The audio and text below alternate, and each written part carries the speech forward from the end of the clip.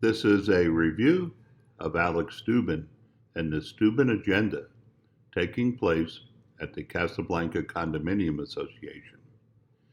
You will be able to see for yourself and judge for yourself his free parking, the scams that take place, the transient rental scam with the false affidavits, the filing of taxes under other people's names, the parking scam where owners are forced to pay over $400,000 a year for free guest parking for the customers of those that are in litigation, set for a hearing on August the 18th, 2020, when the judge will read and interpret the condominium declarations and hopefully a ruling will take place. The Steuben Agenda is a self-serving agenda costing the owners at the Casablanca millions of dollars. The Steuben Agenda is a story of Alex Steuben, the condo president of over 10 years, refusing to follow the Casablanca condominium declarations. This is what has been labeled the Steuben Agenda. For most people, it's pretty clear. There is no free parking at the Casablanca. One only needs to read the condominium declarations to see for themselves the situation regarding free parking, who can park for free, and who must pay to park. Number one, automobile parking spaces. The parking spaces of the condominium are limited common elements of the condominium and are set out in Exhibit A hereto. One or more parking spaces may be assigned to a residential or commercial condominium unit as a limited common element. Such parking spaces shall initially be assigned by the developer, and the developer may receive compensation from a purchaser in connection with the assignment of a parking space to a unit. The association may promulgate rules and regulations regarding the transfer of parking spaces among unit owners. Other than themselves, owners may only allow their parking spaces, whether assigned or valet, to be used by a residing tenant of their unit.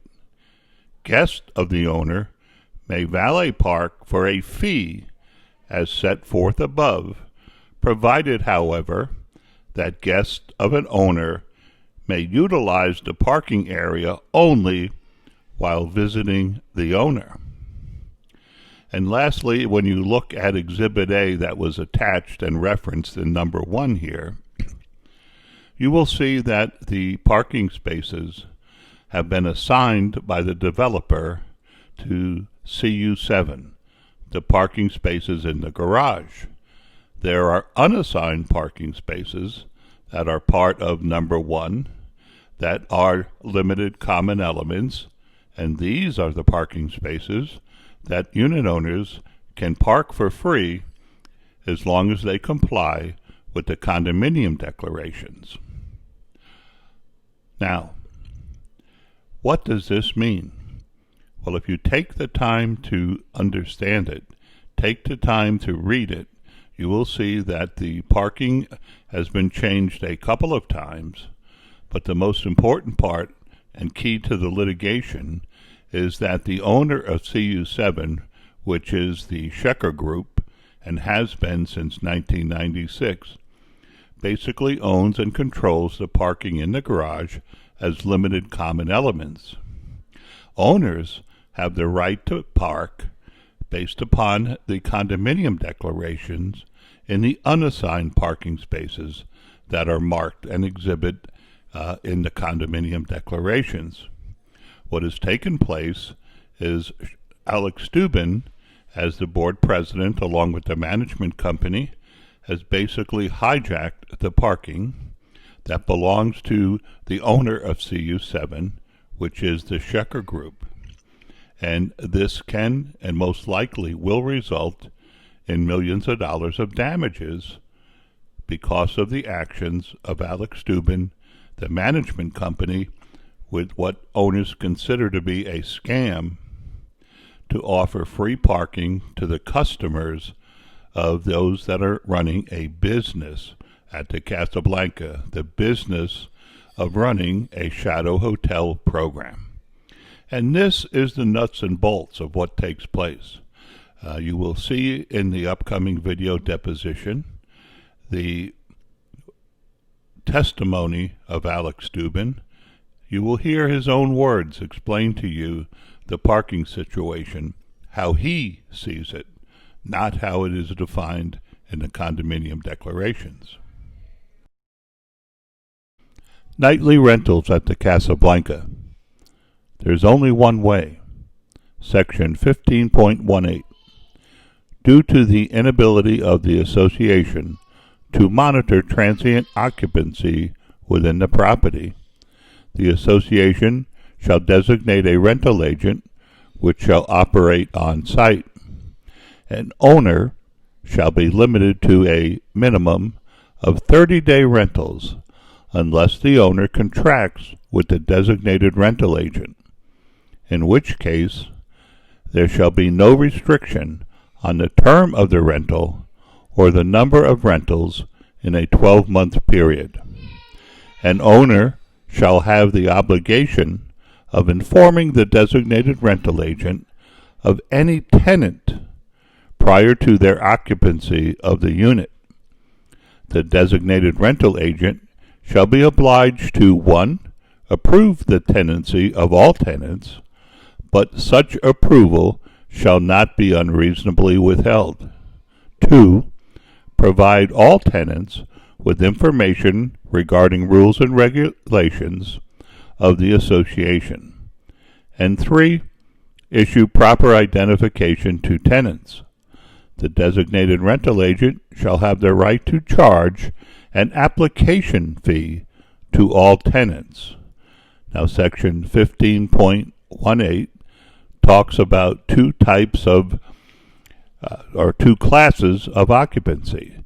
You have the transient rental, that is comparable to a hotel guest, a nightly rental, an overnight guest, somebody that rents for less than 30 days.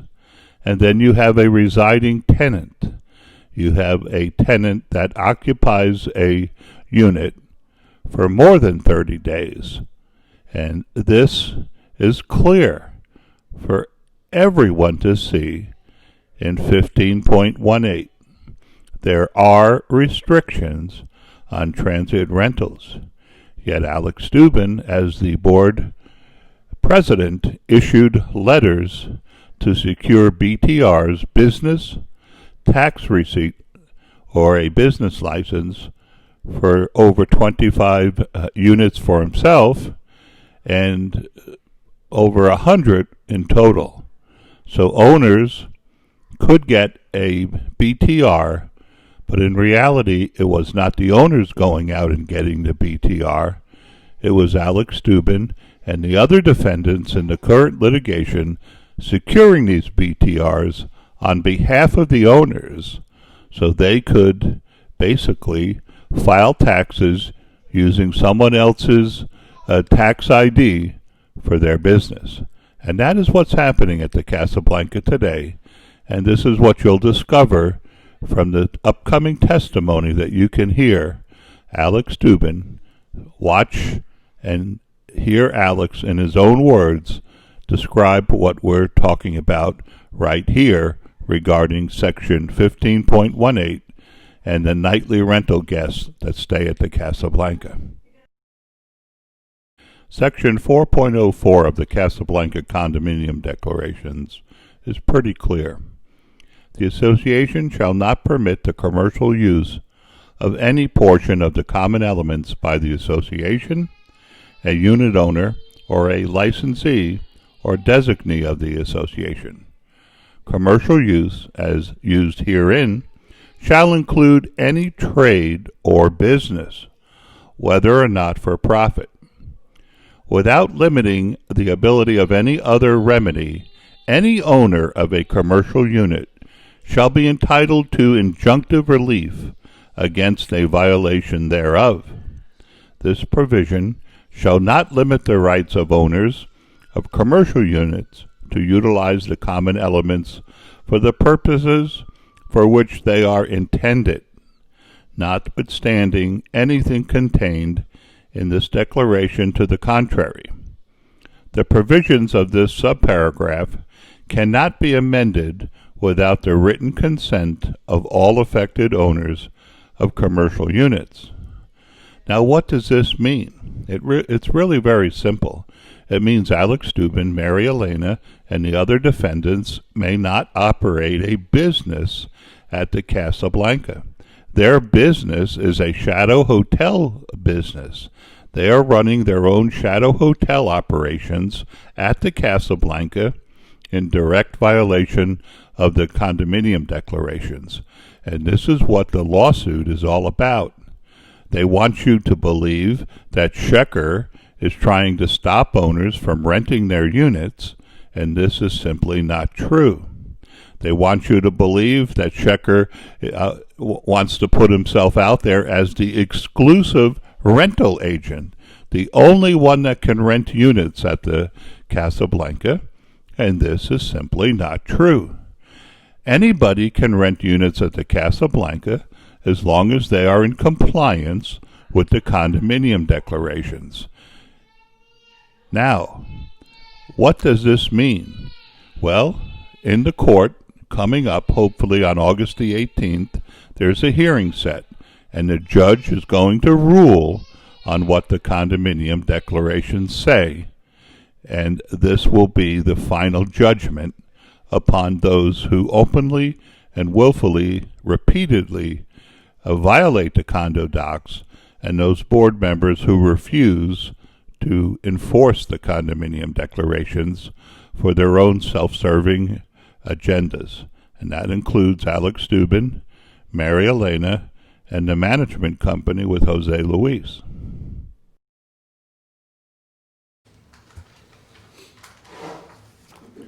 Okay, in the case styled Schecher Group Inc. and Casablanca Rental Services Inc. versus Pablo Marud Maisonneuve et al. Casablanca Condominium Association of Miami Inc. versus Schecher Group Inc. and Casablanca Rental Services Inc. Case number 2018-034843CA01. This is the videotaped deposition of Alex Steuben. This deposition is taking place at 201 Alhambra Circle, Coral Gables, Florida, on January 15th, 2020. Time is now 9:37 a.m. Our videographer is Oliver Lee.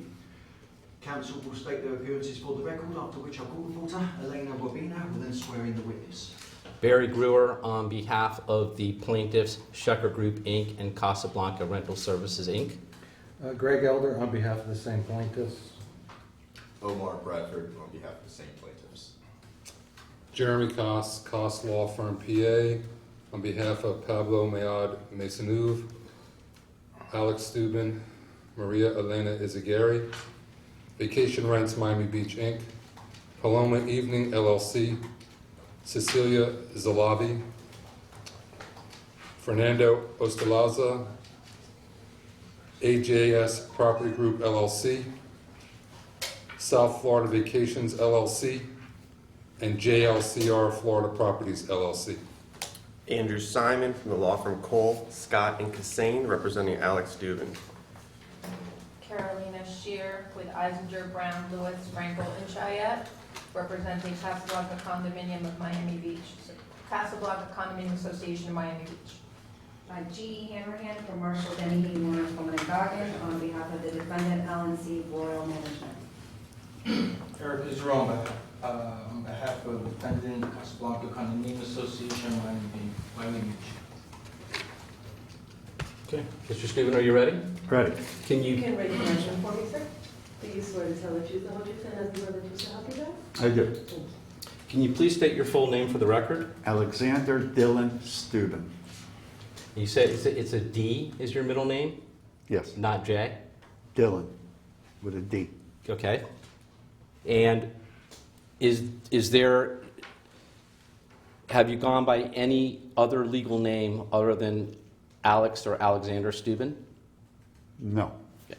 Have you ever had your deposition taken before today? No. So this is the first time that you're giving sworn testimony in a legal proceeding? Correct. Right. So before we get started, as you know, my name is Barry Brewer, and I'm representing the plaintiffs in this action. You're familiar with Schecher Group, Inc. and Casablanca Rental Services, Inc., correct? Correct. And you understand that you're also a defendant in this lawsuit? Correct. So, and you are appearing here today individually to give testimony, correct? Correct. And you're also appearing here today on behalf of an entity known as AJS Property Group, LLC? Correct. Does the three letters AJS in AJS Property Group stand for any particular person or thing?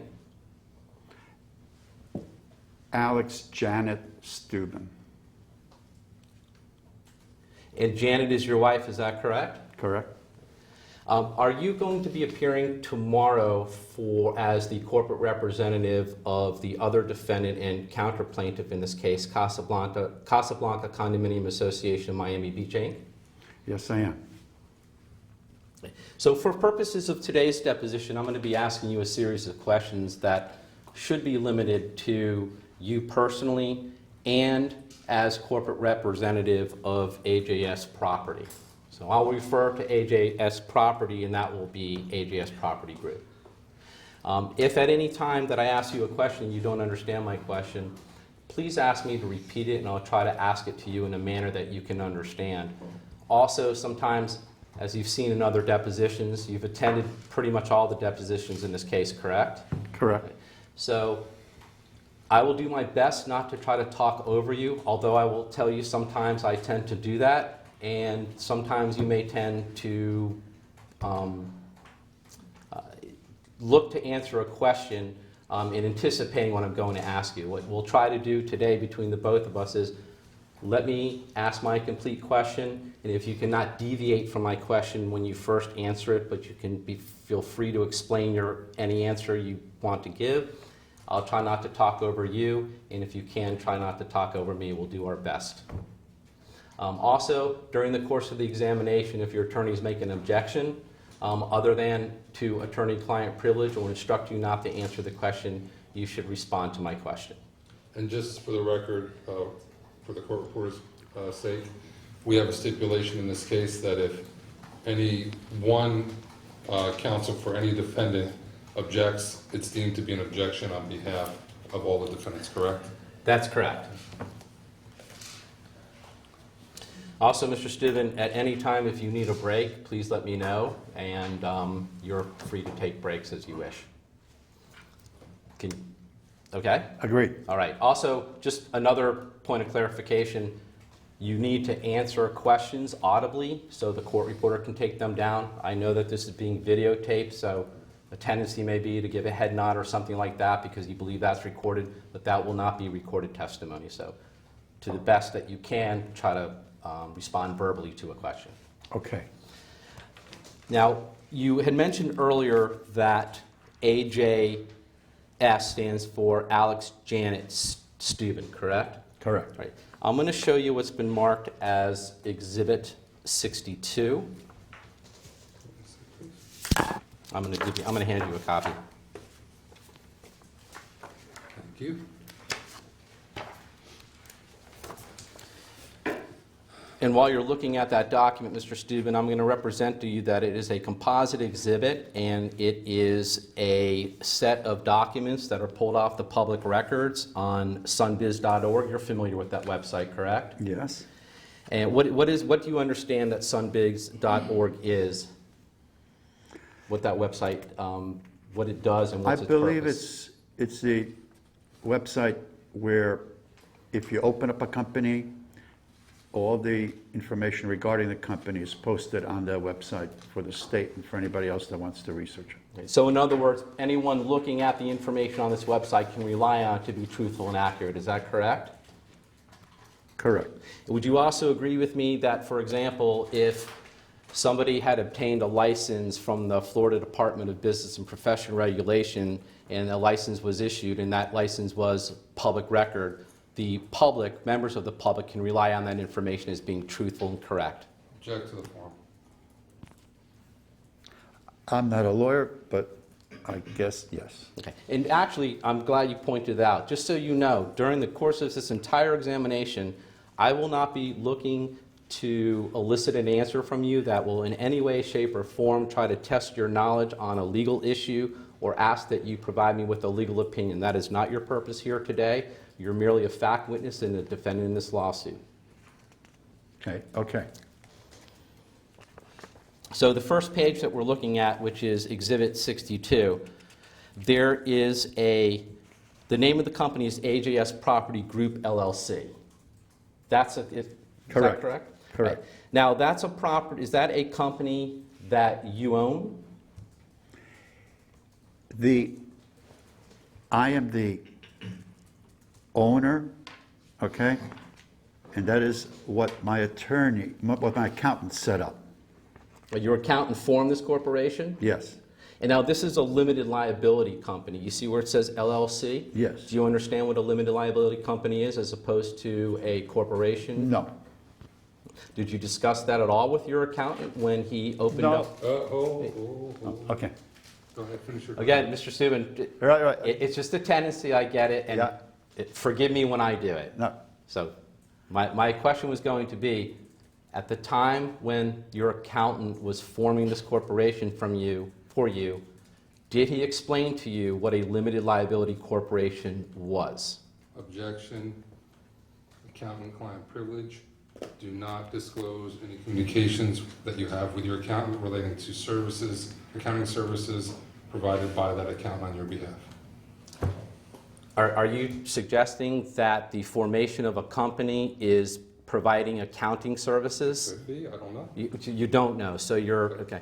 I just gave an instruction. Understood. Mr. Steuben, was it your knowledge or understanding that when your accountant was forming this corporation for you that he was providing accounting services? Yes. All right. Explain the nature of the accounting services that your accountant was providing to you when he was forming this corporation. You can answer the question to the extent you don't disclose the communications with your accountant. Right. So just be careful. My accountant suggested, No. Okay, please don't disclose Okay. communications with your accountant. okay, You can answer his question, but don't disclose communications. If you have to disclose communications to answer his question, then I'm instructing you not to answer. okay.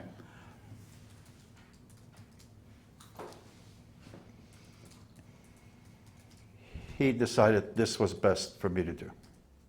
Okay. Did you think it was best for you to do? I followed his instructions. Did you think that this was the best course of action for you to open up a limited liability corporation known as AJS Property Group, a defendant in this action? I trust my accountant's opinion. So is the answer yes, you thought this was in your best interest? If my accountant suggested that it would be in best interest, I agreed with him. And can you tell me in your own words what type of benefits you believe that you have received or that you're currently enjoying by having this company, AJS Property, in existence? Again, I'm going to caution you. You can answer that question, but do not disclose communications with your accountant regarding tax advice. I don't know really what benefits I have from it. Was this corporation opened up in order for you to obtain any type of tax benefits or favorable tax treatment to your knowledge? I really don't know why he suggested that I do it. Okay. Do you understand why your attorney may have interjected this issue about taxes? My Object to the attorney? form. No. Right. So he may have been off base when he said don't discuss anything about taxes, because your testimony is you don't know if there was any tax benefit that you may have received or that you're presently enjoying when AJS Property Group was open. Is that correct? Object to the form. I do not know the tax differential between LLC or individual. Do you have an operating agreement for AJS Property Group?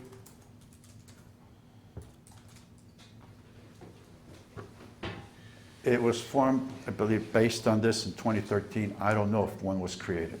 Do you know what an operating agreement is? No. You never heard of the term operating agreement? No. Do you recall ever, Did you ever sign any documents in connection with the formation of the company AJS Property Group? Whatever was required to open it and the accountant gave me to sign, I'm sure I signed. And would he be the one that would have any and all the documents pertaining to the formation and filing of the articles of organization for AJS Property Group? Yes. So going back to the first page, I noticed that there's a principal address on here of 9110 East Callaloosa Club Drive, Miami, Florida 33186. And there's also a mailing address of 911 East Callaloosa Club Drive, Miami, Florida 33186. You see that address there? Yes, I Are you do. familiar with that address? Yes, I am. And whose address is that, or what company address is that? It's my residence. A personal residence? Yes. And who resides at that personal residence? Alex Steuben and Janet Steuben. Anybody else? Kevin Vision Maker. Kevin Vision Maker? Yes. Can you spell that, please? VISCHSCHENMAKER. I'm just going to refer to him as Kevin. Okay.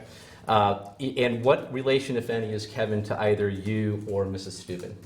He is Mrs. Steuben's son, my stepson. Does he have any involvement whatsoever with the business activities of AJS Property Group? No, he does not. Does your wife, Janet Steuben, have any involvement with the business activities of AJS Property Group, Inc.? Or sorry, LLC? Not at this time. There's a registered agent listed on here, Stuart H. Glauser, CPA. Is that the accountant you were referring to earlier in your testimony? Yes, it is. I need to backtrack on something. At this address of 9110 East Callaloosa Club Drive, have you ever heard of the term homestead exemption?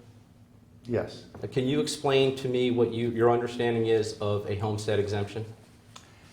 I believe it's the main residence where you reside in, and you claim homestead exemption, and you are given, I believe, a $25,000 discount on property taxes. Well, that's very good. And how long have you lived at the Callaloosa Club Drive address? Since 2003. No, I'm sorry, since 1992. And has that always been your primary or principal place of residence for which you obtained a homestead exemption? Since 2002. Since 1992.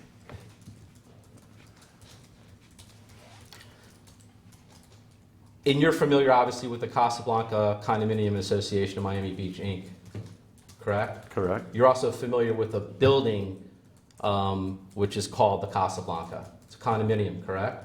Correct. Have you ever resided at that address? I'm sorry, have you ever resided at the condominium known as the Casablanca, meaning as a primary residence? Object to the form. Not as primary residence. How would you describe your occupancy, if any, at the Casablanca since 1992? I would spend occasional weekends there.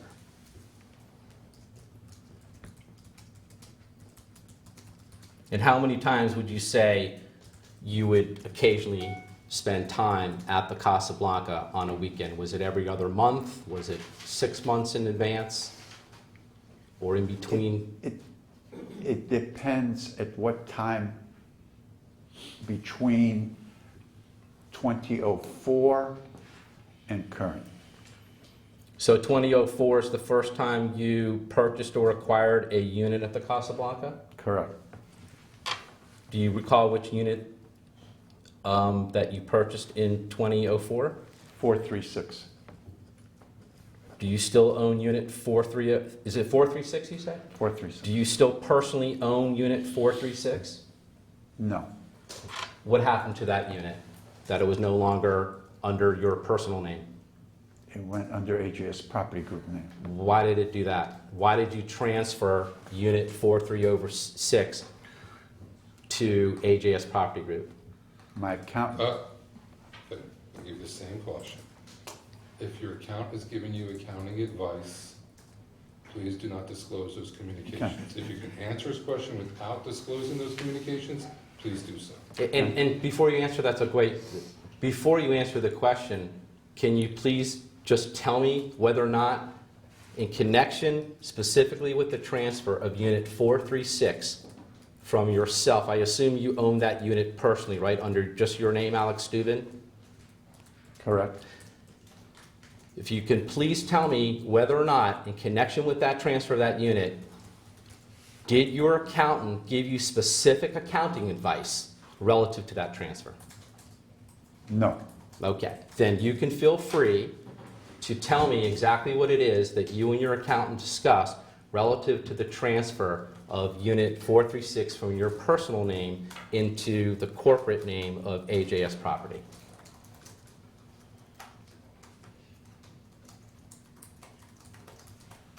I was told best to transfer any units that I own to the LLC. And what reason did he give you, and that you understood that was the best course of action for you to do relative to all the units you may have acquired or owned at the Casablanca? He didn't go into details why. He just said, we need to transfer him to an LLC, and that's what we did. And you did not question him as to the reason why you should be doing that? No. Now, just for the record, the address of the Casablanca, if I'm wrong, tell me, because you apparently have had a unit there since 2004, is 6345 Collins Avenue, Miami Beach, Florida, 33141. Is that correct? Correct. All right. So during the course of the deposition, if I refer to it as the Casablanca or the condominium or the Casablanca property, that's the physical address that I would be referring to. Okay. Now, getting back to Exhibit 62, and if you can just scroll down to, scroll up to the first page there on the top, it looks like this company was incorporated on August 23rd, 2013. Is that correct?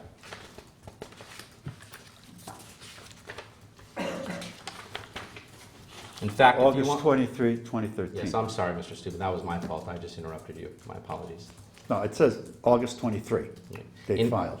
And if you can just go 2 pages, just flip 2 pages, you'll see an electronic filing. It says Electronic Articles of Organization for Florida Limited Liability Company.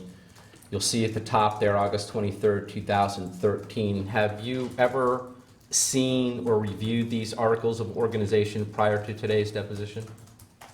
No. Is this the first time that you have actually seen these articles of organization?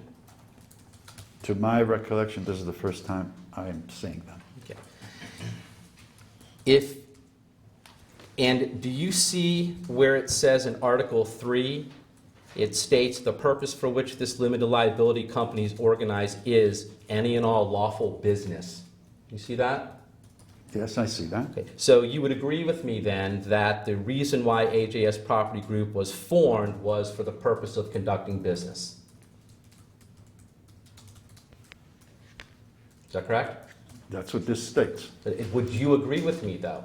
Not what this states. Would you agree with me, and with your own personal knowledge of experience, that the reason why AJS Property Group was formed was in order to conduct any and all lawful business?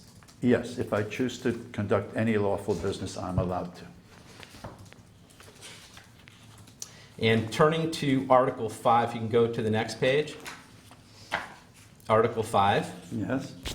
You see at the first line up there, it says the name and address of managing members / members. See that? Yes. Right. Can you tell me what a managing member is in a limited liability corporation? Object to the form. Barry, you misread what it says. A managing, I'll ask the witnesses, can he tell me in his own words, I guess, what a managing member is in a limited liability? You said Article 5 says the name and address of managing members. I'm asking / you to- members are. You misread it. I'm going to ask you this question. Here's my question. Can you please explain to me, if you know, what a managing member is in a limited liability company? I don't know. Did you ever discuss with your accountant, is it Mr. Glauser, Yes? or did he ever explain to you what a managing member was in relation to a limited liability corporation? Not to my recollection. Okay. Do you know what a manager is in a limited liability company? I know what a manager is. I don't know the distinction between a limited LLC or any other corporation. Okay. Well, tell me let's start with just the word manager. Tell me what, in your own words, you understand a manager is. That would be defined by the duties and responsibilities and what authority whoever is above the manager gives him. So in other words, a manager is subservient or takes it's his or her direction from a higher authority, correct? Usually. Like, for example, a property manager. A property manager takes its directions from somebody that's above them, correct? Or a manager takes direction from a vice president, or a vice president takes direction from a president. But I don't think a manager necessarily is on top of the heap. Okay. And in this document at Article 5, there's a title there, MGR. I'm going to represent to you that means a manager. And it shows Janet Steuben as a manager of AJS Property Group. You see that? Yes. Is that what you understand her position with AJS Property is, as we sit here today? She has not been involved in the company for the past 7 years, 7 years. roughly. Okay. And when you say she hasn't been involved with the company in the past 7 years, what do you mean by that? Early on, she would be involved with going, cleaning, helping with managing the apartments, What apartments are you referring to? the units that I own. We discussed one unit, Right, 436. she- What other 204. units are you referring to? The other units that AJS Property Group owns. So there's multiple units that AJS Property owns, correct? Correct. Is it a group of units that AJS Property Group owns? Check to the form. Yes. And are you the sole decision maker when it comes to decisions that are being made on behalf of the units for AJS Property Group? Yes. And how many units are currently owned by AJS Property Group? 15.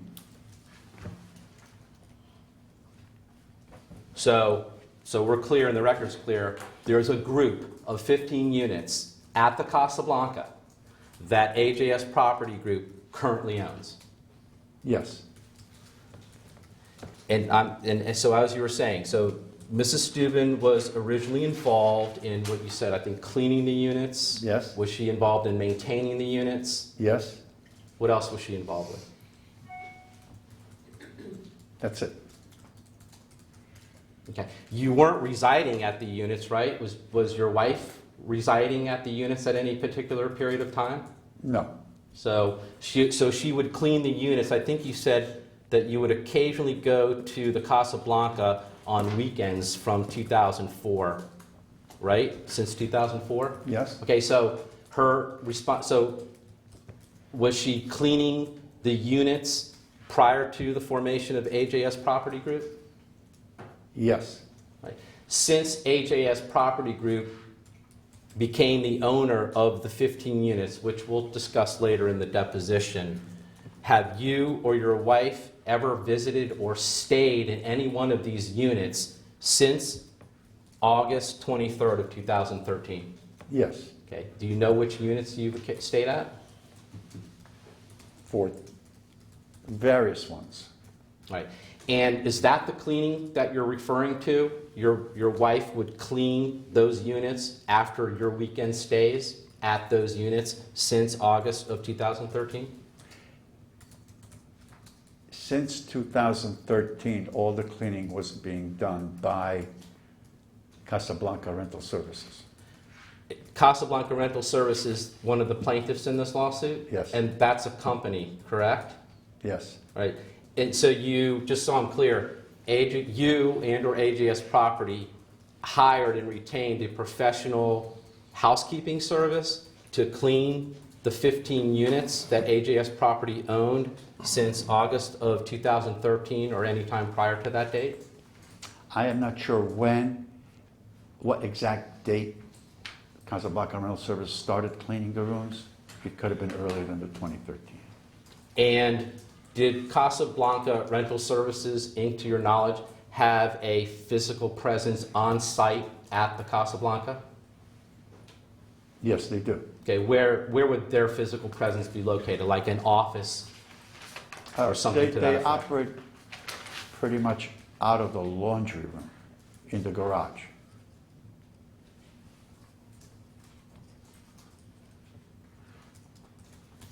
So you're saying there's a laundry room in the garage, and your understanding is that the Casablanca Rental Services operates out of that laundry room?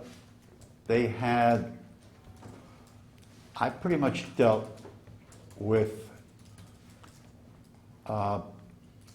Annette Rojas. I would send a cleaning schedule once a week to the housekeeping manager to the email, whether it was her brother, whether later on it was someone else, whoever it was, I would just send an email to them with what units to be cleaned. Okay, and so that email was routed down to a laundry room? Is that what you're saying? I don't know, it went to an email, to wherever that person was. Was there a computer located? Have you ever been to the laundry room? Yes, Okay, how many times? Since 2004? hundreds. Hundreds of times. And can you describe the laundry room for us? What's in there other, I'm assuming, laundry machines? There is a desk and a computer there. There's linen on shelves, and there's a washer and dryer. And do you know who owns that unit, that laundry room unit? Since these proceedings have started, I'm not sure if Schecher Group owns it, if CSR owns it, which entity of the Schecher Group the title is under. You're also you're the president of the Casablanca Condominium Association, correct? Correct. Does the Casablanca Condominium Association, to your knowledge, or its management company, if I'm wrong, tell me, it's an L&C Royal Management Corporation? Yes.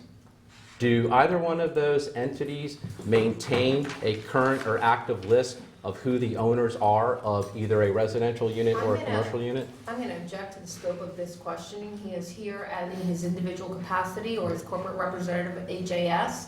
His deposition as a corporate representative of Casablanca is scheduled for another day. And similar to what was done with Mr. Schecher yesterday as corporate representative of CHMC, you did Okay. not. Okay, I think I got your point. I mean, you don't have to continue on. Mr. Steuben, I'm asking you, not in your capacity as a corporate representative of the association, I'm asking you as a former unit owner, right? You no longer own any units at the Casablanca?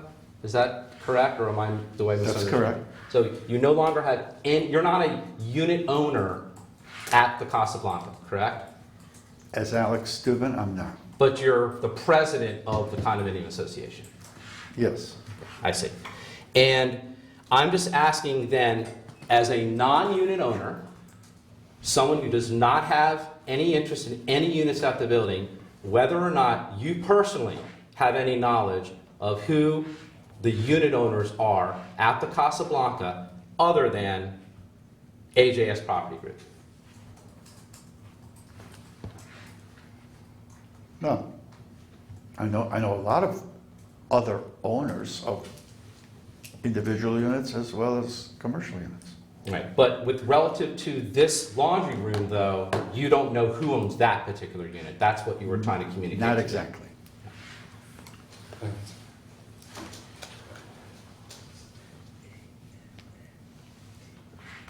I'm just letting your attorney to clarify that. Spelling. Yeah, I know that. That's. I want to make sure we get this. We're on video, so just anyone that may be viewing the video should understand what the pause is for. Now, Mr. Steuben, going back to Article 5 of Exhibit 63, on the same page that we were looking at before, where it says title, it says MGRM. I'll represent to you that that means a managing member of a limited liability corporation. That's listed as you, correct? Alexander D. Steuben? Yes. Right. And I have to ask, because this has been a source of confusion.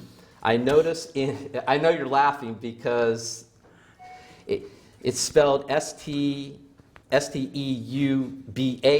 in this document, but isn't it S-T-E-U-B-E-N? Yes, now I know where you got the wrong name in the lawsuit. Right, but I believe I did try to correct that as we went forward in the lawsuit. Yes, and this is why, as I said, I haven't seen this before. It's not a problem. I just wanted to make sure we clarified it on the record since we've been filing other documents in this case. But thank you, I appreciate that.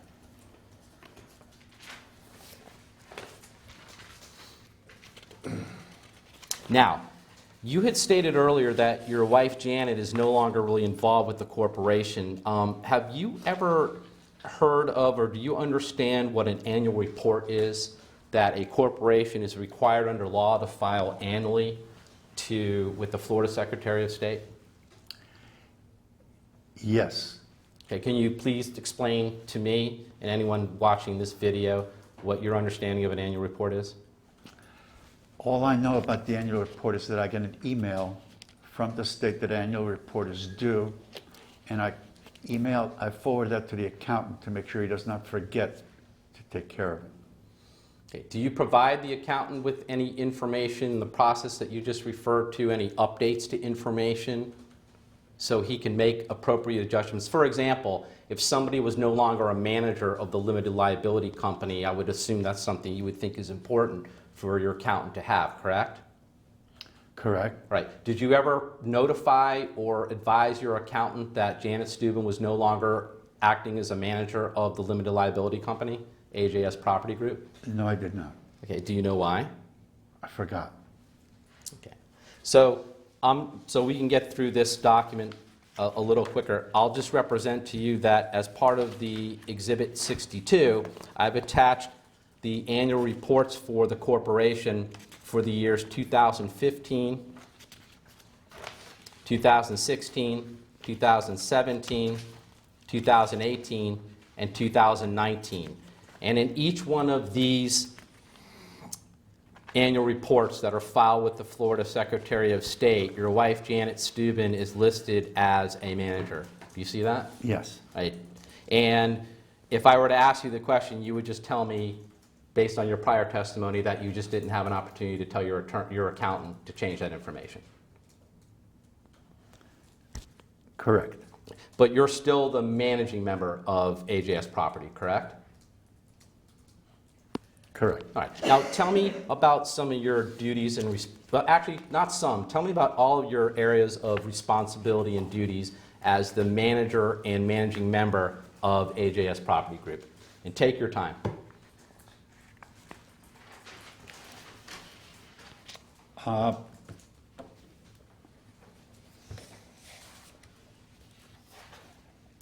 AJS Property Group owns 15 units that it rents on a short-term basis.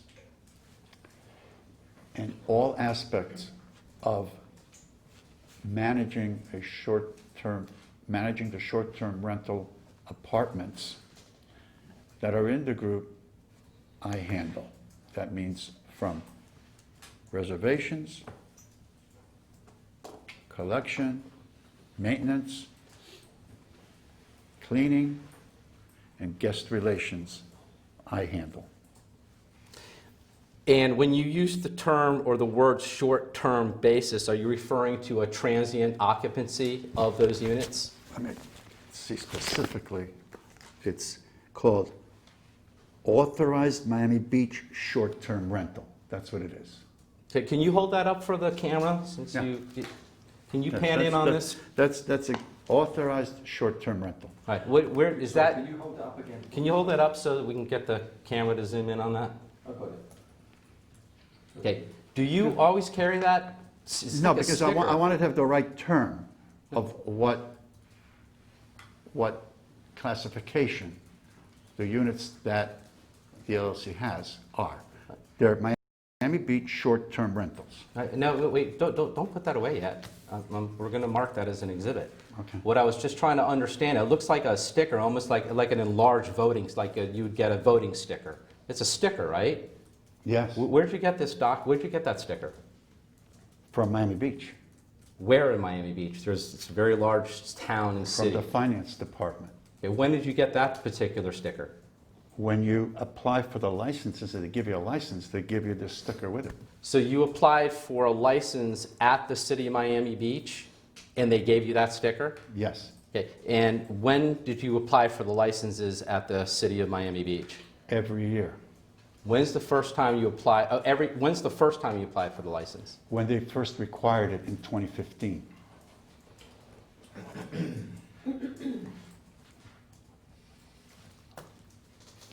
And you always carry that sticker with you in your coat pocket? Especially today. Do Not you- always. Okay, so not always, but especially today, you put that sticker in your pocket? Yes, because I wanted to make sure that I referred to what we're discussing today in the proper terminology. Okay, but you have a pen, just so anyone watching this video understands, but you have a pen and a piece of paper with you, sitting right next to you, correct? Yes, And so you couldn't have written down exactly what that says on your piece of paper? You chose to take that with you here today? yes. Okay.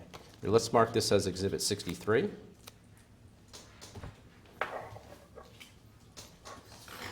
Okay, I need that.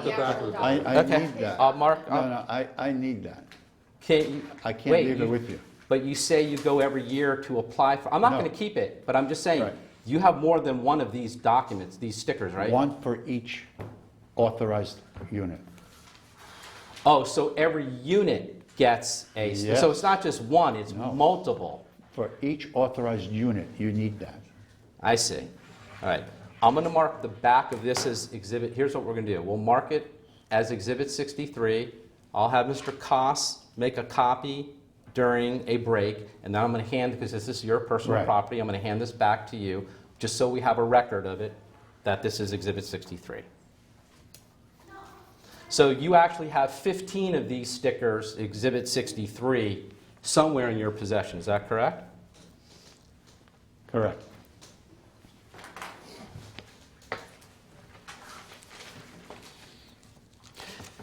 And when you say that you applied for the short-term rentals, you personally, because I'm trying to understand, you don't own any of the units, but you're telling me on the record that you went down to the city of Miami Beach to... As owner of AJS Property, under AJS Property Group. I see. Sorry, before you ask the question, I remind you, this is a combined. Right, no, I was going to So- say that. I was going... Jeremy, I'm perfectly aware that's what I was going to say, and I was going Please don't to interrupt advise... me, Larry. I'm not interrupting you. I start a sentence and you already interrupt me. But I know what you're going to say, and I'm going to explain Well, to isn't the that what you witness. said he shouldn't do? Is assume what you're going to say? I said that to the witness, but please, go ahead, Mr. Koss. The floor is yours. We'll get done with this deposition a lot faster if you try not to be argumentative. I I'm know not. it's hard, but try. I'm actually not being argumentative at all because You're being sarcastic. I'm You're not making being- faces. I'm not- I'm going to ignore it.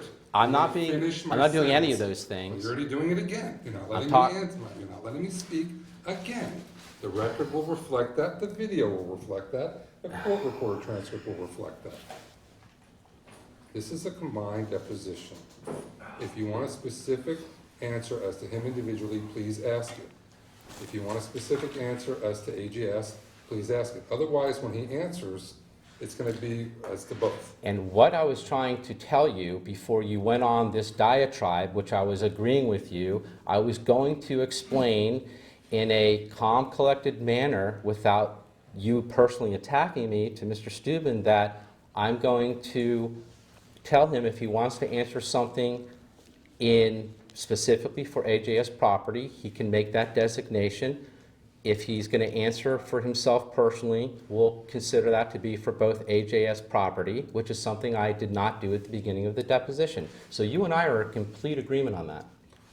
But I'm not sure I understood what you just said. If he answers a question, he has to qualify whether he's answering individually No, on sir. behalf of the company? That's not what I said. That's why I don't understand, Okay. so please explain What you I was just going to said. say, provided the witness agrees, that he can answer the questions, and if he refers to himself in the first person, I'll accept that on behalf of both AJS property and himself, unless he wants to make a distinction or a clarification as to the differences between himself individually and AJS property. Did I say that in a I listened- sarcastic manner? No, I listened very carefully. And you're putting the onus on him, you just said it, to distinguish between himself and AJS Okay, property. we're wasting time on the court record. We'll go off and we'll agree. We're off the record for a minute. Off the record at 10. Tell me how you would like to proceed, we'll go. Okay, we're back on the record at 10:22. Counsels for the witness and opposing counsel had a discussion off record. That discussion led to an agreement, which was when questions are asked of the witness and there's any confusion whether that question is asked in his individual capacity or his corporate capacity, the witness can ask whether he's asking that specific capacity, as well as Mr. Brewer will also distinguish that if there's any confusion. And also, the witness has an opportunity, if he chooses on his own, he wants to make a differentiation as between the two. Agreed, yes. But you're not obligated to do that. Okay.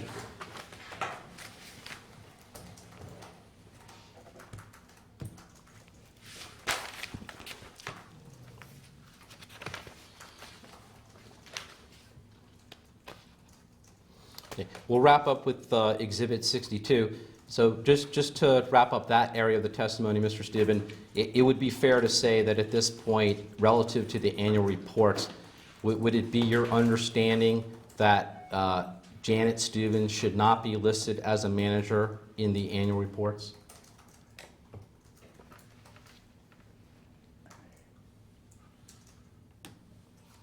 I would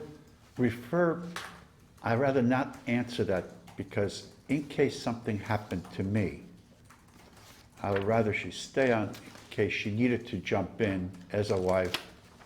She would be authorized to in case something happened to me. In my opinion, it does not hurt to have her here. Fair enough.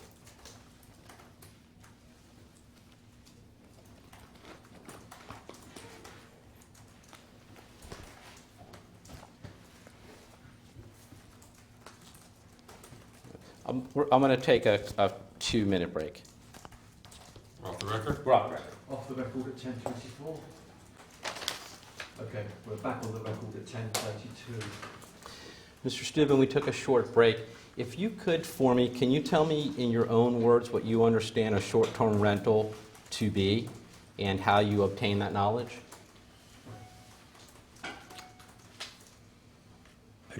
In my opinion, a short-term rental is anywhere from 1 day on. Okay. When you say 1 day on, 1 night, 2 nights, 3 nights, and on. okay, when does that stop? Can it go on for a year? Can it go on for 2 years? I don't know. Is it 1 to 2 days, 3 days? So you have no... I have not seen a classification and written anywhere where it differentiates when a short-term rental stops being a short-term rental. And so when you went down to the city of Miami Beach, because you testified earlier that you said it was requirement to obtain this licensing that you were referring to for AJS property, did you ask anybody at the city what a short-term rental meant and why AJS Property would need to get this license to rent its units at the Casablanca? Form. When, I did my best. in 2015, Miami Beach required anybody renting what they referred to short-term basis needed to get a BTR. And I didn't know what a BTR was, but when you received notice, I went down and I said, and they told me what I needed to get, filled out the forms, and they gave me a license that said short-term rental. Yeah, you just interjected another term, a short-term basis. How is it that you became aware that the city of Miami Beach in 2015 was requiring a license for AJS Property to rent its units at the Casablanca on a short-term basis? I don't remember actually how the information came to me, but I found out that it was required, the state required a license, and at the same time, Miami-Dade and Miami Beach required this licensing. How it came to me, how I found out, I'm not certain. Right. But to be clear then, on the record, so anyone reviewing your testimony would know, your testimony is that AJS Property is in fact renting its 15 units at the Casablanca on either a short-term, in a short-term basis, or in a basis that was required by what? The city of Miami Beach for short-term rentals? Yes.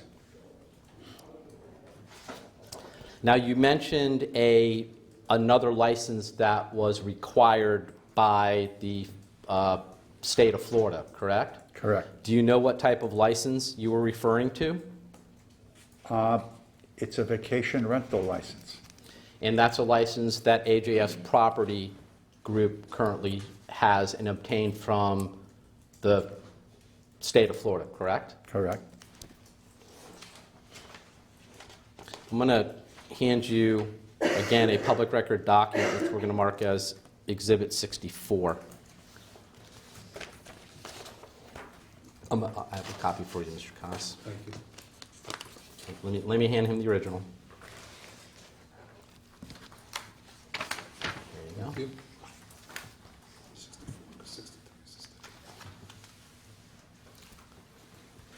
And Mr. Steuben, just so you know, this document appears to be current as of October 14, 2019. You see that? Yes. Okay. And I'll represent to you that I also went back onto a website where this information is contained, and as of yesterday, this information still seemed to be correct.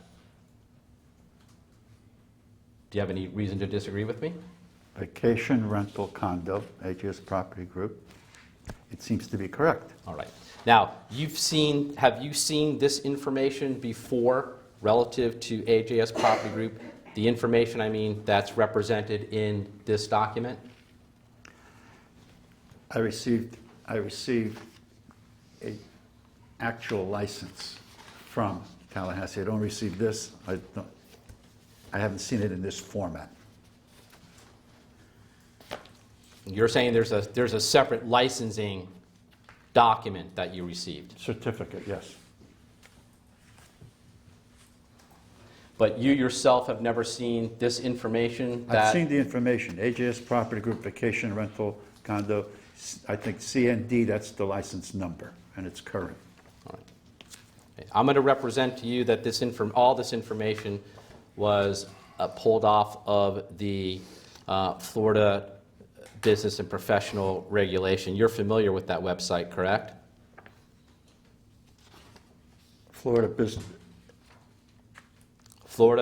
Department of Business and Professional Regulation, the DPR, or known as the DPR. Okay, I've heard of that name. You're familiar with that, correct? I've heard of it, yes. Is that where AJS Property Group applied for its license, this vacation rental condo license that you're referring to? I don't know because my accountant obtained the license. So you yourself never went on the website? Your Not to accountant did. Tallahassee. Mr. Steuben, Mr. Steuben, let Mr. Gruber finish his question, Okay. because you need to listen to the whole question, and the court reporter can't take both. Got it. Thank you.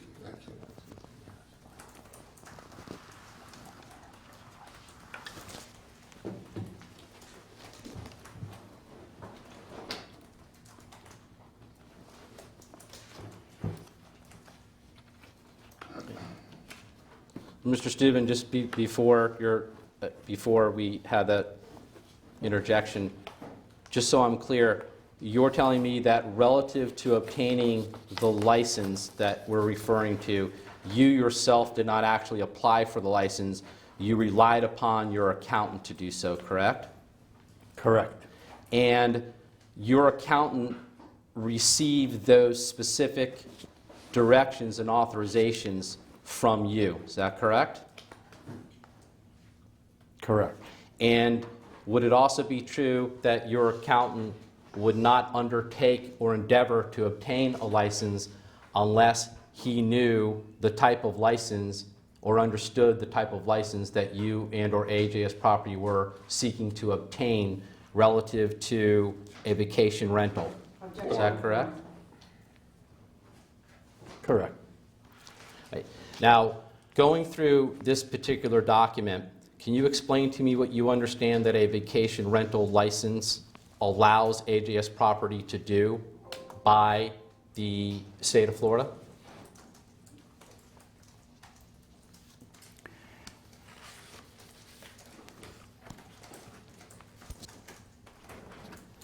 From what I've read, the vacation rental industry allows individuals to rent, whether they're home, whether they're apartment, or whatever they may seem as a vacation rental. And the industry is now, the vacation rental industry is bigger than the hotel industry. So it allows you to rent, in this particular case, a condo.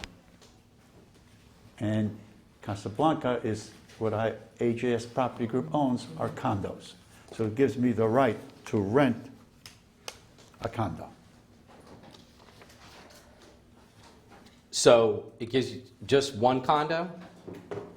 You obtain, and I'm not trying to parse words with you, but your understanding is the reason you needed this particular license for AJS Property was in order to rent one condo or multiple condominium units at the Casablanca? I don't know how many of these licenses, if it's 15 licenses for each one, or one license for all of them. And you never had any discussion or conversation with your accountant about how the licensing process worked, is that correct? I just make sure that it's active and I take. And when you get this license to go to Miami Beach, to get their license, you have to show this license. So whatever license the Florida state gave me, Miami Beach authorized from this license to get other licenses. Right. And where is this license valid? Meaning, what particular address or property is AJS Property Group using in connection with its vacation rental / condo license that it obtained from the state of Florida? License location address 6345 Collins Avenue, Miami Beach. And that is the Casablanca, correct? Correct. Right. So the units that we're referring to that this license would apply to is to specifically rent those units that are located on site at the Casablanca, correct?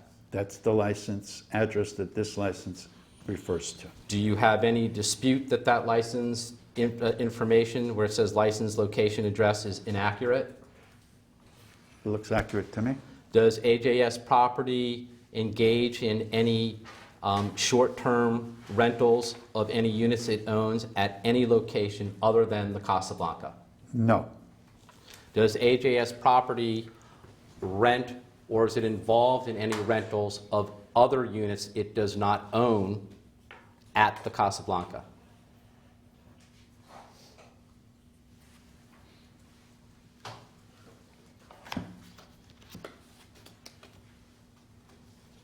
Yes. And, okay, do you know what unit or units you are referring to, or that AJS Property Group is involved in short-term rentals at the Casablanca that it does not own? The other rentals are subleased. Okay? They are on yearly leases, and they're being subleased, you can say, on a short-term rental basis. Okay, and take me through that process. And let's talk specifically about units that AJS Property Group does not own, but is involved in this subleasing process. Who is the lessee? Who is the lessor? How does it work? AJS Property Group leases an apartment on a yearly or a 2-year lease, just like a regular long-term lease. An owner gets a lease for a fixed monthly rent for a period of 1 or 2 years. In that scenario, who is the tenant under this lease that you're referring to? Whichever owner decides to lease the apartment to AJS Property Group. Okay, so just so I'm clear, because I haven't, so there are actual lease agreements out there that are signed by the owner of a condominium unit at the Casablanca as the landlord, Sorry. and AJS Property is the tenant of that unit that this owner owns, and they have a lease agreement as between them. Correct. And AJS Property Group pays rent under this written lease agreement to the property owner. Correct. And does AJS Property Group maintain its own business banking accounts? No. No. Barry, I want to give you leeway. We all know about going into finances and things like that. So I'm going to give you some leeway about this, but I don't want to go too much into the assets of the company, but go ahead. Sure, you can answer the question. Does it have bank accounts? Does it have bank account? I'm not asking you, by the way, just for the purposes of my questions, I'm not going to ask you how much is in the bank account, what's the average daily balances. I want to just get an understanding of how the framework was put together. No, Barry, it's totally irrelevant to our gambling. Yeah, I know, It's how much money but it we're is. going, So we're going to go into all for of this. this line of questioning right now, Okay. on this particular topic area, I just need to know, does AJS Property Group have its own bank accounts? No.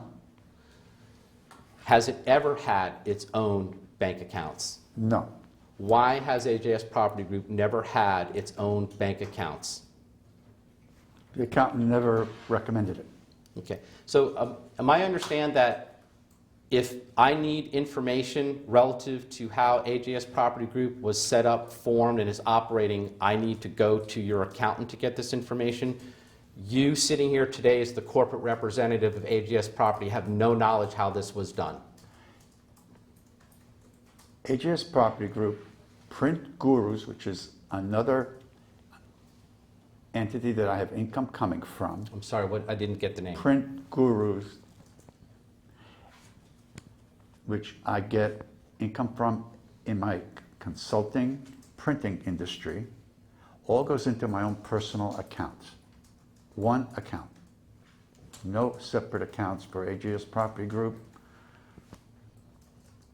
No Well- separate banking accounts. What does Print Gurus actually do? What is that company doing? It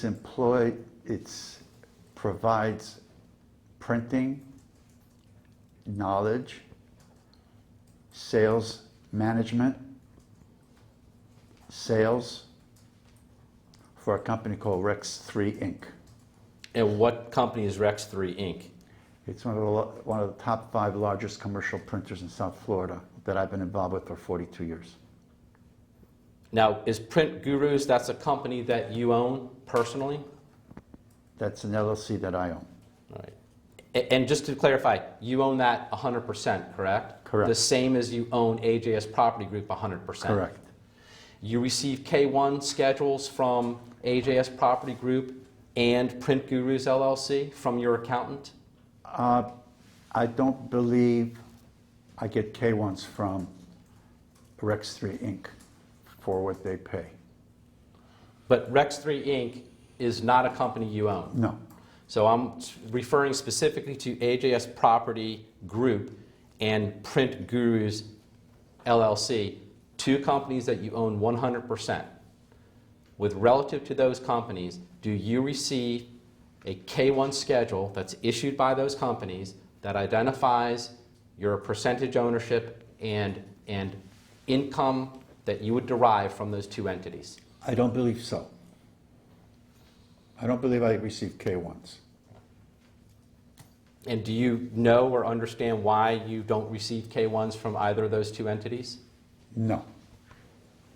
Now, does Print Gurus have anything to do whatsoever with the business operations of AJS Property Group in connection with short-term rentals at the Casablanca? No. And how long has Print Gurus been in existence?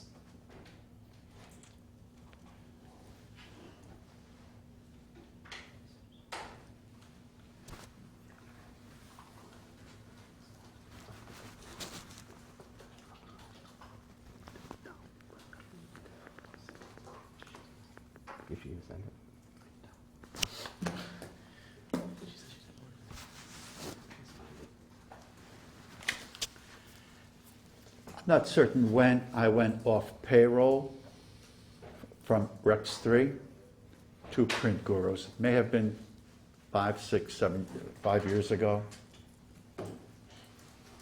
Okay. So Rex3 was a separate and independent company that you worked at for a long time, is that it? Correct. Is that your profession?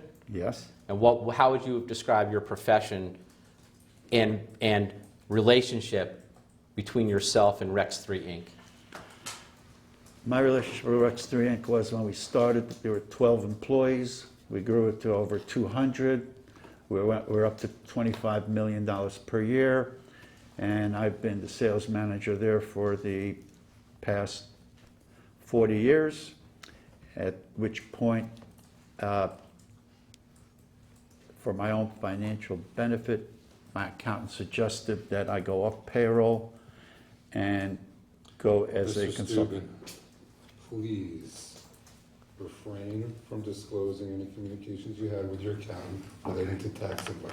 Okay. Please. Continue, sir. I'm done. Okay. And so Print Gurus is a new entity, is an entity that was formed. Do you know what year it was formed? Not really, maybe between 5 to 6 years ago. Okay. So you still consider yourself to be involved in the printing profession?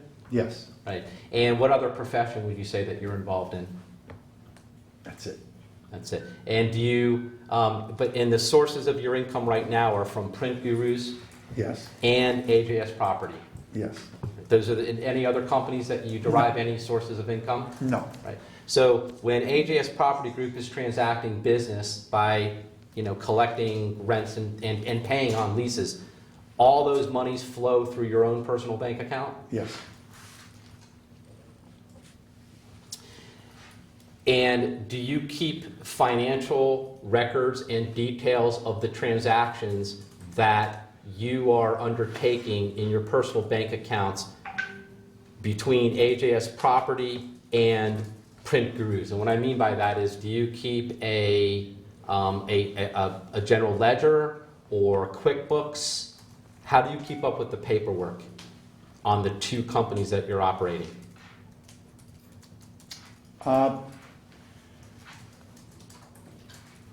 I provide whatever income I receive from Print Gurus and whatever revenues I receive from the rents to the accountant. And he puts it all into his ledgers. So he maintains a general ledger for yourself, Right. For Alex Steuben. for Alex Steuben. does he maintain a QuickBooks for you? I don't Does he know do it in QuickBooks? I don't know which, no, I don't think, Right. I Do just you- get my income tax returns. Right, That's do it. you provide him with your banking statements, or does he have access to your personal bank statements online? No, he does not have access to my, Right. So tell me the process by which you collect money from AJS Property Group and Print Gurus. Walk me through that process. And when I mean collect money, I mean in connection with the operation of those two businesses. Rex 3 Inc. issues a commission check to me on a monthly basis to Print Gurus, And who issues that commission check? Rex 3 Inc. So that commission check goes from Rex 3 Inc. to Print Gurus, Yes, and then you take that commission check, and put it in the same bank account. and then you sign the back of it, and you deposit it into your personal bank account. Correct.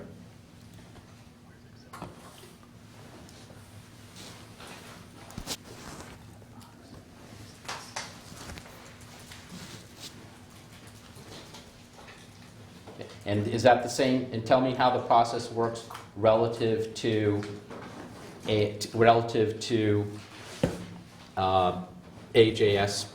AJS Property Group? The rents, either they come by PayPal, credit card, or direct deposit from Airbnb into personal checking account.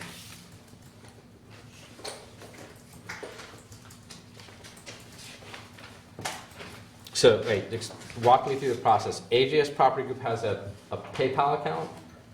People pay to my PayPal account that is set up with Bank of America.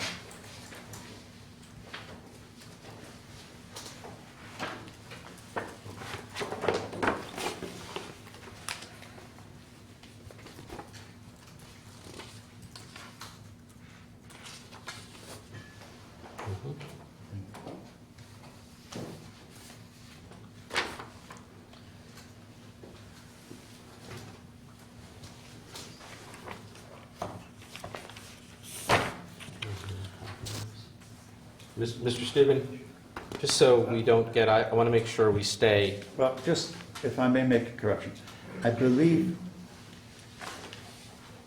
I have two accounts. With Executive Bank, besides Bank of America, that account may be under the name of AJS Property Group. Okay?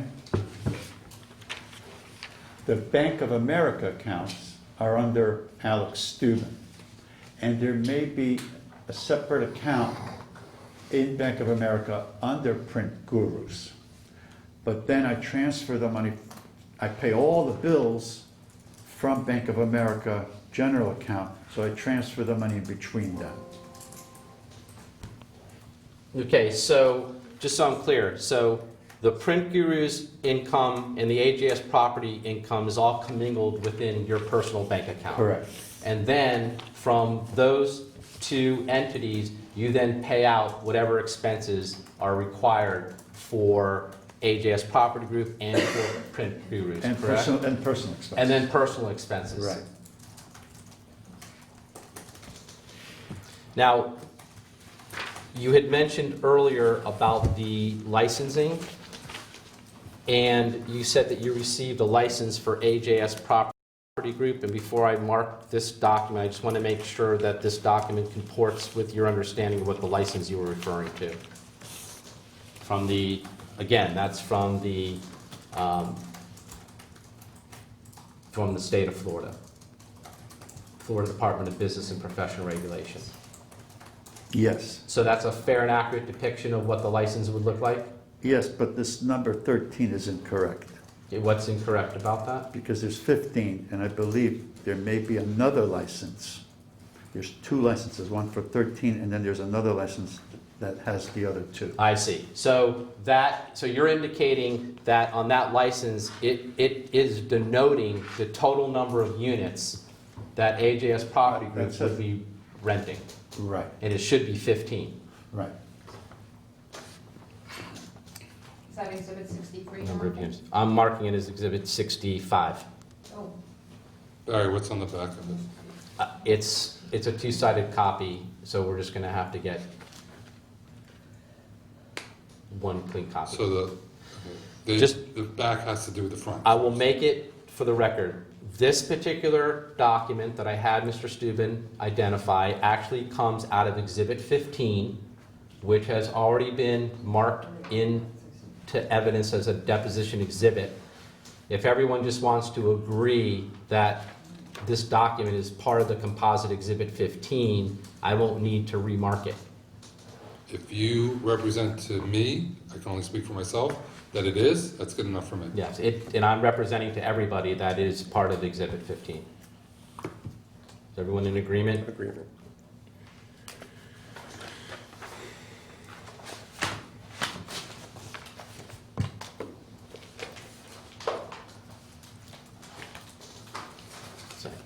Now, Mr. Steuben, we're sorry to backtrack. I just wanted to make sure I didn't miss that information. So the license that I showed you, which is Exhibit 15, a previously marked exhibit, the only difference would be the one you understand or is current has the total number of 15 units as opposed to the 13, correct? Right.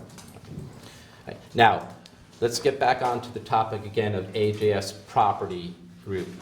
How else is the flow of funds work between your personal bank accounts and the business that AJS Property Group is transacting relative to short-term rentals at the Casablanca? That's pretty it. I explained it I think, pretty clearly. Right. And why is it that AJS Property Group would go out or obtain leases with other unit owners at the Casablanca if it only owned 15 units? Because owners came to me asking me if I would help them. And I wanted to do it in a legal way. So they came and I leased their apartments. I don't think it's against the law to lease any one apartment. They're on multiple listings, people come. So I leased their apartment. Okay, and what license are you operating under in order to lease their units? Because it would be more than 15 units, correct? Correct. And the license that AJS Property Group has obtained only refers to 15 units, Object to the form. correct? Correct. But AJS Property is actually involved in the process of leasing more than 15 units, correct? Correct. And what is the total number of units that AJS Property Group is involved in leasing at the Casablanca? I believe now it leases 12 apartments. 12 additional apartments? And when did you receive or obtain your real estate license, whether as a real estate broker or a sales associate, that would allow you to take control of somebody's property, the way you're describing it, in order to lease their properties at the Casablanca?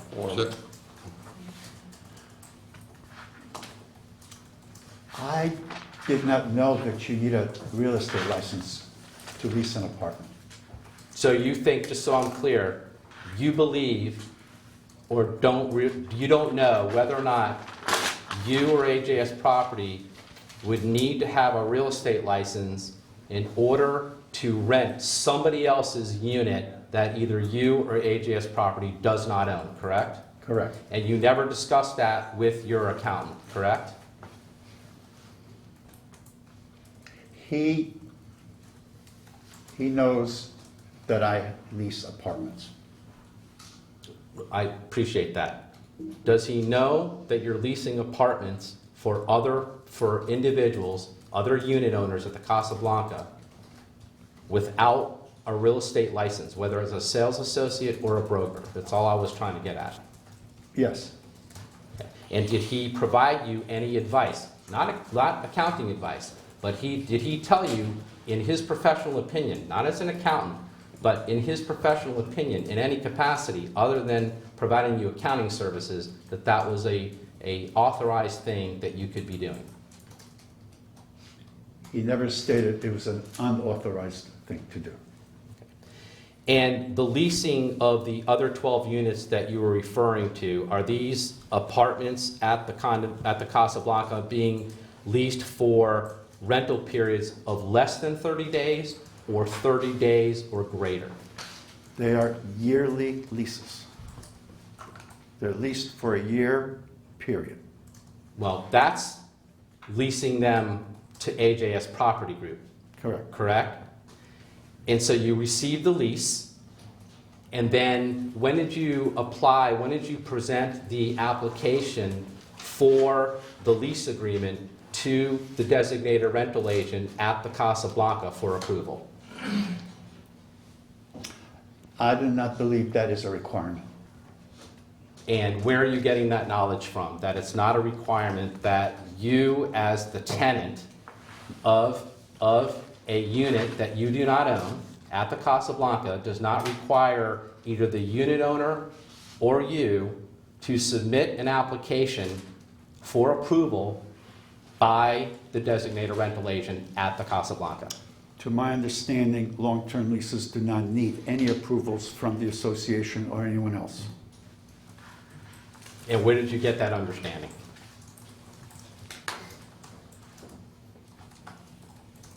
From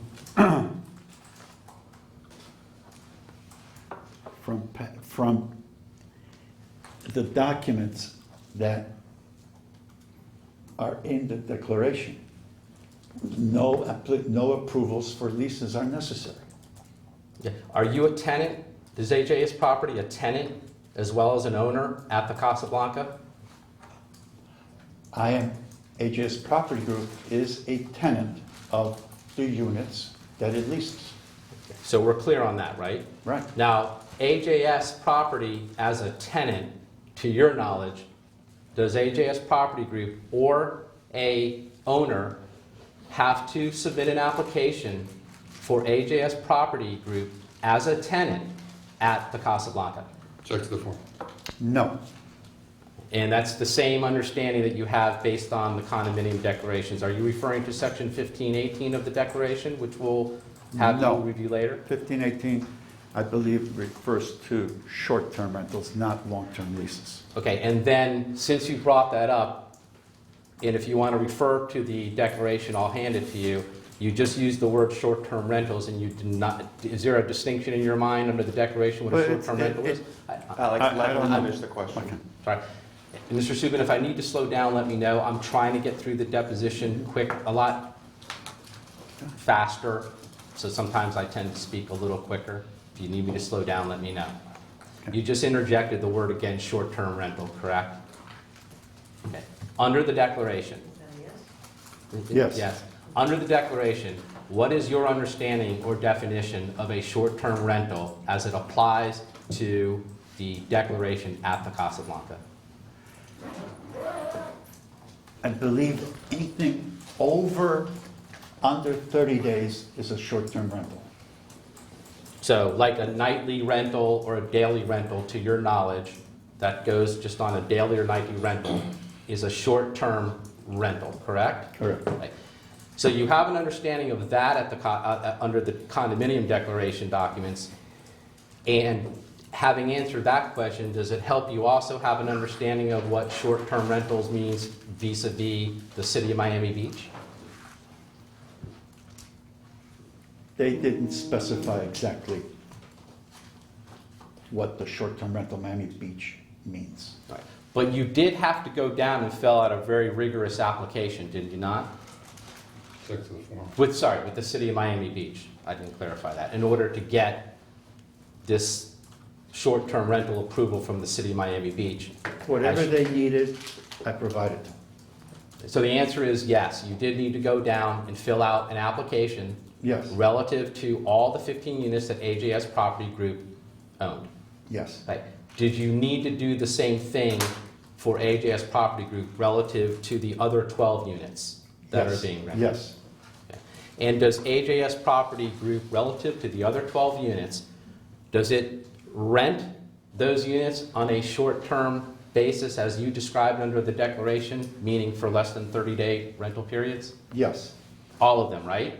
right. Has AJS Property ever entered into a lease agreement that was signed as a sublease between itself and any person or corporation relative to any rental period at the Casablanca? Repeat the question, please. Yes. You testified earlier that AJS Property Group has entered into written lease agreements that were signed by the owner of the unit at the Casablanca and AJS Property, forming a landlord-tenant relationship for a year, correct? Correct. And then you had stated earlier in your deposition that then there is a sublease agreement that AJS Property Group enters into with other individuals, correct? No. Okay. Then that's where I'm confused. What did you mean by referring to the issue of a sublease? All I was referring to was that I lease the apartments, and in that lease, it states that the tenant has the right to sublease and use the apartment for short-term rental Okay. purposes. And describe for me what your understanding is of a sublease.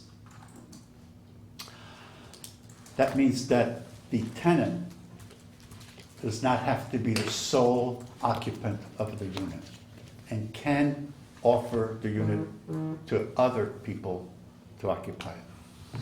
And what individual, corporate person for AJS Property Group has ever occupied any of the 12 units that AJS Property Group entered into a lease agreement with the unit owner?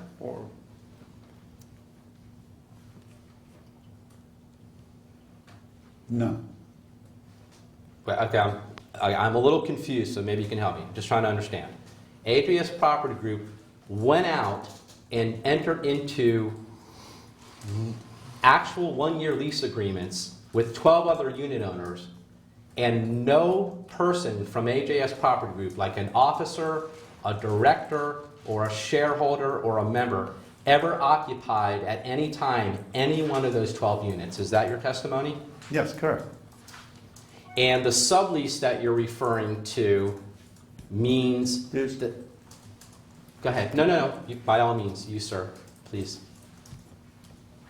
The lease states those leased units may be subleased and used for short-term basis. Okay, and explain to me how the subleasing works in the context of which you just described. We get the proper licenses from the state. I get a state license for that owner to use that unit for a vacation rental. And then we go and get the license from Miami Beach as a sublease, and Miami Beach issues for that leased unit also a short-term rental license just like this. Can you give me the names of the 12 other unit owners that AJS Property Group has a lease contract with that you had just described? Sure.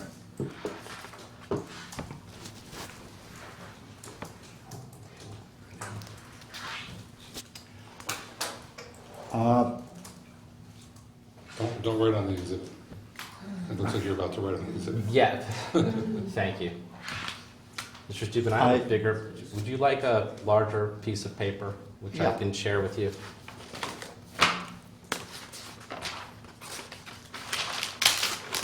Here you go, sir.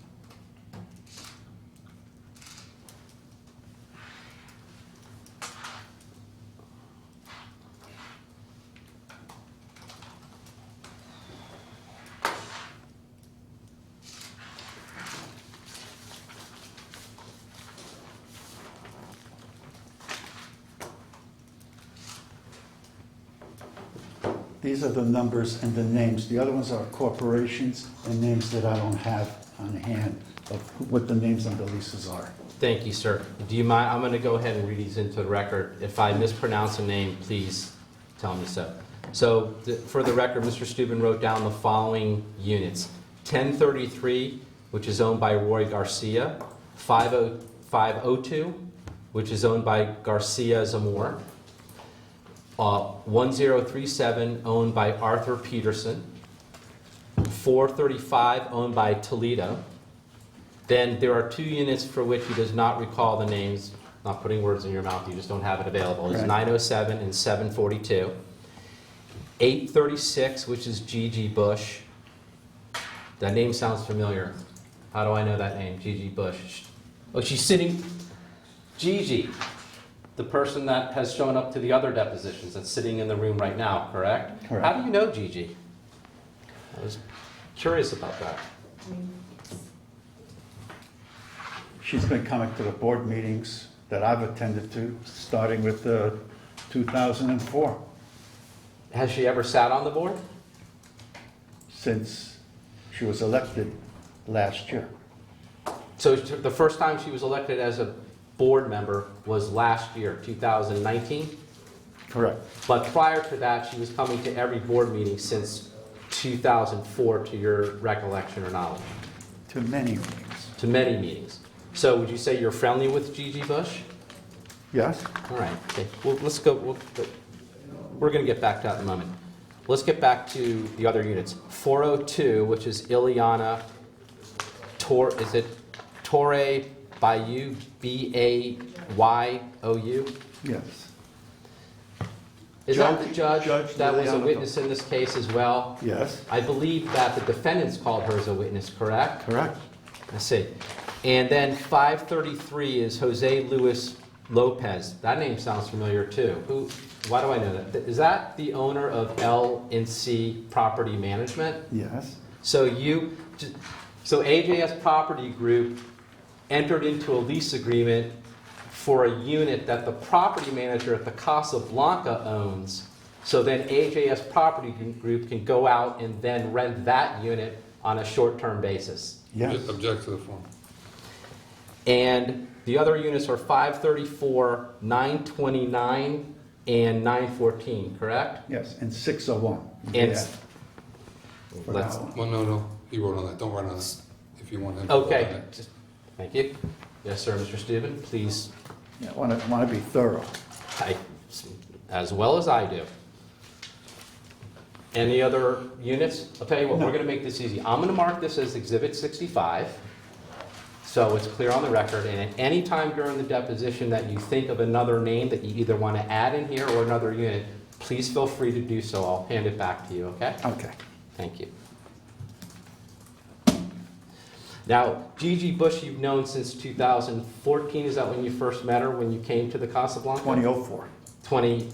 2000, my apologies, 2004. All right. Would you say that you have, how would you describe your relationship with Ms. Bush? Professional, friendly, and cordial. Would you say you're good friends with her? Have you? We Had- don't see each other at homes. We don't go out together, wine and dine. We don't spend holidays together. Right. It's not like the relationship you may have had with Mr. Richard Schecher. You know Mr. Schecher, correct? Sitting here in Yes. the room. So you haven't, for example, traveled down to the Dominican Republic to visit Ms. Bush, correct? Form. No, I have not gone to the Dominican Republic to visit Ms. Bush yet. Have you ever gone to the Dominican Republic at the invitation of Mr. Schecher? Yes, I have. How many times? Once. And who accompanied you down to the Dominican Republic to visit with Mr. Schecher? My wife, my stepson, and my wife's niece. And where did you stay when you were in the Dominican Republic? We stayed at one hotel complex, and we stayed at one other place, which was a villa. And do you know? Lazy Heart. What's that? I'm sorry, the name is? The Lazy Heart Villa. Lazy Heart Villa. Do you recall when you went down to the Dominican Republic, the month and year? It was probably, not the month, but it was probably in the year 2008, Were you, maybe 2009. were you on the board of directors for the association in 2008? Yes, Were you also the president of the board at that time, in 2008? probably. The transition took place when we switched presidencies between Mr. Schecher and myself. So prior to that, Mr. Schecher was the president, and you believe, and I'm not holding you to it, you believe you may have become the president in 2008. Correct. Right. And at the invitation of Mr. Schecher, you went down there in 2008, you stayed at the Lazy Heart, my handwriting is awful, I apologize. Lazy Heart Villa. And do you know who owned the Lazy Heart Villa? I was told. Actually, no, I don't know who owns it. Right.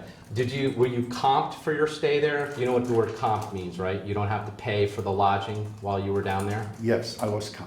All right, so you paid for none of the lodging at the Lazy Heart Villa. And how about with respect to the other, you said there was a hotel you stayed at as well? Yes, I was comped there as well. So you paid nothing for the actual stay? Correct. How about food and beverages and alcoholic drinks or non-alcoholic drinks while staying at those two locations?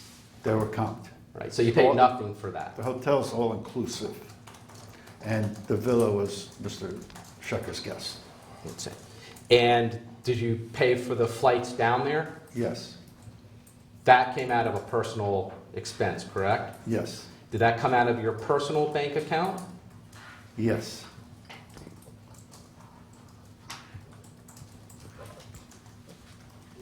And how long did you stay down in the Dominican Republic?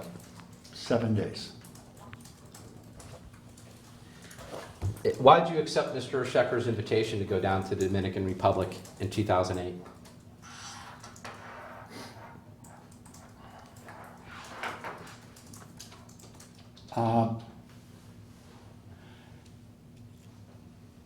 I actually don't remember how that invitation and how the acceptance and the reason for it was. I don't know if Mr. Schecher wanted to show me his places, how beautiful they were. Were they beautiful? Yes, And, so I accepted. okay, and you had a long stay, 7 days, 7 nights, is that accurate? I believe it was 7 days. All right. Tell me some of the things you all did while you were down in the Dominican Republic that you can recall. At the hotel, we went swimming in the pool. We ate in around Casablanca restaurant, I believe the name of it is. And then we went with the family, we went on, with the kids, we took them on go-kart races. We went once on Mr. Schecher's guest to his horse ranch, went horseback riding. Then we went and he showed us a few of the other villas that he managed or owned or was involved with. Would you say you had a good time? Yes, All right. Have you ever been down to the Dominican Republic since that time? yes, but not there. Did you go down there separate and apart from an invitation by Mr. Schecher? Yes, not there. For La Romana, Casa de Campo. Casa de Campo? Was that at the invitation of Mr. Schecher? No, Completely different. completely Okay. different. Did you ever go to any locations outside the state of Florida at the invitation of Mr. Schecher, other than this one stay in the Dominican Republic? No. I did.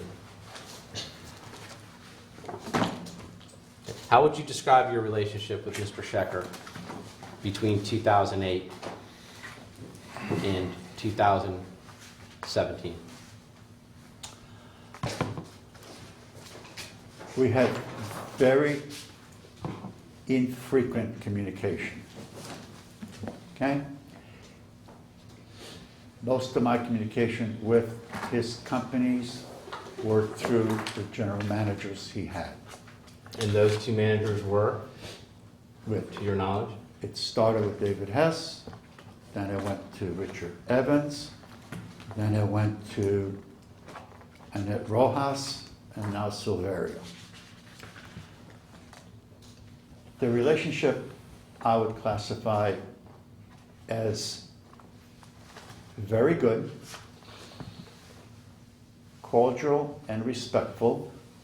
When I needed certain decisions made that needed his approval, I would contact one of his general managers who would contact him, either relay back to me, then he would contact me back, we agreed upon, and we acted.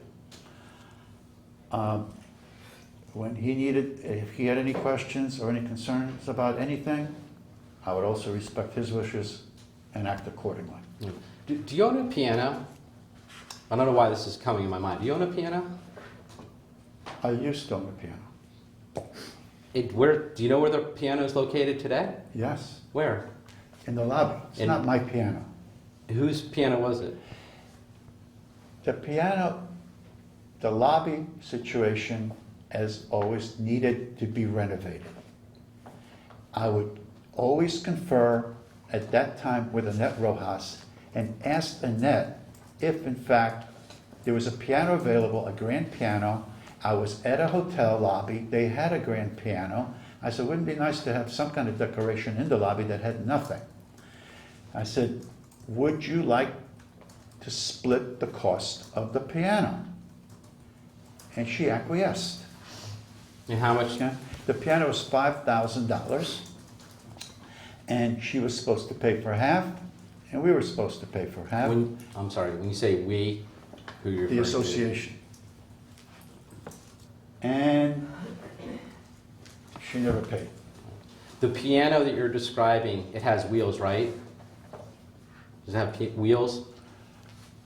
I believe it has 2 front wheels, maybe no wheels on the back. It's a movable object?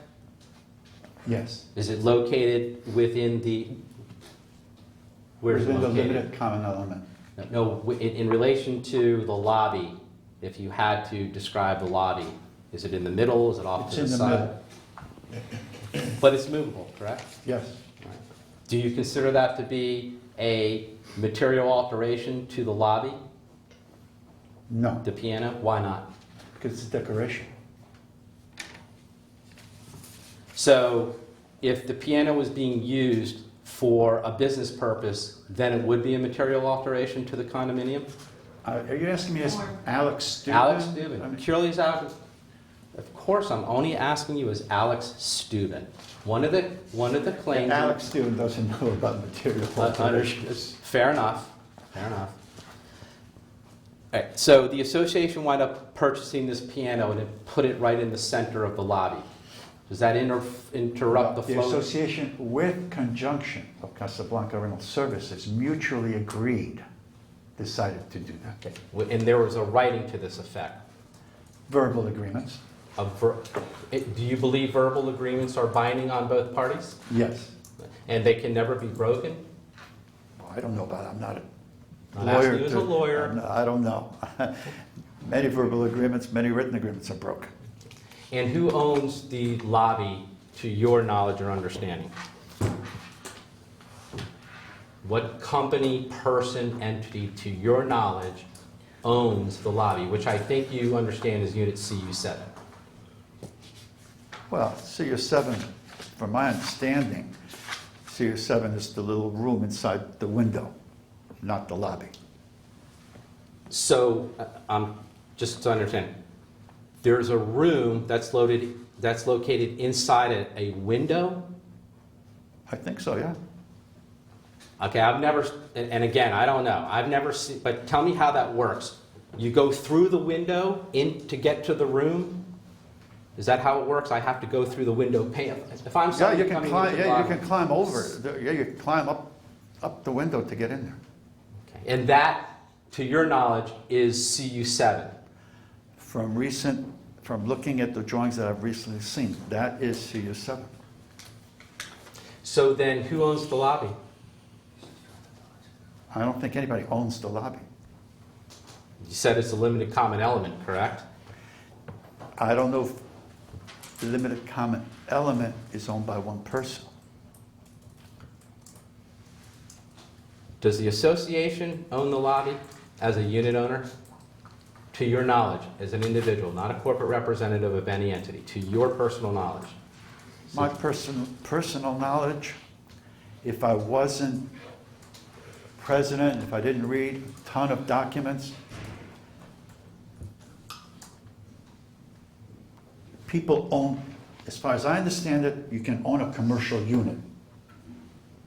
As an owner, you have sole possession. An owner owns commercial units. I don't believe that you can own and sole possession of limited common element. That's why there's a distinction between commercial unit, limited common element, and common elements. And you get ownership of property, since you've been doing this for some time, through a deed, correct? Yes.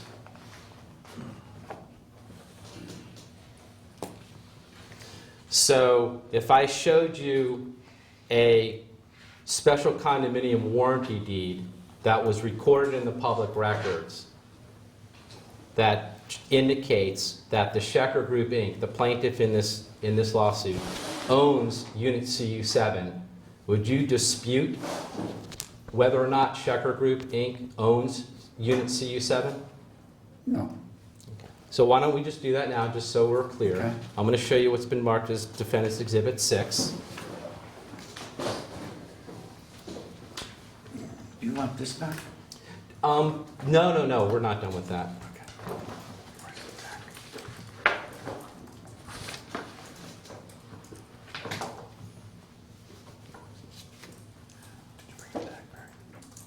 Of course. Yes, CU7's here. A warranty deed, CU7 is listed. All right, so now that you've had an opportunity to refresh your recollection as to who the owner of CU7 is, can you please state for the record who you understand the owner is of Unit CU7?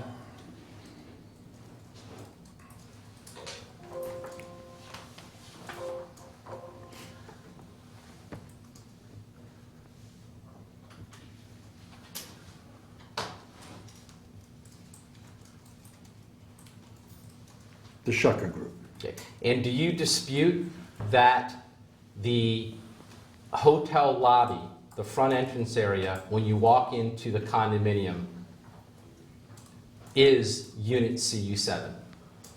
Yes, I dispute that. And what's the basis for your dispute? Because it doesn't say here, CU7 is the lobby. And It doesn't say what it is. It just says CU7. is there any other than pointing to that? No, it's not a trick question. Hold on. It's not a trick question. I was just going to ask you. Other than you referring to Exhibit 6, is there any other documentation or any other personal knowledge that you have that you would like to share with us that you understand supports your statement that you dispute that the lobby area at the Casablanca is comprised of or is part of CU7? Check to the form. Everything that I've seen that defines what the lobby is states lobby. Has no CU next to it, no number next to it. Just says lobby. And you've been in the building since 2004, correct? Correct. Have you ever had a conversation with anyone at the Casablanca where they have described or have acknowledged that the owner of CU7 is the owner of the lobby? Mr. I'm gonna Steuben, check. Okay, I'm sorry. you can answer that question to the extent you are not disclosing communications either with your attorney, AJS Property's attorney, or the association's attorney. Other than that, you're free to answer that question. There may be another objection. No, you've encompassed what I needed to know. In the years as Alex Steuben, as owner of AJS Property Group, since 2004 till this legal claim was filed. Not David Hess, not Richard Evans, not Annette Rojas. Nobody came to me and said, we own the lobby. So nobody has told me until recent history that the lobby is owned by Richard Schecher.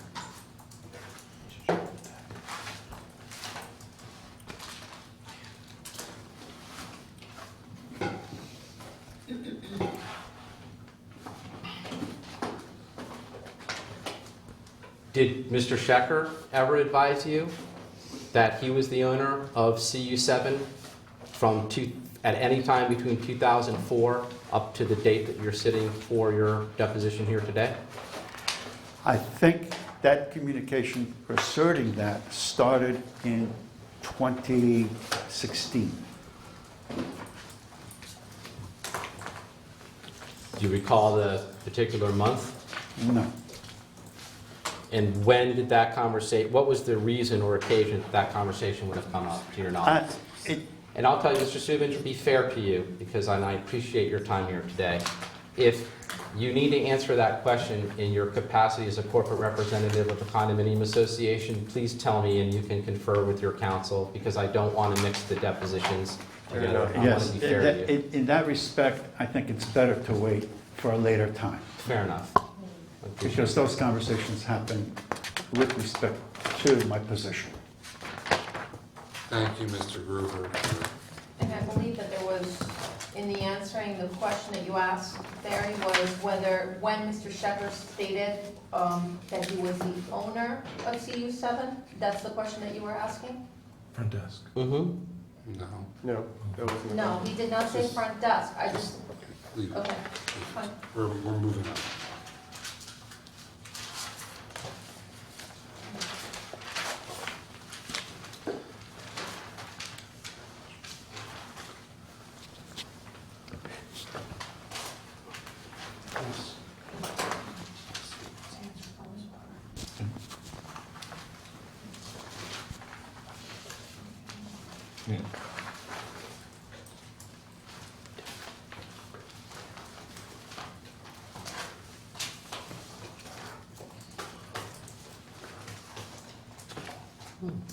Then we got to stay with it. So, Mr. Steuben, would you agree with me then that whatever the declaration of condominium provides for relative to the configuration of units at the condominium, you will accept that?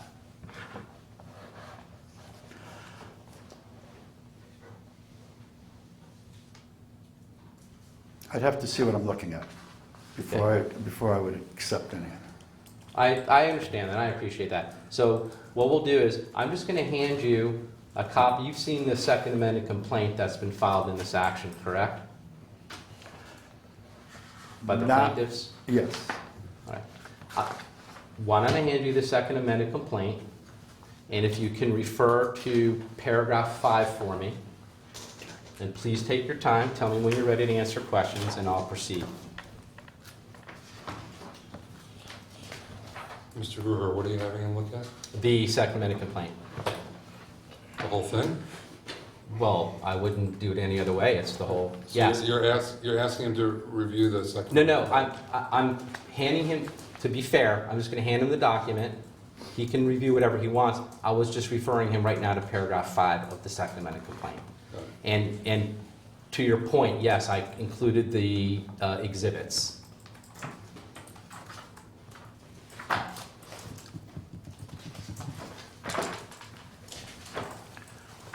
Okay, I read paragraph 5. Okay. Is there anything in paragraph 5 that you or, and I'm going to say, or AJS Property Group disagrees with?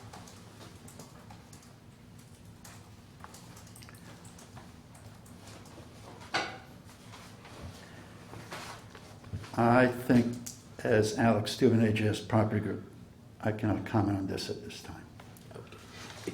Now, I know you retain attorneys in this case, and I'm not asking you for a legal opinion, but you're aware. My answers would be as would be tomorrow gladly answer these questions regarding this. Appreciate that, but actually, I'm actually referring to I'm going to show you the answer that was filed by AJS Property Group, Okay? which hopefully will shed some more light on this. That's all. And I'm not asking you about your capacity as a corporate representative of the Okay. association. Have you seen the answer that was filed by your attorneys on behalf of AJS Yeah, a Property while Group? ago. So if you can turn to page 5 of that document, and just for the record, I'm going to read in paragraph 5 of the second amended complaint filed by the plaintiffs in this action, and then I'll have you read your answer that was filed on behalf of AJS Property Group to that paragraph. Paragraph 5 states that the Schecher Group owns commercial units CU1 and CU7 that contain limited common elements as defined under the declaration, and as those are defined as the designated units, encompassing 1, the lobby with a functioning front desk to register and service transient rentals, that's CU7, 2, corridors, CU1, 3, pool deck, CU7, 4, assignment of all parking spaces and the right of first refusal to provide parking, and 5, west building and elevator of the Casablanca property, period. Goes on to state that, in fact, at all times material, the Schecher Group has been the only rental agent operating on site with respect to transient rentals at the Casablanca as required by the declaration and applicable laws of the City of Miami Beach, the City of Miami Beach being defined as the city, period. Do you recall ever reading that paragraph until today's deposition? I read it when this complaint was filed.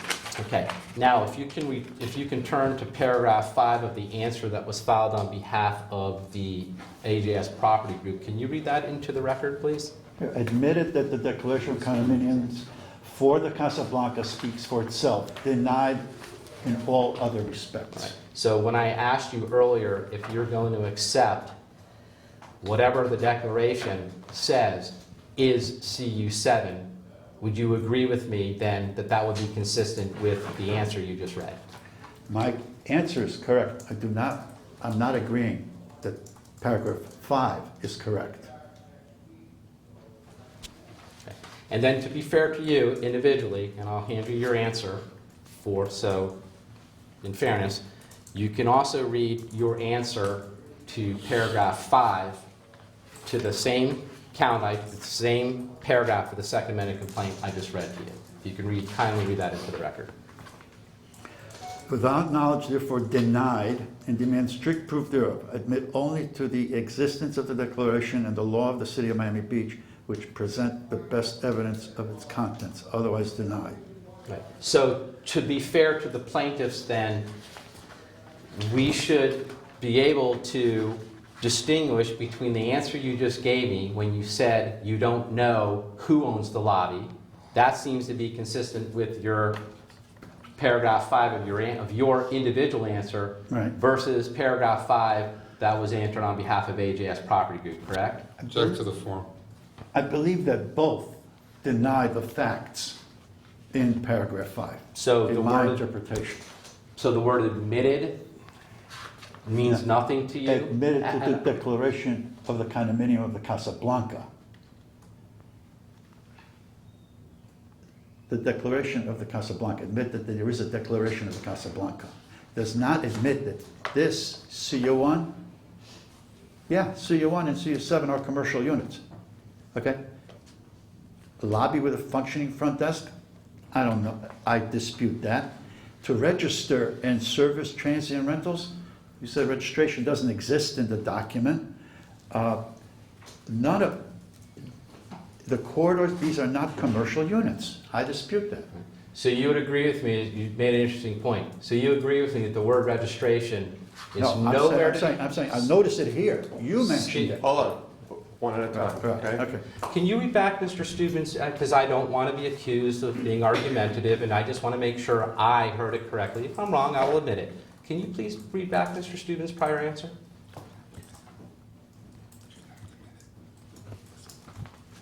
Just remember our code word. Yes. No, the very last answer, or, I mean, the answer to The one when you talked about, So you the word said admitted registration. means nothing to you? The answer to that? Is that what you're-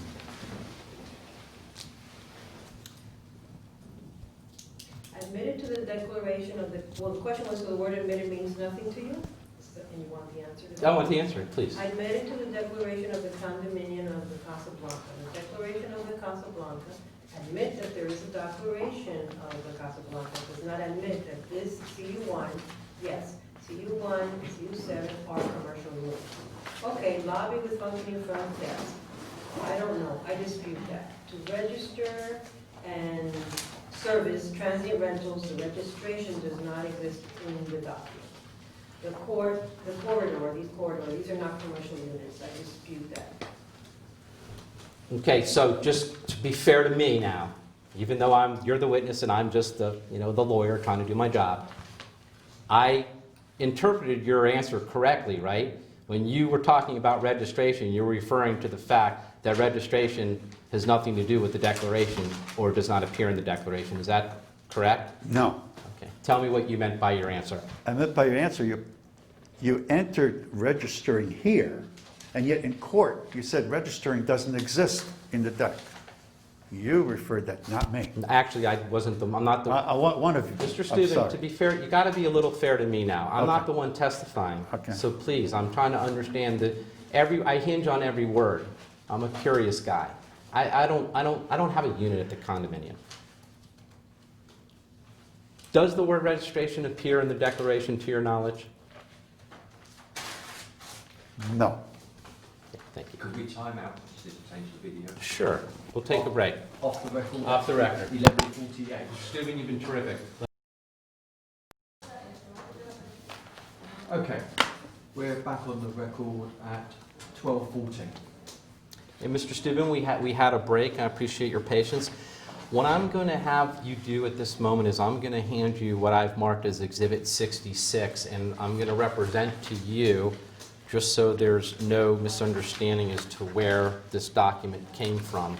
But do you recall when you had testified earlier that you had your accountant apply for the vacation condo license that was referenced in Exhibit 16 Yes. for AJS Property Group? Okay. This is, in fact, the information that I pulled off the public records from the Florida Department of Business and Professional Regulation in order to get that application, right? You understand that AJS Property Group had to fill out an application in order to get this license, correct? All right.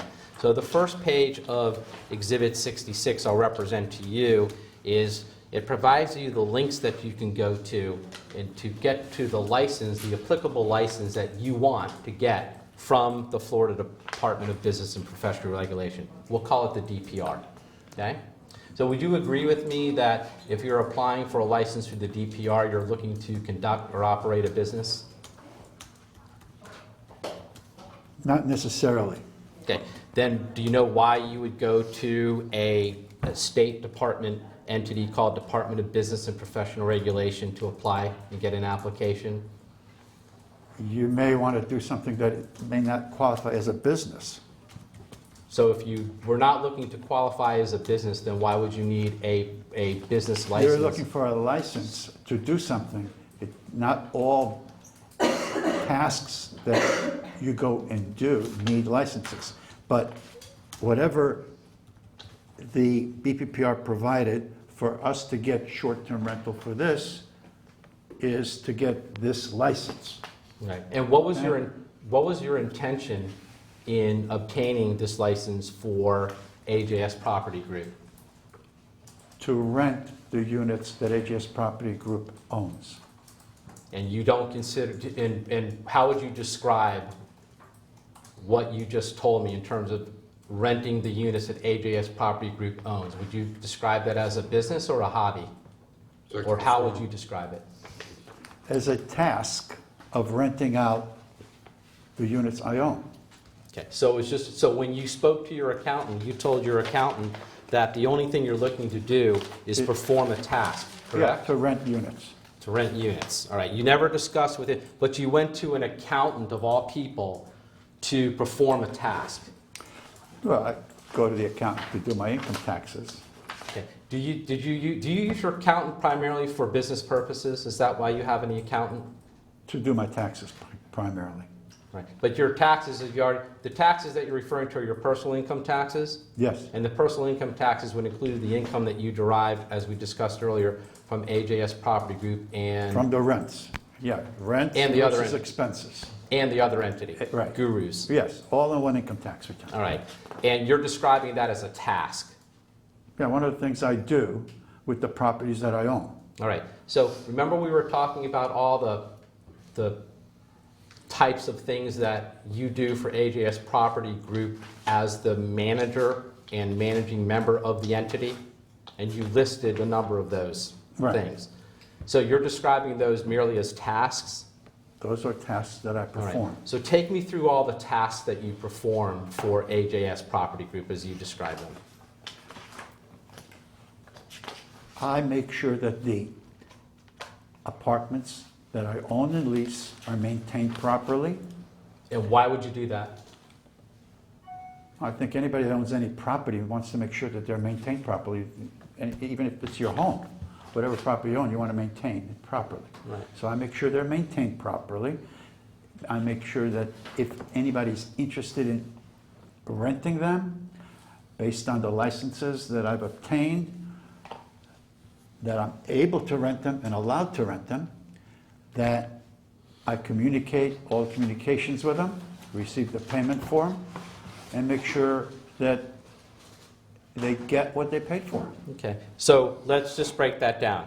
So the maintenance of the property includes what types of things do you do to maintain the properties for AJS Property Group? Change a light bulb. Make sure that all paint is maintained well. Make sure that all the silverware, everything that's contents are all provided for whatever that person needs to make it comfortable and sanitary. I'm sorry, what person are you referring to? Whoever leases or rents my property. Right. And so describe the types of people that lease or rent the properties that AJS Property Group owns. Families that come on vacation. Right. And they're your family members or people you don't know? People that I don't know. So they're members of the general public? General public. All right. So would it be fair to say that the people that are coming to rent a property from AJS Property Group then need to go physically on site to the Casablanca in order to gain entry into the room that they're renting, correct? Correct, yeah. All right. And would you describe the relationship between AJS Property Group and the members of the public that you're referring to as a business relationship? No. Is it a commercial relationship? If they rent my home, or if I can leave for a week and I can rent my home for Super Bowl, it's not a business relationship. I'm renting my home. It's not a business. It's not a contract. I'm providing a service. And how many times? I'm sorry, I must have missed this earlier in your deposition, so pardon me. The home you're referring to is Callaloosa Drive, correct? Yes. And so you rent your home I to could. people for the Super Bowl? I could. Do you advertise your home on websites, which we'll get into the websites before? Do you advertise your personal home that you have a homestead exemption for rentals on a nightly, daily, or monthly or yearly basis No. for Super Bowl? No. Okay. Can you just explain to me, because again, remember I said please don't deviate from my questions. Can you just tell me why you're interjecting your home into this? I'm talking specifically about AJS Property Group's units, and that is all I've asked you. Right, okay. AJS Property Group, whether I own one apartment or 15 apartments or a sublease, each one is individual. Each one has its own license. But before I asked you if these were a group of properties and they were grouped together as part of AJS Property Group, and you said yes, which actually explains probably the meaning of the word AJS Property Group. Mm-hmm. Would you agree with me on that, sir? Okay, it's a group. All right. Proceed. With what? You were explaining something about individual units, and I just was refreshing your recollection on the group of units. Hold on, is there a pending question over here? Yes, All right. I want him to proceed on the same, I want him to proceed on the same question. Got it, I didn't know that you were just asking to further. All I was trying to understand is when he's referring to these individual units, if he was really referring to the group of units that Okay, he said understood. AJS Property Group owns. Understood. I don't consider it a business. I sit in my home and I do a service for owners looking to rent apartments from my home, and the home is not classified as an office, and I go ahead and facilitate their rentals.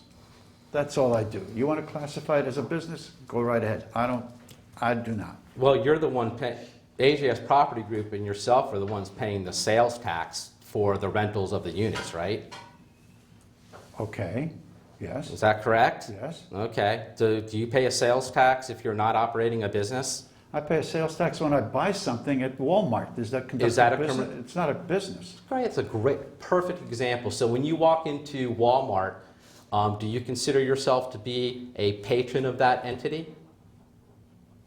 I'm purchasing something, I'm a patron. Is that, and is Walmart in business to sell you something at its store? Check to the form.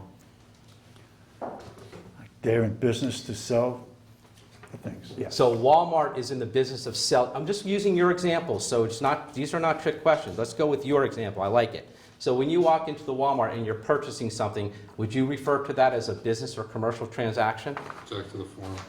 In that particular case, you can classify it as a business. Okay, well, because we're using that exact example to my question, so I'm going to infer from your Walmart example you gave me that you're doing the exact same thing with the general public that come on to rent properties from AJS Property Group. And so I'll move forward because I think that you made the point.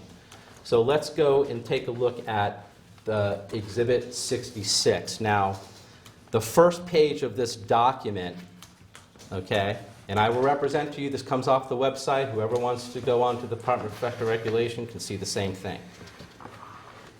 Starts off, it says, welcome to the Department of Business and Professional Regulations Application Center. And it says, using the links below, you can get information on licensing requirements, checking a status of an existing application, and other items. Now, it then gives you a number of categories that you can go into to get the license that's reflected in Exhibit 15. I'm just going to walk you through it. So when you look at all of these different licensing professions, there's one that stands out that's called hotels and restaurants. You click onto that and turn to the next two pages. Hotels and restaurants, it says, please choose from the menu below. Then it has a category of food service or lodging. So with respect to the license that AJS Property Group obtained from the Florida Department of Professional Regulation, where on this page, the third page, would you categorize the license you received, food service or lodging? I would go vacation rental condo. Okay, and I agree with you. So we'll go to the next page. And so Barry will represent the witness that we're navigating through the site. And Yes. what these pages represent Yes, your because, navigation. yes, because That's I all I wanna understood there were clarify. some technical difficulties yesterday, so I thought it'd make it easier Okay. to not deal with technical. Just clarifying, that's all. Yes. All right. So then on the next page it says vacation rental dash condo, which is exactly what's on the license that is in front of you as Exhibit 15, correct? Correct. Then it says, please choose from the menu below. Apply for a new vacation rental condo license, or apply for a change of ownership of an existing vacation condo license. Would you agree with me that when AJS Property Group obtained its license, that it was applying for a new vacation rental condo license?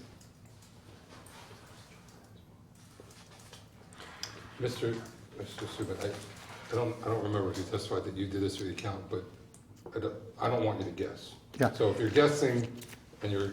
All right. You need to tell Right. Mr. Gruber you are guessing. Okay. Again, I did not apply for this license, Right. as I stated before. So which one he applied to, all I know is I received this. Okay. Here's my problem. Mr. Steuben, respectfully, you seem like a very nice gentleman, and I appreciate your candor. As a corporate representative, you have a duty and obligation to know and understand what AJS Property Group does, and even if you are not the one that performed the task, it seems to me that you have a lot of interaction with your accountant, correct? No, I see him once a year. All right. Did you ever have any conversations with your accountant regarding this particular litigation? No. You never discussed it with No. him at all? Okay. So even... Wait, let me correct it. Yes. During the 1 year when I deal with him on the tax, I said, yes, everything's going great except we've got this litigation coming up. What tax are you referring to? Income tax. Income tax? Wait, so you're paying income tax on the revenues that are being derived from... He does my income tax returns. That's when I converse with him. You're using the word tasks. Just so No, tax. No. We're talking about, 1 second, please. You asked me when I see my accountant. I just said I see him once a year when I do my income tax. Are we clear? I'm perfectly clear. All right, good. The reason I'm bringing this up when you said the word tax, and I do understand what you're saying, income tax, when I was asking you if AJS Property Group was engaged in a business or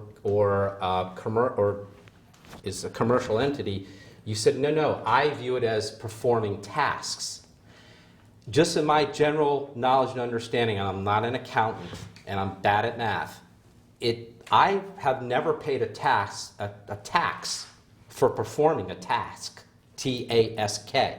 So I just want to make sure when you say you're paying income tax, T-A-X, you're referring to the revenues that are being generated by the rental of the properties by AJS Property Group. Am I accurate and correct on the statement?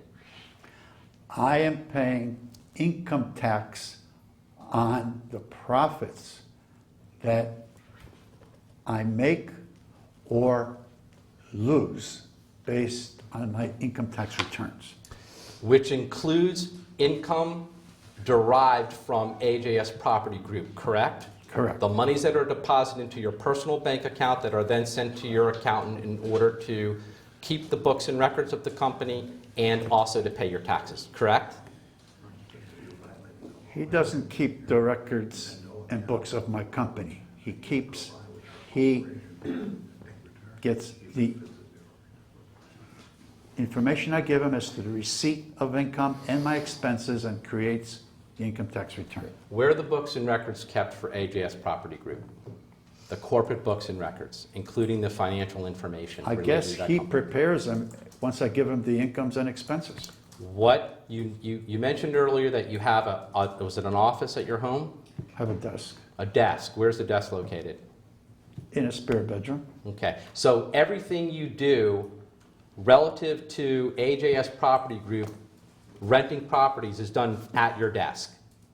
Correct. Okay. So just explain to me, because I Well, don't. I don't change the light bulb for AJS. Well, that's what I was Property trying Group to at figure my desk. out. Okay. All right.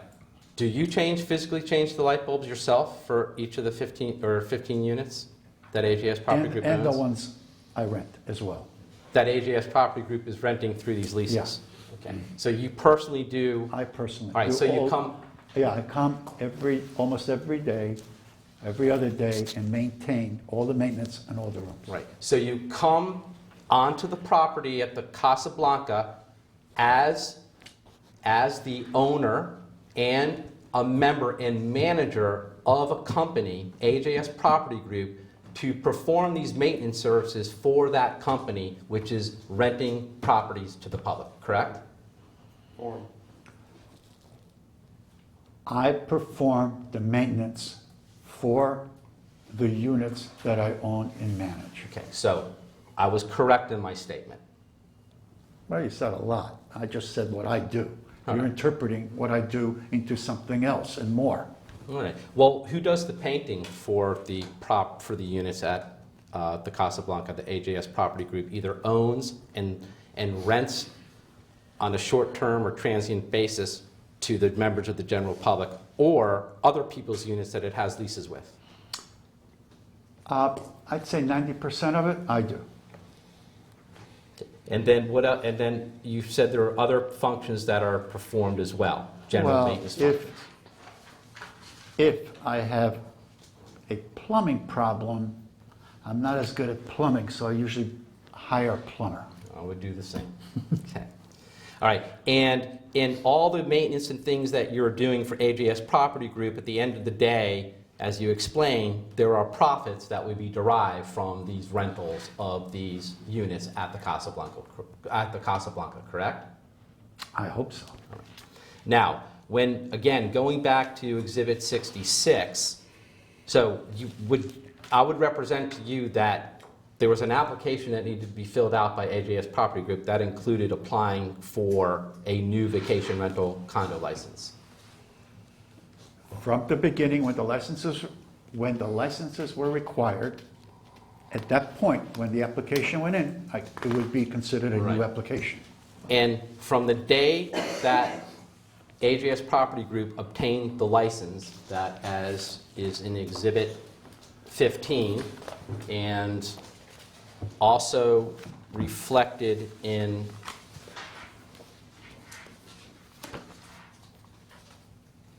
Exhibit 64, since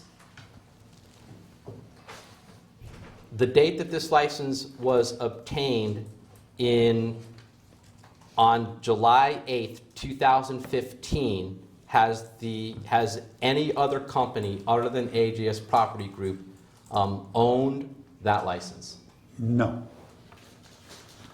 So, going to the next page of Exhibit 66, and I'm going to represent to you, the next page follows a new vacation rental condo license application.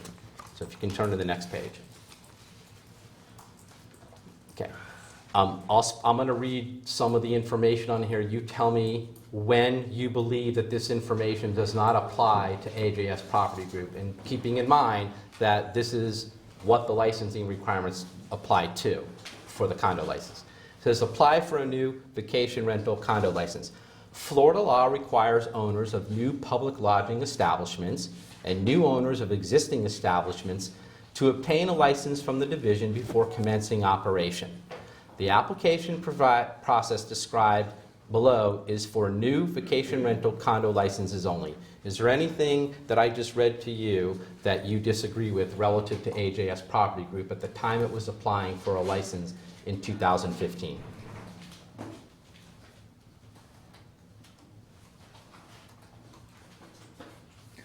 It's for a new vacation rental condo license. So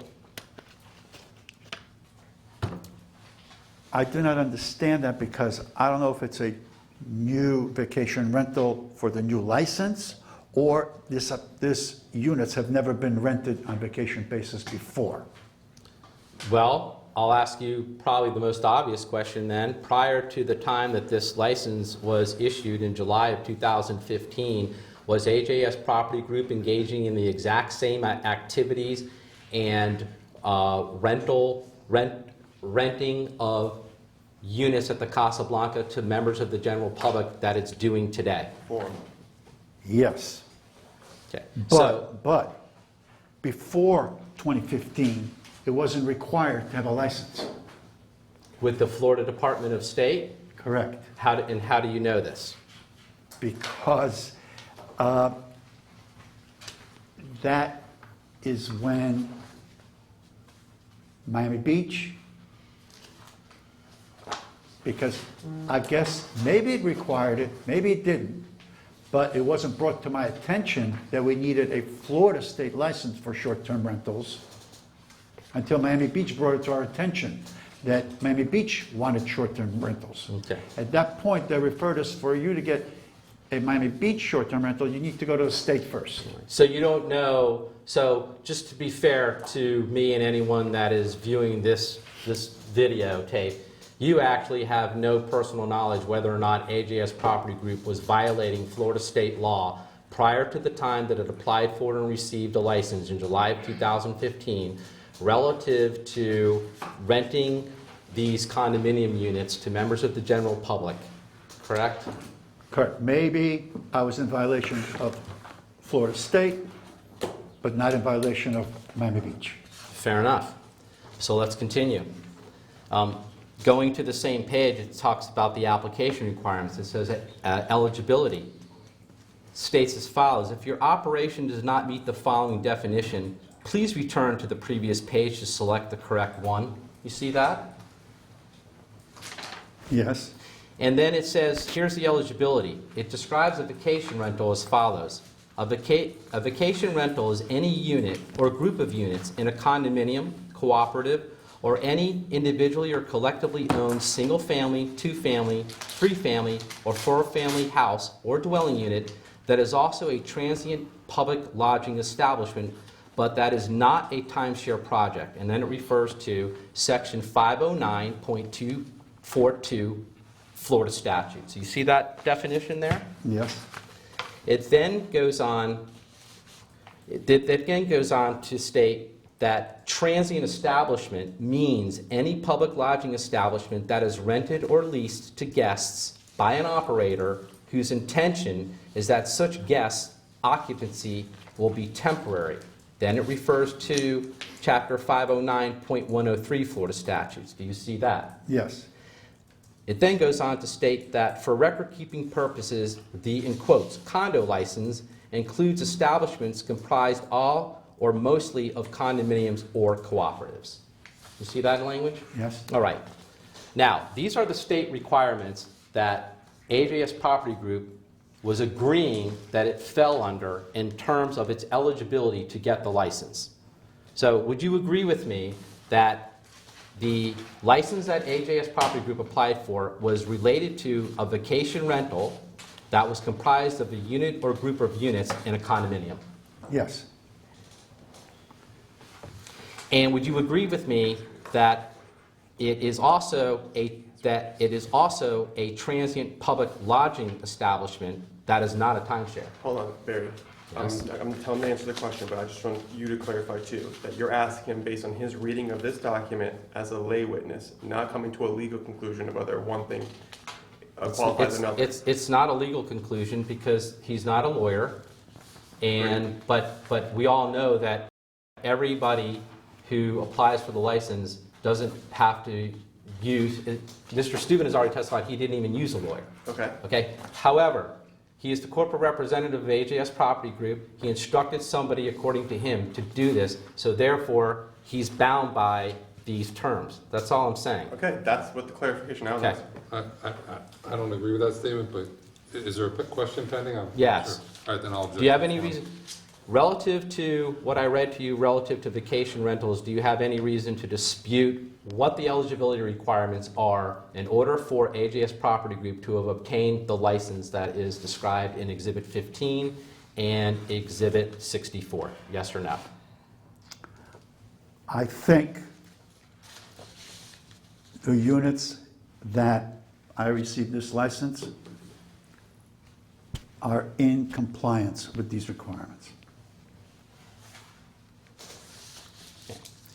Now, going forward in the document, it says list of rental units. It says state law requires that the licensed agent or operator to notify the division of any and all condominium units or dwelling houses or units represented for inclusion in the license application. If you are just licensing one unit, entering Section 4 of the application completes this requirement. You see that there? Yes. Okay. Now, remember you were good enough and kind enough to tell me that the license that's reflected in Exhibit 15 only referenced 13 condominium units? Yes. But you said actually there's actually more condominium units because it's 15. Right. All right. So can you tell me what, if anything, you did relative to AJS Property Group's renting or offering for transient occupancy the remaining units that it is currently renting out as described in Exhibit 65? Each one of those has a separate license. Okay, and explain to me exactly how each one of these units obtained a separate license, because you already just testified on several times that these individual unit owners actually entered into an annual written lease agreement with AJS Property Group. So how are they engaging in a transient occupant vacation rental of their condominium unit? Object to the form. They applied for a state license under their name to have their unit used on a short-term basis. And where did they get that idea from? How did they know to do that? That come from you? That came from me. Okay. And why is it that you told them that they needed to do that? Because if their unit is going to be used on a short-term basis, I will have to pay sales tax. And to pay sales tax, I would have to have licenses from Miami Beach and from Florida. So each one of those has a state license and a Miami Beach license. Okay, but you already testified earlier that AJS Property Group was engaging in the exact type of transient occupant rentals of its units prior to obtaining this license, either from the Florida Department of Professional Regulation or the City of Miami Beach. So how were the taxes being paid, the sales taxes that you're referring to? Who was paying the sales taxes prior to obtaining these licenses? There were no taxes paid prior to 2015. Why not? Miami Beach didn't require it. At what time, at what point in time did you understand that the City of Miami Beach required that the sales tax be paid on the vacation rental of condominium units at the Casablanca? Approximately the 2015 year of the month that we obtained the license. And so your understanding is that prior to July 2015, when the license was acquired, there was no requirement under state law or through the City of Miami Beach that a sales tax be paid relative to the units that AJ Property Group was renting on a transient basis to members of the general public at the Casablanca. To my Alex Steuben knowledge, there was no sales tax being collected on short-term rentals in the state before that period of time. How about with respect to the city? Because I was just trying to lock down the date and time of the city. As far as the city, same thing, not until 2015. And a sales tax, you understand, is collected in connection with a commercial transaction, correct? This was short-term rental. I don't know any other requirements from the city to pay vacation rental tax, bed tax. Mr. Steuben, all I was asking you is, when somebody's collecting a sales tax, that a sales tax is being collected in connection with a commercial transaction, I'm correct? sorry, but there's, from what I understand, there's a bed tax. I don't know what Miami Beach calls it. They call it a bed tax. Miami-Dade calls it a sales tax, and I don't know what Florida State calls it. But I know that starting the 2015, when I learned that these taxes had to be paid, I applied and paid the taxes, and nobody came back to me and said, oh, you didn't pay since 2004, you owe money. Is the sales tax referring to a BTR? I don't know. BTR tax? Miami Beach, I think, calls it a 4% bed tax. Maybe it's a BTR license. Okay, and what's a BTR license, to your knowledge or understanding? Business tax receipt. Okay, the word business, does that mean anything to you? That means somebody's engaging in a business? Okay, yes, okay, that is a business tax. So, okay. So, see, we can Right. agree on things. Okay. It's easy. Did the state of Florida ever advise you that AJS Property Group owed any back taxes for what we would call sales tax that it had not paid after AJS Property Group acquired its license? Florida State did not ask for any back taxes that was owed before this license was received. Okay. The only, How about after the time period that the license was received? after the license was received, Mr. Schecher reported AGS Property Group to Florida State. We went through an audit. After 3 years of audits, I did have to pay $2,100 in disputed amount.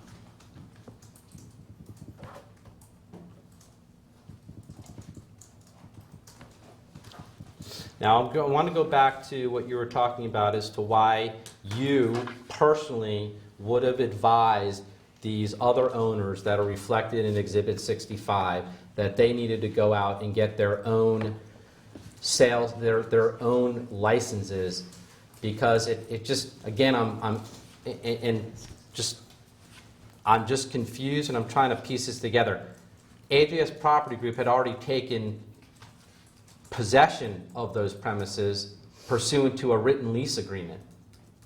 And according to your own testimony, that lease agreement specifically provided for the ability of AJS Property Group to what you describe as to sublease that property, meaning it had the right to sublease that property.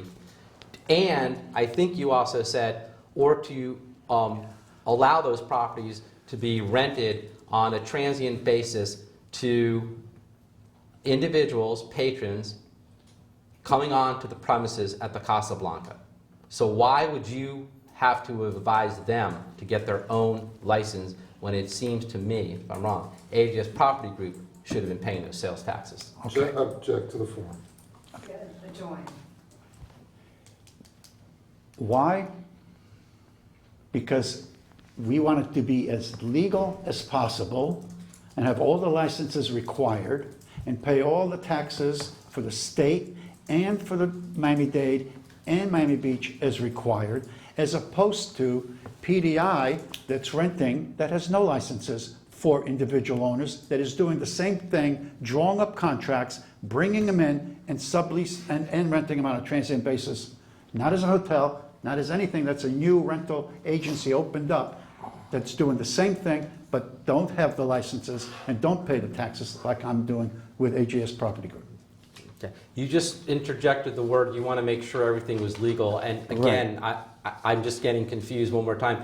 Why I've been asking you a number of questions about what your involvement was in getting the licensing and going through the application process. You told me, I don't know, I gave that to my accountant to handle. So what were you communicating to these people if by your own admission in your own deposition, you had no involvement, according to you, in obtaining any of these licenses? You just handed it to your accountant, whatever he told you to do, he did. Were you giving? No. Whoa. Right. Whoa. No. I'll withdraw Object to the I'll form. withdraw the question. Well, Where? it was incorrect. Alex. Okay. I'm not, Mr. Steuben, that's no pending question. I'm going to do you a favor, no pending question. Okay. You don't have to, I withdrew it. You went to each of these individuals that are referenced in Exhibit 65, correct? Correct. Right. And you wanted to give them information, is that correct? No. All right. Why did you go to these I individuals? didn't go to them. They came to me. Okay, that's fair enough. They came to you. Each of the 15 people, or how many people are on this, came to you personally, and what did they tell you?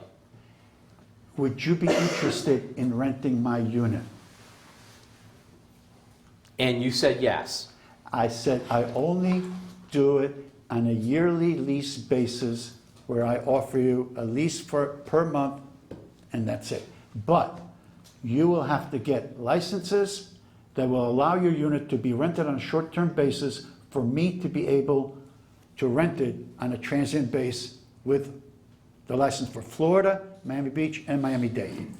And we'll have to apply for these licenses. If we get these licenses, then we'll be able to use your unit in a short-term rental basis.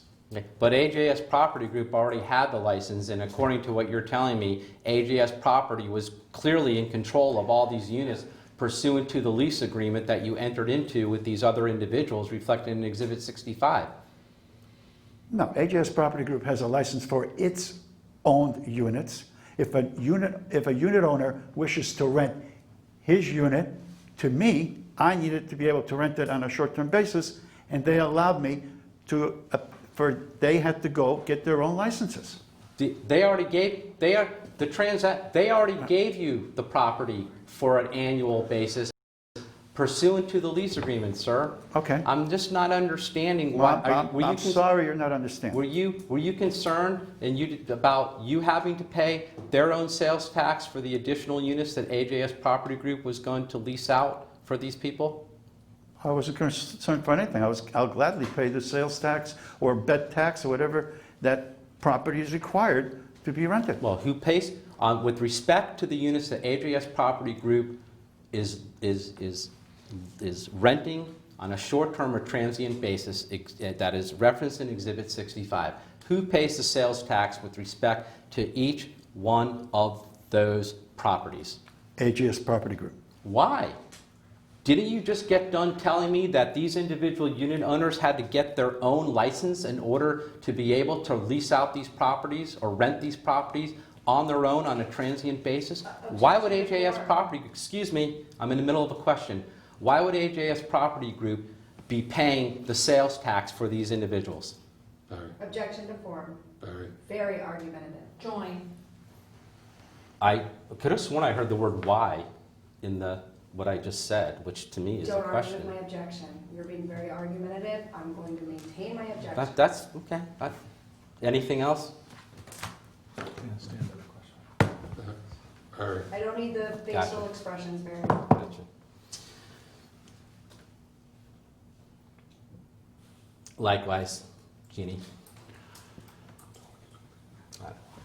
Mr. Steuben, please explain to me why AJS Property Group is paying these sales taxes or a bed tax for the rental of these units on a transient basis on behalf of all these other unit owners that are referenced in Exhibit 65. I'm going to let him answer, but to make it easy, can you just say the non-owned units? Yes. Because the questions get very convoluted. Jeremy, I appreciate that. Whenever you, and I mean this sincerely, if you want to jump in on a question that's a little easier, please go ahead. So let's just call them the non-owned units. Okay. The non-owned units. Okay. The answer is very simple. To be legal. For the same reason that when Mr. Schecher reported all those units to State Department and tax audits, and the State Department audited every one of those units, they want to know who's paying those sales taxes and where are the licenses. And because we did everything right, and the leases were shown to the state authorized and cleared every one of those as being legal, being paid, and allowed us to continue doing exactly what we're doing. Does that answer your question? Sort of. Okay. To be legal, the idea was you had to pay the sales tax or bed tax for the non-owned AJS Property Group condominium units, correct? Correct. Okay. Why is it that the individual unit owners of those units could not have paid those sales taxes on their own?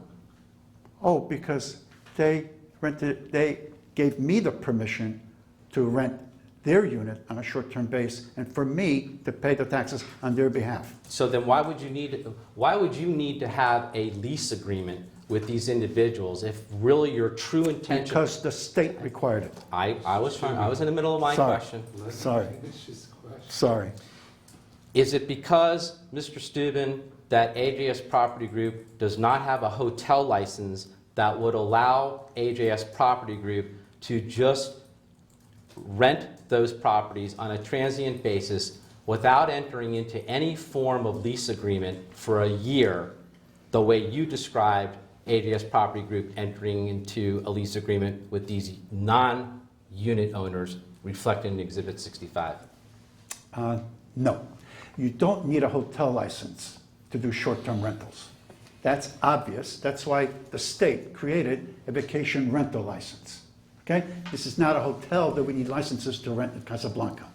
Okay? Secondly, the state requires a lease for them not to pay tax since I'm paying it. They would be paying sales tax and I would be paying sales tax, so that clarifies by the state. We did exactly what the state required. So if you had if AJS Property Group had a hotel license, would you agree with me that there would be no need for this lease agreement between AJS Property Group and the individual unit owner? In other words, AJS Property Group could have rented those units on their behalf, which is exactly what you're saying, without ever entering into any formal lease agreement for a year or more with these non-unit owners, Check the form. to your knowledge. You're calling them non-owner units, you mean non-owned units? However you want to describe them, Well, I'm Mr. just trying Cross. to make No, the no, question yes, correct. please go ahead and clarify. And whenever you're on a new topic, can we break for lunch? The lunch is Of here. course. Whenever you're done with this topic. and I'll we be go done on to the shortly next- Okay. on this great, one. Thank you. I don't require, I'm not interested in having a hotel license. I'm doing short-term rentals. So I don't know why we're bringing up hotel license. It's nothing to do with Alex Steuben or AJS Property Group. I just asked, all I was asking, sir, is if you know, is the reason why you entered into these, we'll break it down, and I'm asking you again, please, just, you don't have to deviate from my question, you can explain it, but just please try to answer it. Is the reason why AJS Property Group entered into these lease agreements with these unit owners, or however Mr. Costas described them, Non-owned units. non-owned units of AJS Property Group in Exhibit 65, is because AJS Property Group does not have a hotel license which would allow it to rent those units directly for these individuals, absent any lease agreement between AJS Property Group and the non-owned units owners. Check to the form. All I'm asking. That was not the reason. We did the leases.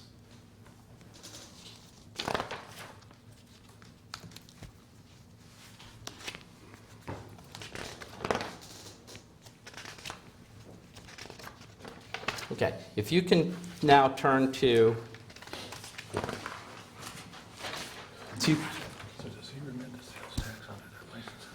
So, a good question. When you pay the sales tax for these non-owned units, do you remit the sales tax on behalf of these owners reflected in Exhibit 65?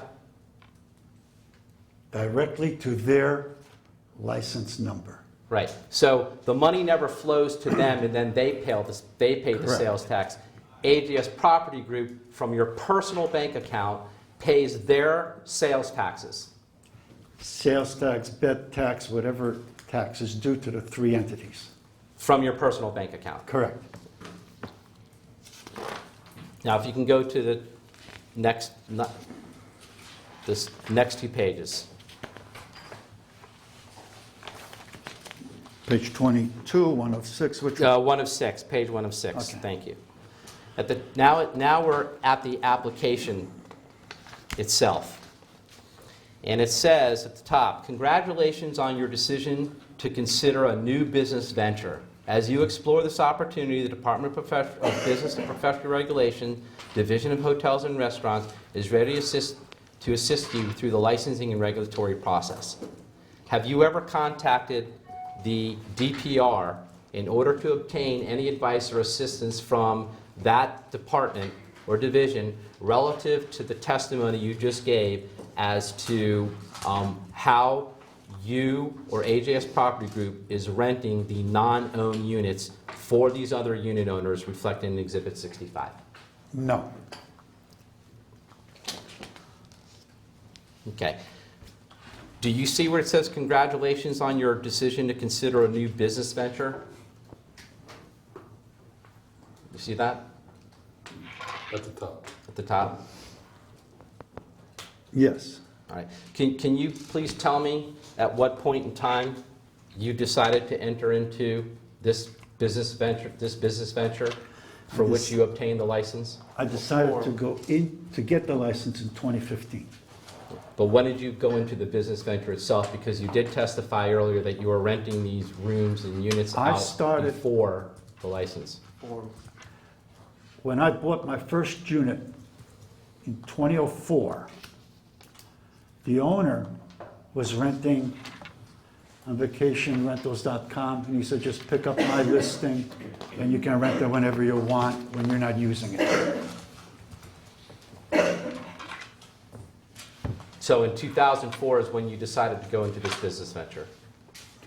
I decided to rent my unit that I owned when I wasn't occupying it. Right. Mr. Steuben, again, I'm not here to put words in your mouth. This is your deposition. Well, I was trying to just ask you just a simple question. If I'm, again, remember I said if I ask you a question you don't understand it, I'll be glad to repeat it.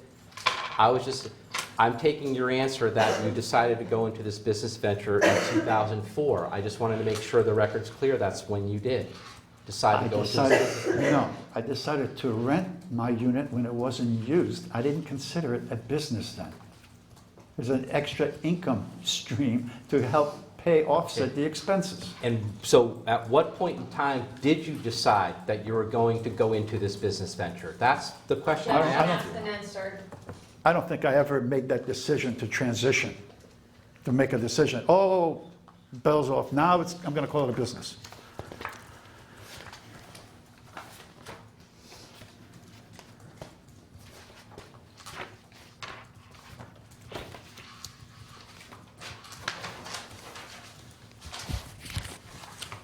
If you can go back to Exhibit 64 for me, please.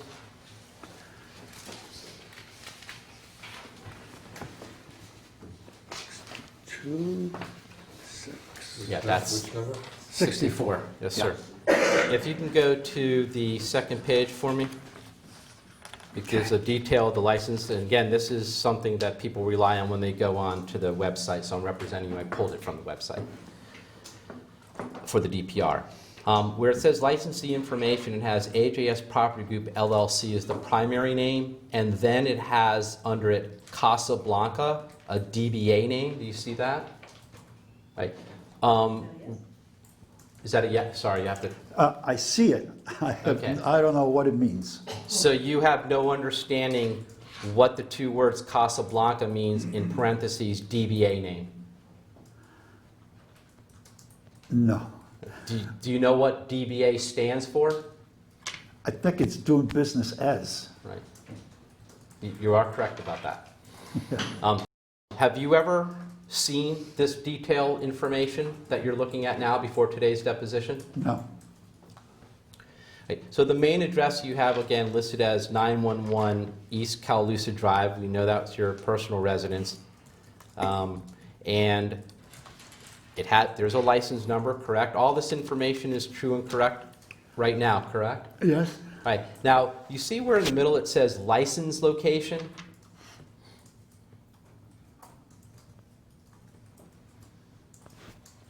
Yes. All right. Can you just, for the record, state the license location for this particular license we've been referring to? 6345 Collins Avenue.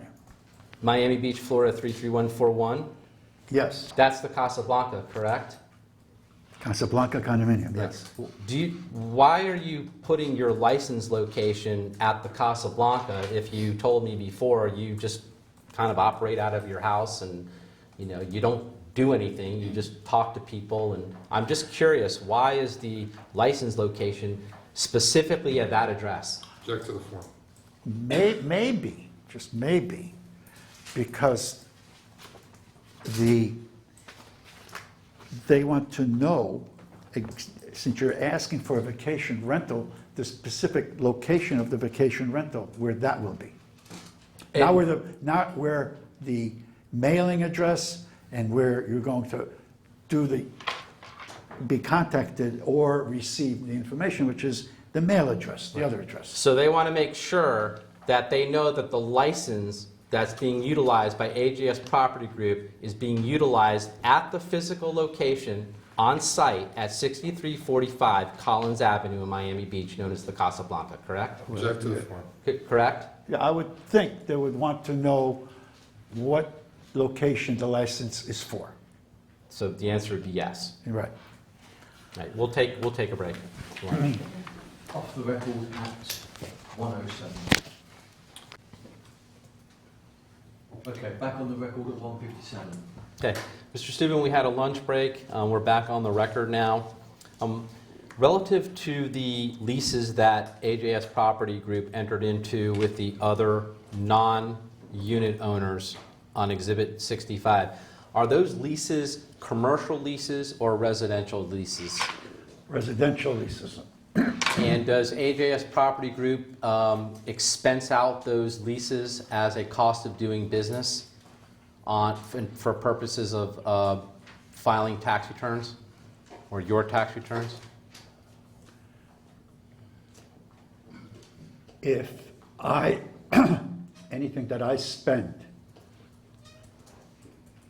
to maintain those units that comes out of my pocket is expensed. And thank you for segueing into that, because I was going to ask you that next. So relative to the maintenance of the properties for AJS Property Group, you're also taking care of the maintenance for the non-unit owners in Exhibit 65, is that correct? Unless there are major repairs such as a refrigerator or a new TV or an appliance break, the owner takes care of it.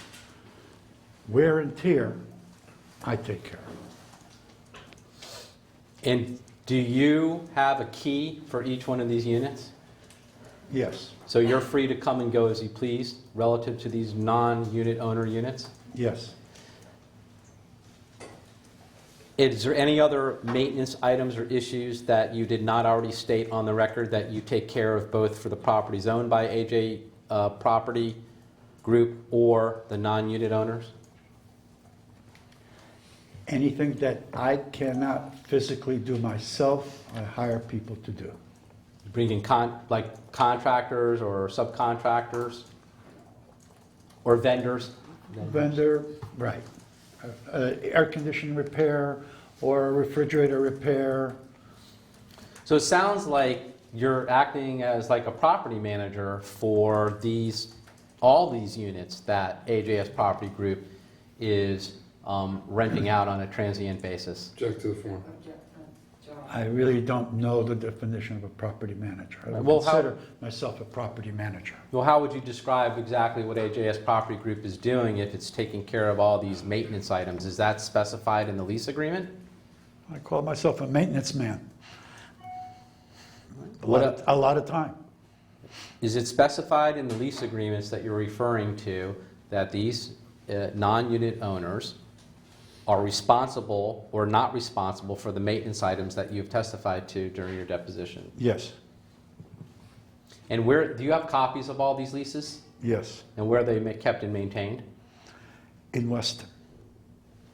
I'm sorry, I didn't hear you. In Weston. In Weston? Where in Weston? Weston, Florida. Okay, and what location is it in Weston, Florida? 15431 Southwest 14th Street. And what address is that? It's my office at Rex 3.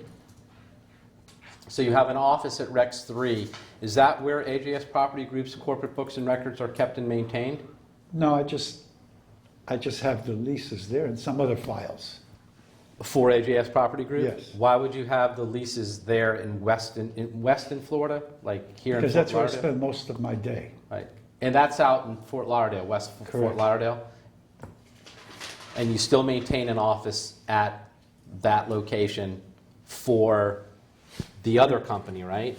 Right. Which we refer to as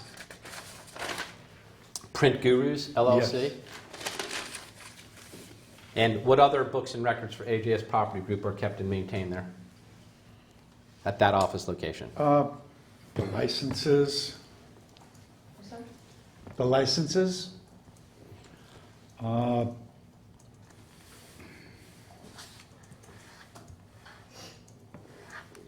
leases, all my bank statements.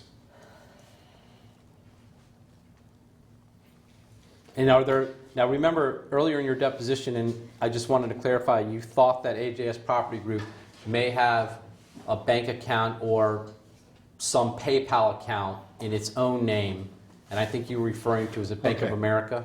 Okay. AJS Property Group has a checking account, and that's predominantly used for payments by credit cards. It's just which bank accounts I gave to different form. PayPal is connected to a Bank of America account. And because Rex 3 gives a check written to Print Gurus, there is a Bank of America account for Print Gurus that gets deposited for that. Okay, so to be clear, AJS Property Group does in fact have a checking account for which A it checking processes credit card payments Correct. for transient rentals or occupancies at Right. the Casablanca. Right. And those bank statements are kept in this Weston office that you have testified to. They're actually, I don't think they're mailing me any more statements. Now they're just online? Right. Are there any other monies that are deposited into the AJS accounts other than credit card payments? No. The Airbnb payments go to a Bank of America account. The Bank of America account for Personal account. personal account. For payments made for rentals that are being derived or generated through Airbnb? Yes. Why wouldn't those payments be processed through the AJS Property Group bank account at Bank of America, similar to the credit card payments? I really don't know. I guess at the time when I set it up, probably because when Airbnb started years ago, I never had an AJ, it was before I started the AJS Property Group. So there was no reason to open up another account. When I started the AJS Property Group in 2013, that's when I probably changed it to that. And was this at the instruction or advice of your No, accountant? just before AJS established AJS, I didn't have a separate account for AJS. And the monies that are collected and revenues that are collected off of the transient occupant rentals for the non-unit owners, where do all of those funds get deposited? Same way as the AJS owned properties. Right. Now, all of those revenues that AJS Property is deriving from the rental of those non-unit owner properties, does AJS Property then split or pay any portion or part of those revenues other than the sales taxes to any one of those non-unit owners? No, they are on a lease basis And how much? And the leases are at fixed amounts every month? for a year. And are their leases renewed every year? If the people wish to renew them. How long has this leasing issue been going on? Meaning where the leases have been signed by AJS Property Group? The judge, probably, I don't know, 10 years, 12 years. Gigi, probably 10 years. A lot of them have been a long time. And you said earlier that they came to you about you handling the transient rentals of their own property. Is that correct? Correct. How would they know to come to you? What was the reason why they would know to come to Alex Steuben for you to rent out their units Well, on a transient basis? Object to the form. Just as Mr. Schecher says he's a genius at marketing properties, so am I. And I have a marketing and a management degree. And I learned early on how to rent vacation rentals. and they knew that I was purchasing my own units and renting them, and they asked me if I would do that for them with their units, because they wanted to get a certain income, and they did not trust Mr. Schecher to put their unit into his program. Okay. And I had a bad relationship with them. okay. And how is it that they come to understand that you were a genius at marketing? Because you're describing yourself as a genius, correct? Yeah. All right. And describe for me what you mean by a genius. Oh, someone that's well versed Hold on. in the knowledge. Hold on. Object to the form, I think there was 3 questions in a row, so. I'll break it down. Answer the last one. Okay. Tell me why you're a genius, sir, at marketing. Well, if Trump can be a genius, so can I be. So you consider you're talking about the president, Donald Yes. Trump? Yes, anybody can consider themselves as being a genius. I don't have to have reasons. I'm allowed to have my opinion. That's all I'm asking. You're describing yourself as a genius at marketing, correct? Marketing, short-term rentals. So I'm just asking you, what makes you a genius? What is it about your marketing of short-term rentals, which is what a transient rental is, correct? Or a transient occupancy? Yes. What makes you a genius at renting out condominium units on a transient basis? Because they have a high occupancy rate. And what exactly does that mean? I'm not in the business. What's a high occupancy rate? That means that they're rented quite often out of the year. What's quite often? I don't. 70%. 7% out of 70 out of 100. 70 out of 100. My guess. Sorry. Remember I said we gotta. Okay.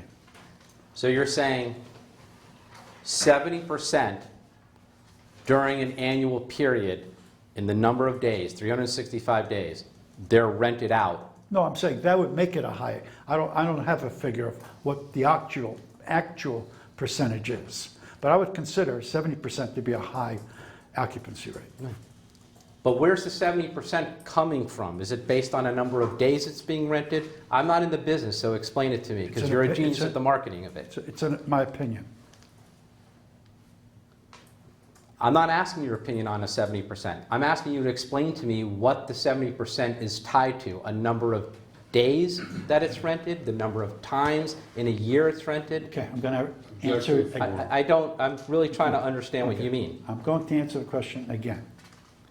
Out of 100 days, if you have a year has 365 days, in my opinion, a high occupancy rate would be 70% of the 365 days. And where did you get this data and analytics in order for you to come up with this perception of I didn't get the analytics. I'm just thinking that way. Asked and answered. Yeah, did I ask about analytics? I don't believe I did. You keep asking. Excuse me. Did I ask just Gigi, if you're going to make it, if you're good. If you want to answer the question that you're asking. Sure. Go ahead. Okay. You had asked what you're having an issue with my objection. I said it was asked and answered. Your question was you were specifically asking him where he came up with the 70%. He answered that repeatedly, saying, "I guess." He said, "I don't have the figures in front of me." Okay, thank you, but that's actually not what I was asking him about with the 70%. Quit asking 5 questions in one sentence. Excuse me, you're not, first of all, you don't represent this gentleman here today at the deposition, nor is it related, is this area of testimony related to your client? I'm allowed to object. Thank you. All right, anything else you would like to put on the record about my questions? No. Thank you. So, just to be clear, the answer you gave me before we were interrupted is that you haven't done any particular market research or data analytics. It's just your opinion. That's what I said at the beginning. All right. What other marketing and management experience you have relative to the rental of units on a transient basis that you can talk to me about that qualifies you as a genius, in your own opinion, as to these transient rentals? Okay, I take back the word genius. May I take it back? You can. I'm not asking you to. We don't have to discuss it any longer. Okay. Okay, I'm not offended We're going to take by back it. the genius. I take it back. Can we That's move fine. on? Sure, of Okay, course. go ahead.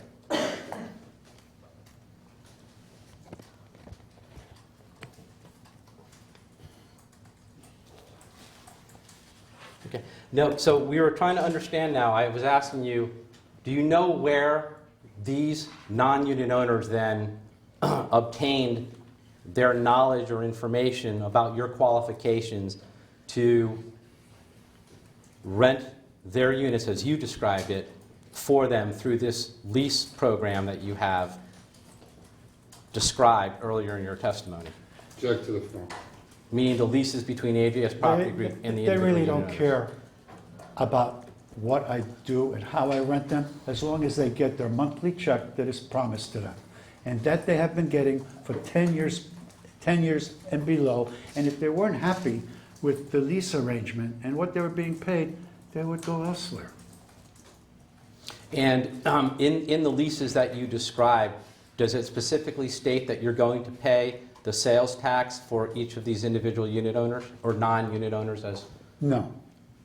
Okay. So how is it that that arrangement came into existence? Because remember, you said you had them go out, you told them you need to get an individual license from the city, from the Florida Department of Professional Regulation in the city in order to rent out the units.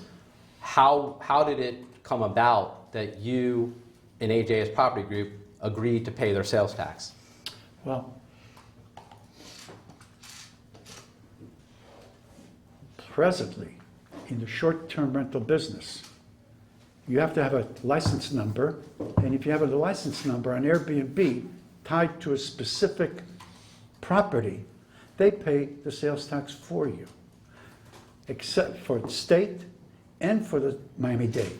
So every property that's listed on the internet has an ID number, and the money flows directly to that unit.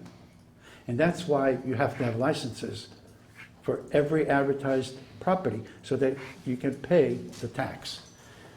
And Miami Beach is the same way.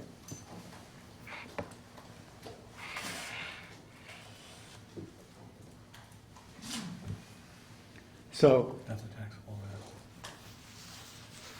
so all these unit owners, when they were reported that their units were rented on short-term basis by Mr. Schecher, the city, the state, all came to us, audited everybody, and we proved to them that every unit on that list and on my list was actually being paid the taxes. All right. By the way, I wasn't saying that you weren't paying the sales tax or they weren't. My question simply was, how was it that Because it's The- go ahead, sorry. I was just trying to understand why and how the arrangement was made, as you testified earlier, why AJS Property Group was paying the sales taxes for the individual unit owners who also hold their own licenses. And one way you described it is on Airbnb, that's paid directly by Airbnb. So on the non-owned units that AJS Property does not own, is the unit that's put on Airbnb in the name of the individual unit owner or in the name of AJS Property Group, the tenant in that unit? The Object tenant, to the form. the tenant in that unit. So it's listed under AJ Property Group. I Yes. went onto Airbnb. Yes. And then when the money comes in, and I don't understand Airbnb, so you can explain it to me, but when somebody rents a unit on Airbnb, the exchange of monies happens online on that website? Yes. And where does the money go between the person that's renting the unit on Airbnb and the person who is renting out the unit? The person who's renting out the unit pays to Airbnb. Airbnb pays out the money to the bank account attached to that unit. And what bank accounts are attached to the non-unit owners' units on Airbnb? As I said before, the Airbnb units are attached to the Bank of America account. Which Mine. is, My Bank of America. all right, not to the individual non-unit owners' bank The accounts. unit owners get a monthly payment, a rent payment. They have nothing to do with the short-term rental of their unit. Thank you for that clarification. Now,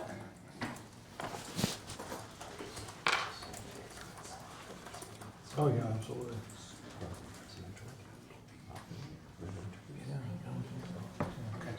I'm just making sure. I'm just making sure.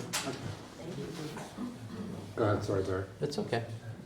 Do you know whether or not there is a actual sales tax that has to be paid between AJS Property Group and the non-unit owners' units relative to the leases that you've described earlier in your testimony? On a yearly lease, I don't believe there's a sales tax. Do you have leases that are other on a yearly or annual lease?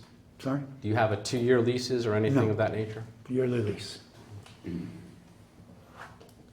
Now, how is it that each of the non-unit owners knew or understood that you were actually renting out units that AJS Property Group owned on a transient basis at the Casablanca?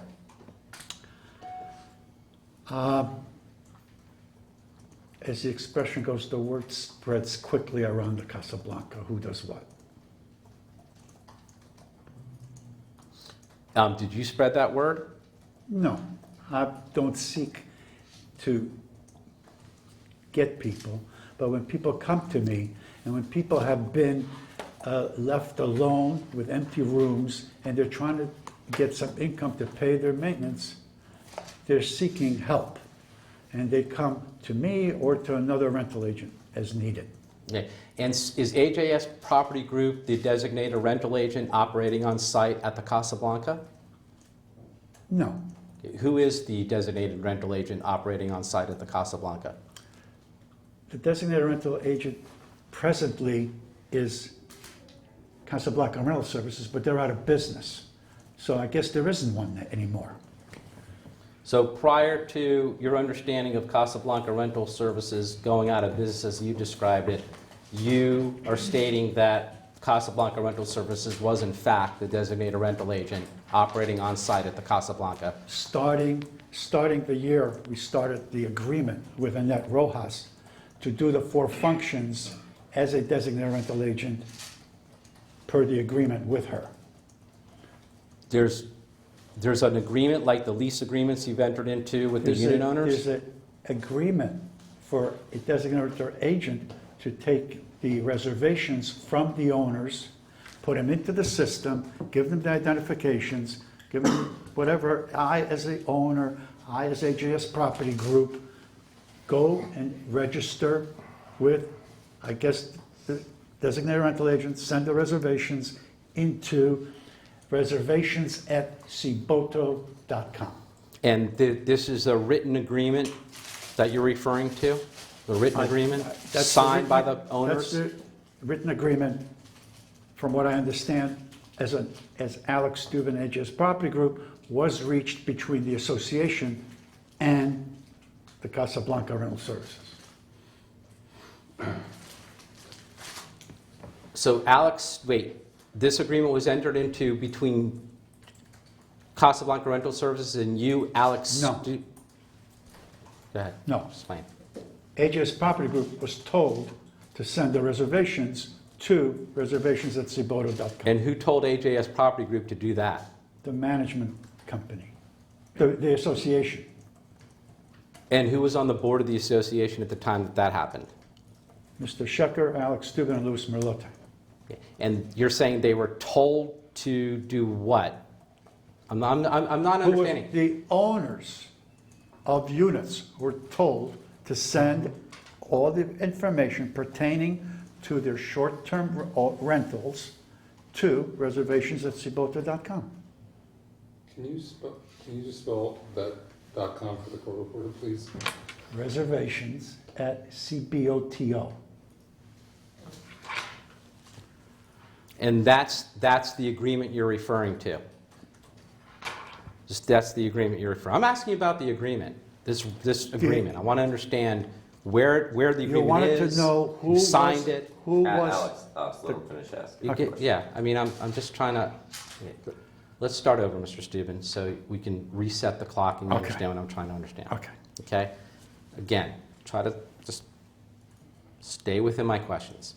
You mentioned an agreement between Casablanca Rental Services, Inc. that you have stated and testified to was the designated rental agent at the Casablanca. I'm trying to understand what specific agreement you're referring to, because how many unit owners are there in the building? 86. Okay, so can you show me or point to me where the 286 agreements are that you're referring to relative to the designated rental agent and each of the unit owners at the Casablanca? Okay. Number one, I didn't say it was an agreement with the 286 unit owners. I said, you asked me a question. Who was the designated rental agent? I said, as of 2016, I believe it is Casablanca Rental Services. How I know that was because that is when the owners, I was told that an agreement was made between not the owners, but the association and Casablanca Rental Service to handle the reservations of owners. Okay, so then I'm clear. The agreement you're referring to is only between the association, not the owners, but Casablanca Rental Service, sorry, Casablanca CRS. Condominium Association of Miami Beach, Inc., and Casablanca Rental Services, Inc. Correct. Those two legal entities, correct? Those two. Correct, right? Right. But that agreement that you're referring to was not between the actual owners of the units and Casablanca Rental Services, Inc.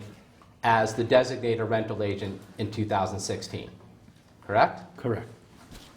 Now, prior to 2016, who was the designated rental agent operating on site at the Casablanca? There wasn't. And do you believe that that it was appropriate for AJS Property Group to be renting out units on a transient basis without a designated rental agent operating on site prior to 2016? Object to the form. Whether I think it's appropriate or not, I don't know if that's relevant, but people have been renting on a short-term basis without a designated rental agent since 1996.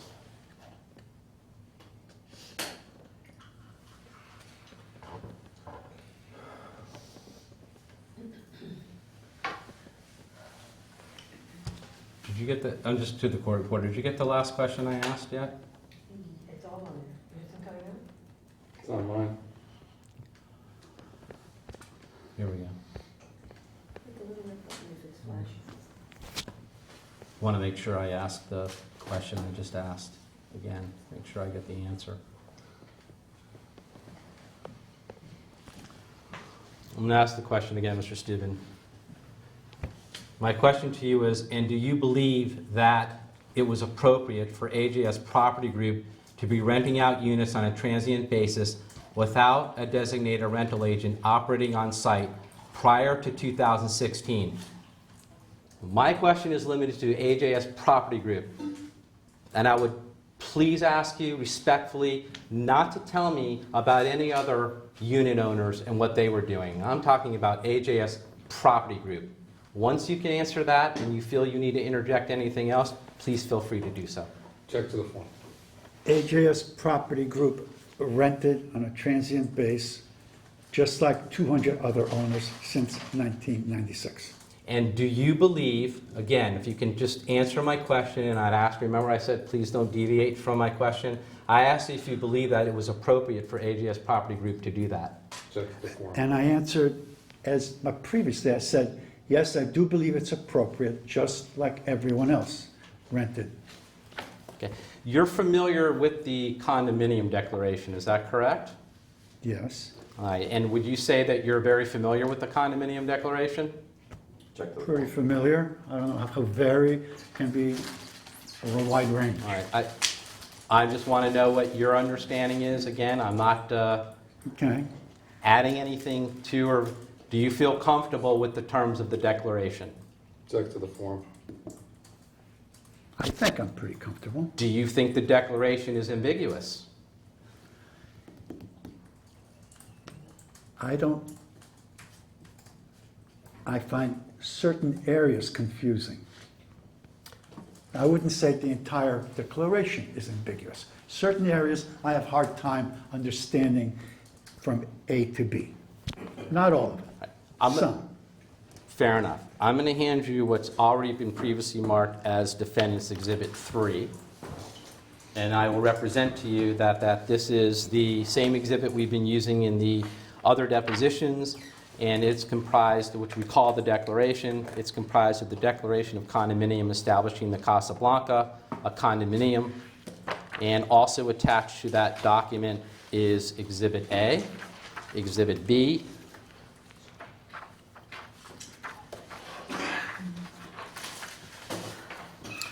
Exhibit C, Exhibit D, and then it also includes the bylaws of Casablanca Condominium Association, Miami Beach, Inc.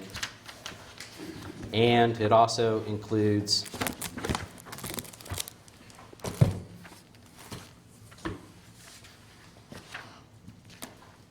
the articles of incorporation for the condominium. You may want to take that document and have it in front of you. Okay, so you've seen this, obviously you've seen this document before, correct? Correct. You've been in nearly every deposition that's been taken in this case, meaning you've appeared and you've heard all the witnesses testify, Yes. correct? Yes. All right. And when you first purchased your unit at the Casablanca in 2004, were you provided a copy of this declaration? I don't remember. When do you recall, in your own words, first seeing or reviewing this declaration set forth at Exhibit 3, including the Articles of Incorporation and the bylaws of the condominium? Probably when I started in 2007, 2008, when I went on the board. But prior to that, you did not pay much attention to the Correct. declaration? Correct. And then in 2007, when you went on the board, you then sought out or went and retained a copy of the declaration? I had it. I just pulled it out. Probably had it. Okay. And I know you can't go through every part of the declaration for me today, and I'm not asking you to, but you did say that there were certain parts of the declaration or portions of the declaration that you found to be confusing. Is that correct? Yes. Okay. What do you mean by confusing?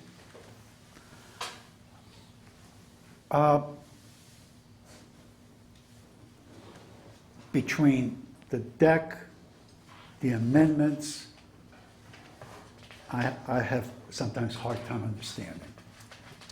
And you, as president of the board of the association, right, in 2008, you understood that you stand in a fiduciary relationship, you personally as an officer and director, and a fiduciary relationship with the other unit owners at the condominium, correct?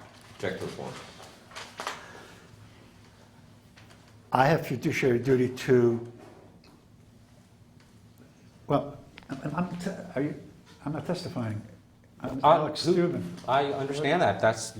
We've established that. You're here today individually. Right, so what's my fiduciary duty as You're being, Alex sir, Steuben? there's a count against you in the Second Amendment complaint, as you are well aware of you breaching your fiduciary duty individually. Oh, individually? Yes. Oh, okay. I'm not asking you any questions as being Okay. on the condo board. Okay.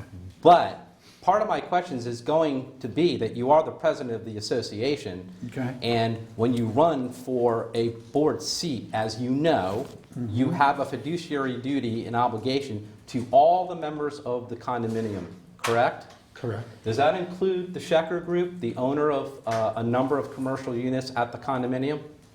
The entire community. Right. So that includes the Schecher Group that owns commercial units at the condominium, correct? Absolutely. All right. And describe for me, then, in your own words, what you believe your fiduciary duties are to the association, including the Schecher Group, Check. as a unit owner at the Casablanca. Check the form. My fiduciary duties were the same as Mr. Schecher's for 12 years, sitting next to me, to address all the issues that come before us, to make sure that the building is maintained well, that the finances are maintained, that the building has the licenses, that owners' complaints and issues are addressed in a proper manner. Okay. Anything else that you believe are your duties and responsibilities to all the owners at the Casablanca, or are you satisfied with that answer? Same objection. I'm satisfied with that answer. Okay. Now, when you started reviewing the declaration, you said you found some areas of confusion, or is that correct? Right. What steps did you take when you first got onto the board and became president to allay yourself of the concerns or confusions that you had with the declaration, so that you knew or understood that you could deal with the declaration honestly and fairly with all the unit owners at the Casablanca? Mr. Steuben, you can answer that question, but please don't divulge any communications you had with any attorneys as part of that answer. Okay.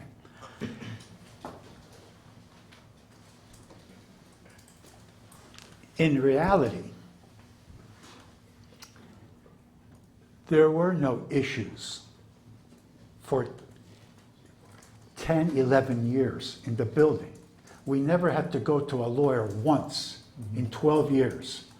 We took care of the 40-year certification without any issues. We had no violations at the city. We got rid of $1 million worth of fines that we had with the city. We had 3 pages of violations that we got rid of every violation. We had no lawsuits, no complaints to DVPR. So there was no reason, really, to go into the deck, because there were no issues until this lawsuit came up now. So you mean prior to the lawsuit, then, you were not aware of any disputes over the interpretation or enforcement of the declaration? It was only until this lawsuit was filed in October of 2019 that you first became aware that there were issues in terms of issues started. Excuse me, Mr. Steuben, I appreciate your Sorry. answers. Sorry.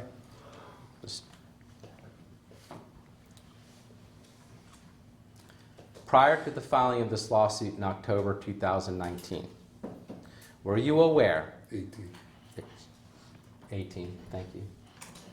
In 2018, were you aware of any disputes or issues between the association or any unit owners, whether residential unit owners or commercial unit owners at the Casablanca, that involved matters pertaining to the declaration?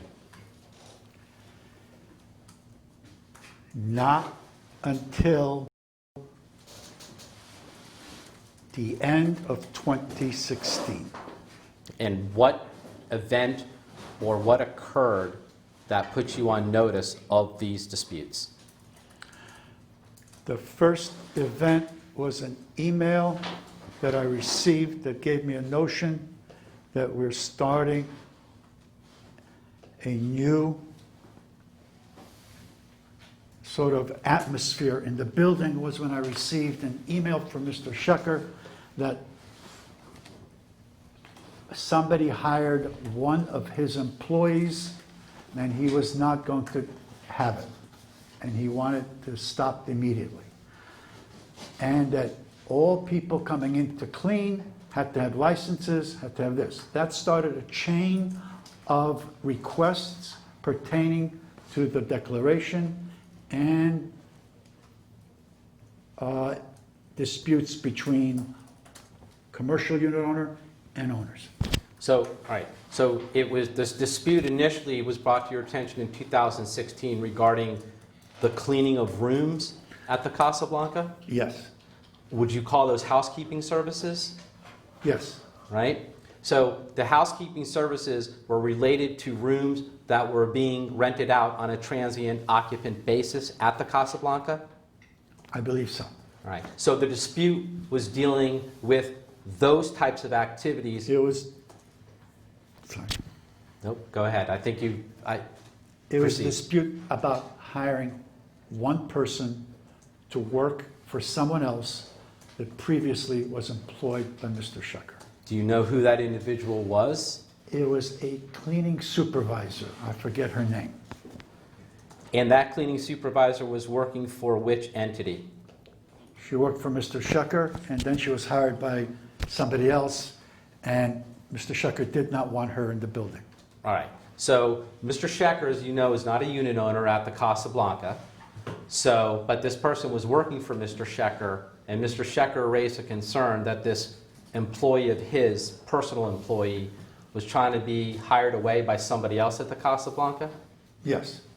All right. And who was this person that I you don't can't- remember she the was name? She was a cleaning supervisor, and I don't remember her name. Right. So she was a cleaning supervisor for Mr. Schecher in his Right. personal capacity, even though he does No, not I don't own know any if in his units personal at the... capacity, no, I don't know if she worked for Mr. Schecher Steuben, Group Mr. Steuben. or CRS. Please let him finish. Okay. Because, Yes, again, yes, I'm let sorry. him get the question out. Okay. Then Okay. wait, then. Take answer, breaths. because I'll take It's not breaths. fair to Mr. Yes, Brewer, it's not fair to the court reporter. I'm It's not sorry. fair to the lawyers who I'm may sorry. object. And I Mr. Costa and I have a apologize. safe word for me, so it's okay. That was to him. I understand. I have no safe word with him. Just, Mr. Steuben, I'm going to think about my question carefully, and just, if we need to clarify it, tell me, we definitely need to clarify it. You understand that I'm asking you about this employee, and I'm asking you it very, trying to be specific. When I'm talking about Mr. Schecher, who's sitting in the room, I'm talking about him as an individual, not as an owner of any corporation or in any corporate capacity. I'm talking about Mr. Schecher as purely as an individual.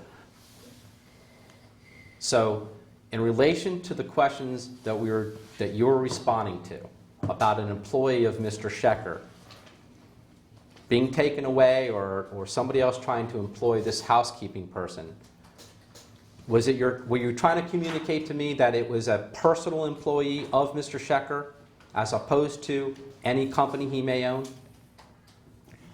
When Mr. Schecher wrote to me about the situation, I do not know in what capacity he was writing to me. Now, the email that you're referring to, and I know there's been some emails that have been introduced into evidence, is there any email, it's not a memory test, if you don't know, tell me you don't know. Is it relate to any of the emails that may have been already introduced into the record through any of the witnesses in the depositions you've sat through? I don't believe it's been submitted. Thank you, and I appreciate that. Now, what, if anything, did you do in response to Mr. Schecher about this employee situation? The letter stated that anybody coming into the building needs to be licensed and has insurance. Did you dispute that? No. You agree with that, right? If they're a regular contractor coming in,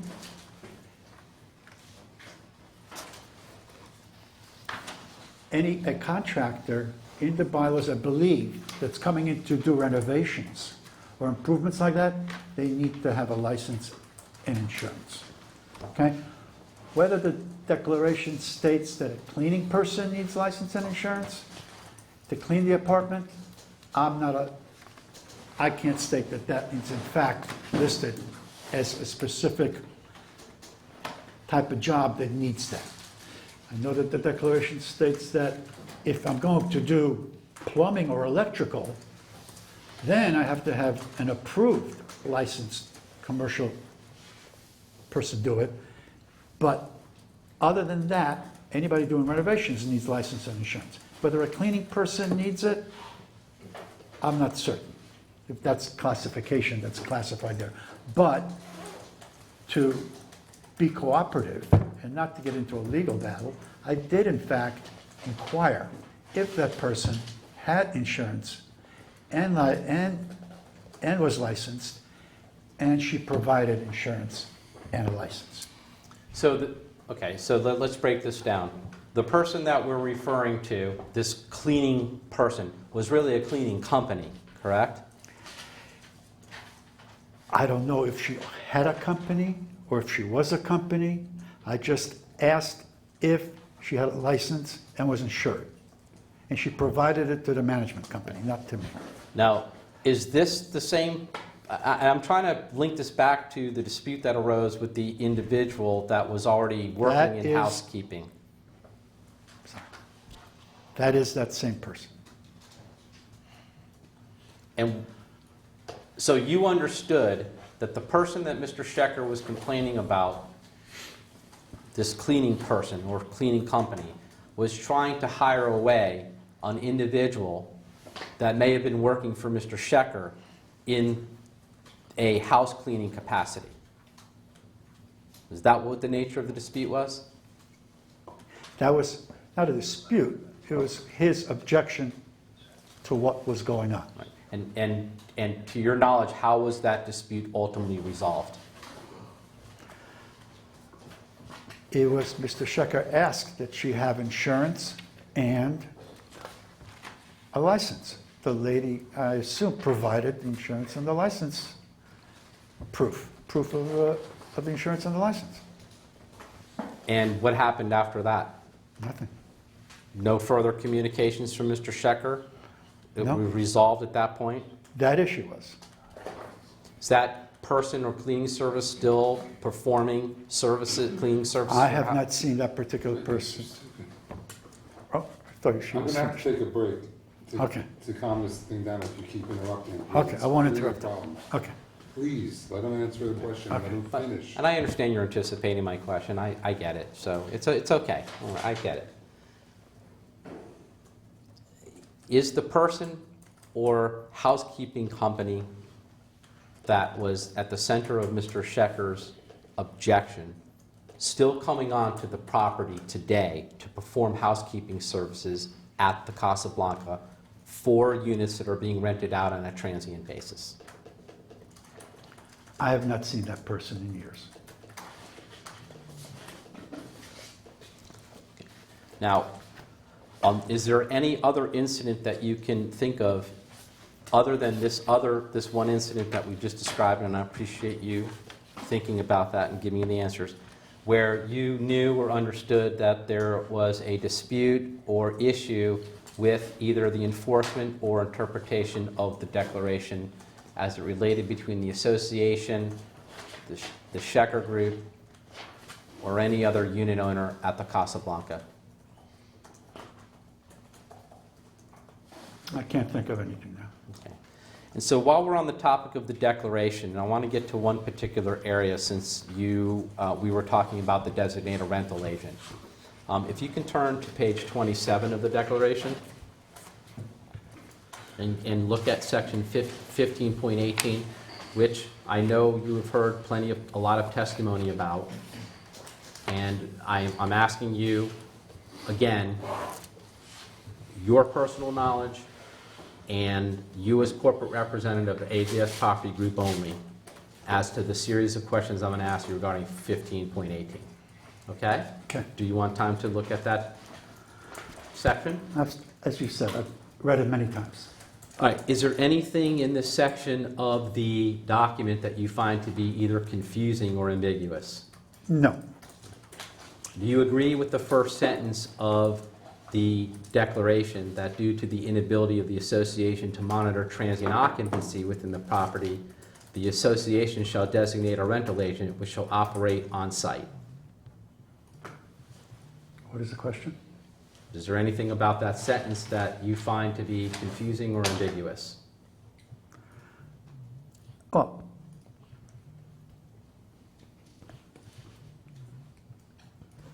person is Alex Steuben. I don't know how a rental agent is going to monitor transient occupancy on the property.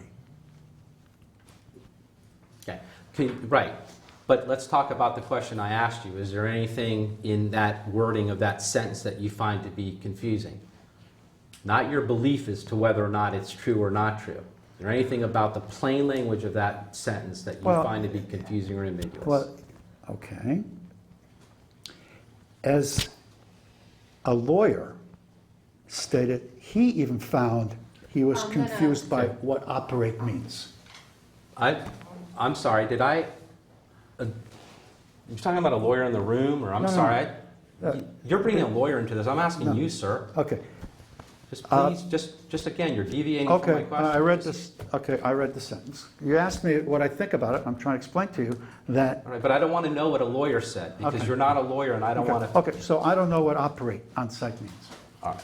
So you find that term, or those three words, operate on site, is confusing to you? Yes, All right. Tell me in your own words what's confusing about that. well, because a designated rental agent later on in here says that he needs to take the information that the owners are going to supply. The designated rental agent shall be obligated to approve the tenancy, take all tenants and take the information from all tenants regarding rules. All these things here is what, it does not show me how that is monitoring transient Right. rentals. I'm sorry, Mr. Steuben. I got a little off track. Okay, so, I didn't read anything that you just said in that first All right, sentence. I'm sorry. No, So- but you said a bunch of, what are you referring Okay. to? I'm just on the first, we're just getting out of the gate. okay, oh, so you want to get the first sentence, okay. Well, yes. There were three Okay. words that you, I don't know, I don't understand how the association is not capable of monitoring. and then who did, so you believe, all right, so we're skipping to something different, okay? Well- So I was asking you about just reset, remember I said reset? I'm going to reset. We're talking, there were three words that you had a problem with out of this entire sentence. They were operate on site. That's what you testified and told me, and I'm trying to get your understanding of what the confusion in the first sentence. Okay. So it's not just operate on site, you have problems now with other language in the first sentence, correct? Yes. Okay, so the word inability is confusing to you? No, I understand inability. I do not agree that the association has no inability to monitor the occupants. Okay, is it the association's duties and responsibilities to monitor transient occupancies at the Casablanca? That's why we have security that reports to the association, and they monitor what goes on in the building. The rental agent should do the steps that are below. I agree with that. Oh, I see. So it's the security, so just to be clear, because you would agree with me, security has nothing to do with this sentence, right? This sentence that we're talking about now, Correct. the first sentence. Okay. Correct. But your testimony here today is that the security company is being hired to monitor transient occupancy at the Casablanca. Is that your testimony? Object to the form. As Alex Steuben, the way I see the building is that security is there 24 hours a day, okay, and has cameras, and they have a much better idea of how to monitor what's going on in the building than a guy behind a desk that does reservations. Okay. And so this is great, because I didn't know that this was going on. So the security company is what's the name of the security company? I can't think of their name right now. Even I'm So you don't president. know the name of the security company that you're here They've been testifying? there- They've been there for a long time, okay? And unfortunately, names escape me at times and spur of the moment. And so Not my forte. all right. Names, I have a problem. Okay, tell me about all the procedures and policies that have been implemented by the security company to perform the monitoring services for the association relevant to the transient occupancies. And while you're doing that, can you please tell me where these documents are kept so we can go back and ask the condominium association to provide us with that information on the monitoring services? Eric, Yes, sir. do you believe this is more appropriate for? No, I us actually as- do not believe that 100% at So you all. think this is appropriate for him as 100%. personally and as Oh, AJS absolutely. about the procedures by the security company? Yes, every question I've said has been limited to him personally and AJS Property Group, and I intend to explore this on behalf of those two witnesses. So you're answering on behalf of those two? If- person and entity. If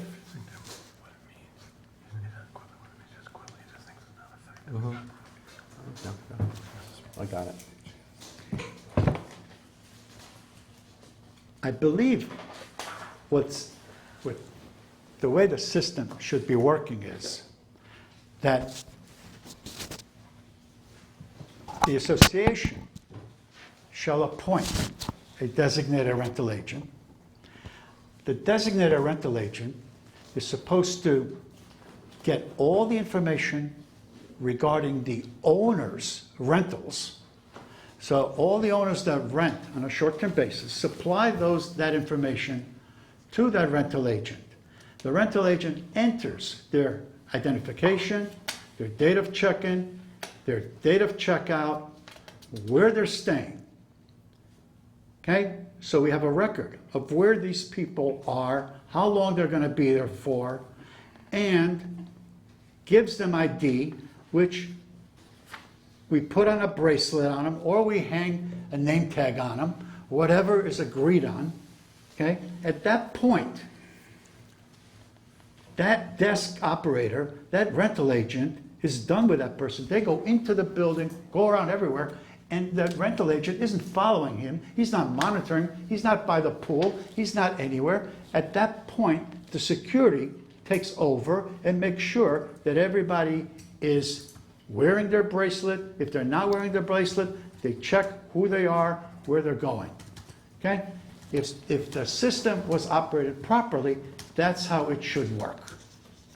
Okay. That is registering, that is documenting who the people are, where they're staying, how long they're staying for, and security takes over and monitors the ongoings on a 24-hour basis.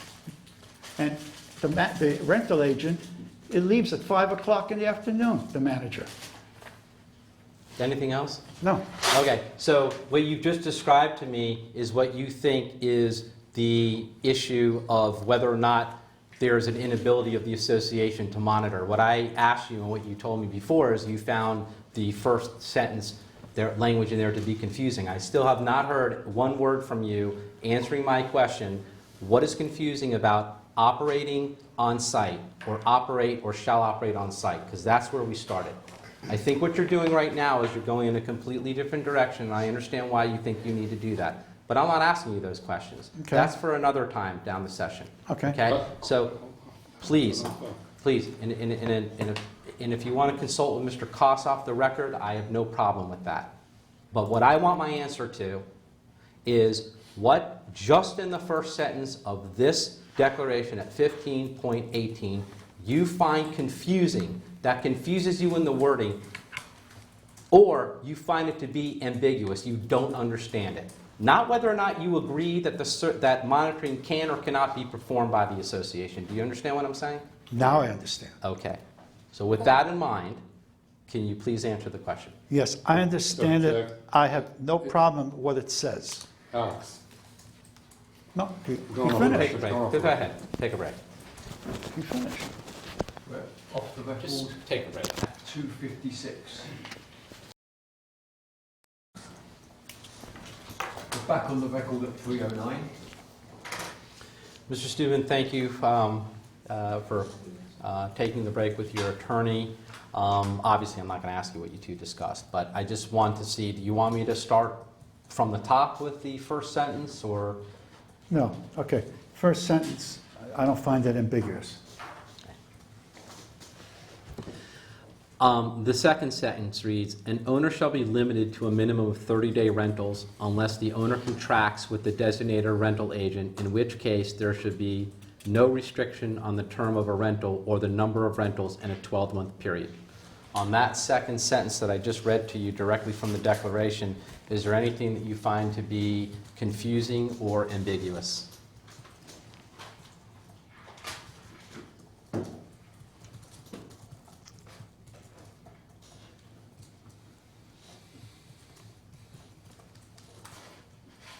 No, I don't find anything ambiguous. Okay.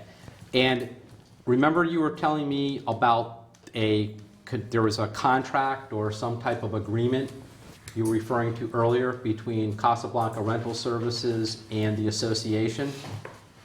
Recall that testimony? Yes. All right.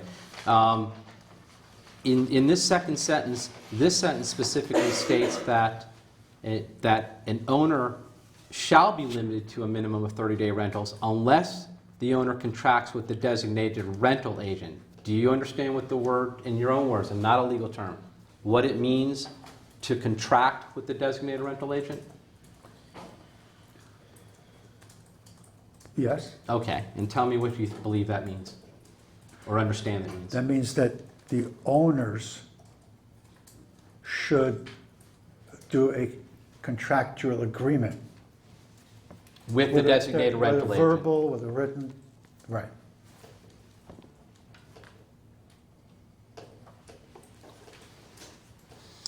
Going to the third sentence, it reads, an owner shall have the obligation of informing the designated rental agent of any tenant prior to their occupancy of the unit.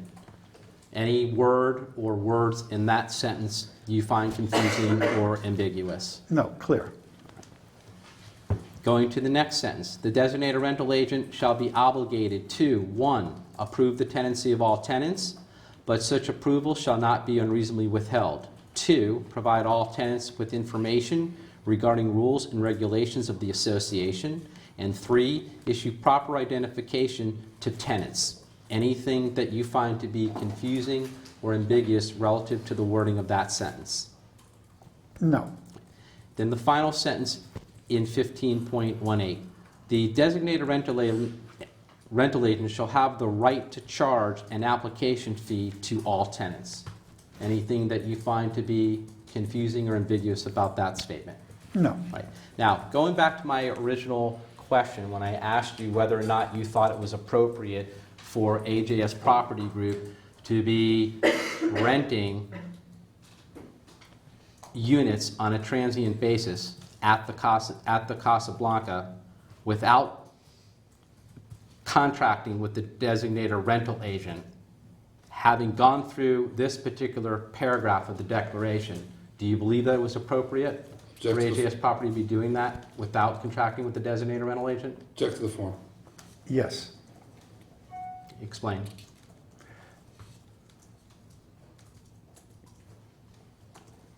Starting with 1996 till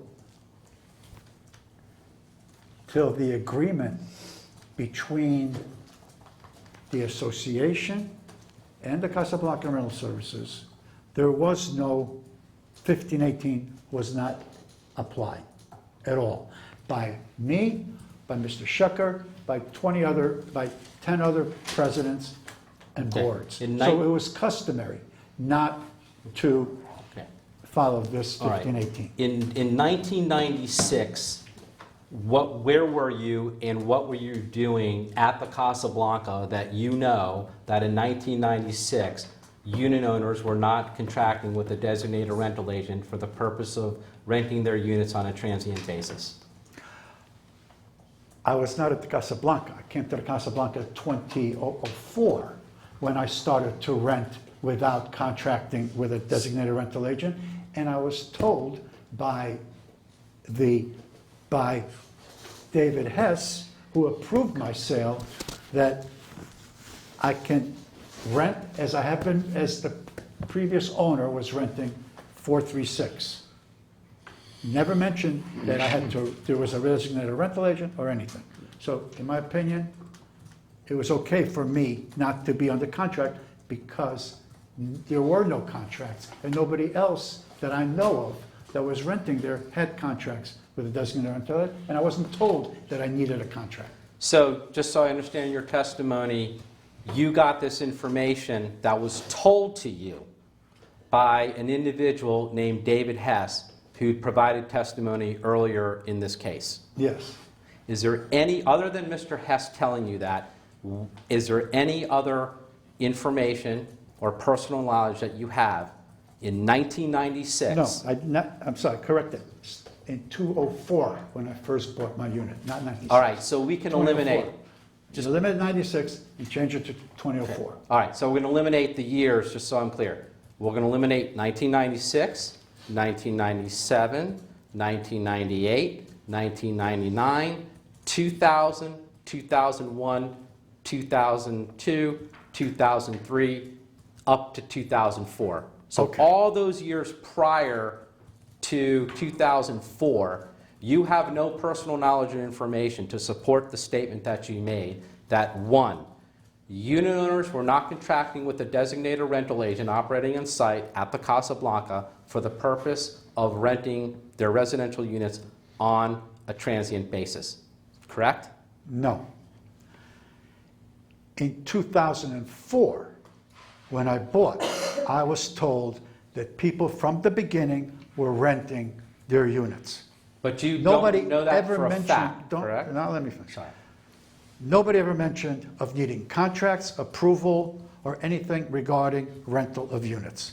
VacationRentals.com you could rent on, and Cecilia, forget her last name, that lives in 809, she was renting units for other owners, and people were renting without any contracts. In 2004, I had no knowledge of a designated rental agent or needing a contract or getting approvals or any of that. Right. But then you, okay, this is, now I'm a little confused, but I'm sure you'll clarify for me, because I know that you testified earlier in your deposition that when you purchased your first unit in 2004, you really didn't look at the declaration. You really didn't look at the, in fact, your exact words, I really didn't start looking at the declaration in 2007. So I'm just trying to understand where you're getting all this knowledge from other people. Did you yourself in 2004 look at the declaration and look at paragraph 1518 to determine for yourself that what the information you're testifying was provided to you was in fact in compliance with the declaration that you stated on this paragraph is neither confusing nor ambiguous? Yes or no? What I didn't say in 2004 I read this. I said I was told this. I was told you could rent, you could rent on websites, or you could use a real estate agent to rent your unit when you're not using it. I didn't say I got this from the declaration. In 2004, when you first purchased your first unit, were you aware of the wording in the provisions found in 1518? No. So all the information you received was from third parties, people that are not parties to this lawsuit, that you heard while you were at the Casablanca in 2004. Correct. Object to the form. Do you have any information and personal knowledge as to whether or not there were in fact rental agreements and contracts between the designated rental agent and any unit owners at the Casablanca when you purchased your first unit in 2004? All I knew was that there was a rental program you can go into.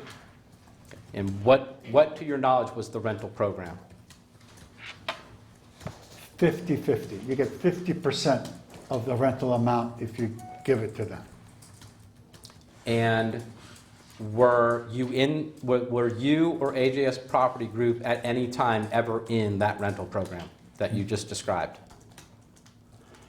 AJS Property Group rented 5 units, gave 5 units to Annette Rojas for a period of maybe 3 to 4 years without a contract.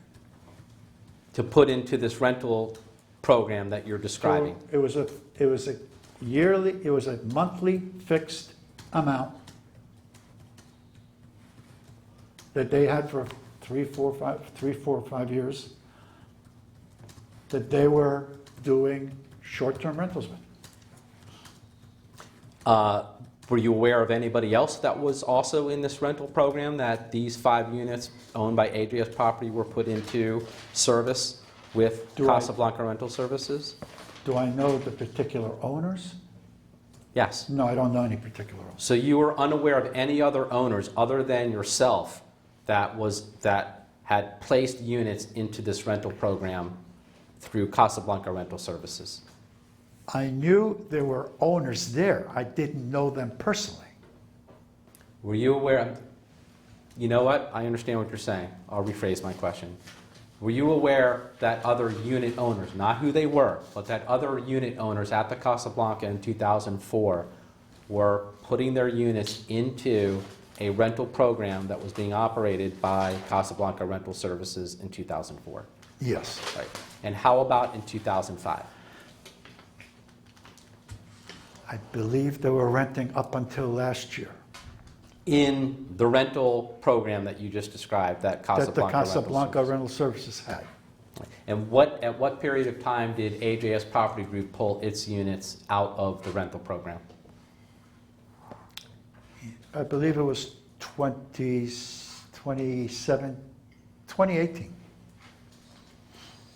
And in 2018, when AJS Property Group pulled its units out of the rental program through Casablanca Rental Services, were you familiar and aware of the provisions of paragraph 1518 of the declaration? I don't know if at that time I got into it, the 1518 or before. I think it may have been before. The reason I got out of the program was because Mr. Schecher said he was no longer giving fixed rates. Right, that's very interesting. But what I was asking you is that, remember I asked you please just answer my question? At the time that AJS Property Group pulled its unit out of the rental program that was being run by Casablanca Rental Services, were you, as president of the board of the association, and as an individual, and as the owner of AJS Property Group, aware of the unambiguous provisions found in paragraph 15.18 of the declaration? Just answer me yes or no, and then you can explain. Yes, I was aware, because the agreement that went into it with the registration, with the Casablanca Rental Services to abide by 1518 went into effect on 2016. Okay, and I pulled out 2018. So it was after the fact. Okay, yes. and the agreement, again, I'm still confused about this agreement you keep talking about. Okay, so tell me what agreement you're referring to, and tell me specifically what part of 1518 that it is referring to.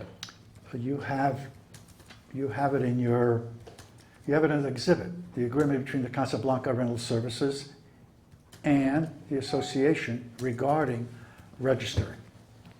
Okay, and I don't see registering. You keep using the word registration, and I'm not trying to, I don't see registration in 1518, but maybe I missed the word. Well, I don't think I did, though. An owner shall have the obligation of informing the designated rental agent of any tenant prior to the occupancy of the unit. That is the information that I'm referring to as registering information. Okay, but what about the contracting with the designated rental agent? Here's my concern. You seem to be cherry picking just one section of this provision. Your testimony is for the purpose of saying that the association, not the unit owners, was in compliance with 1518 of the declaration.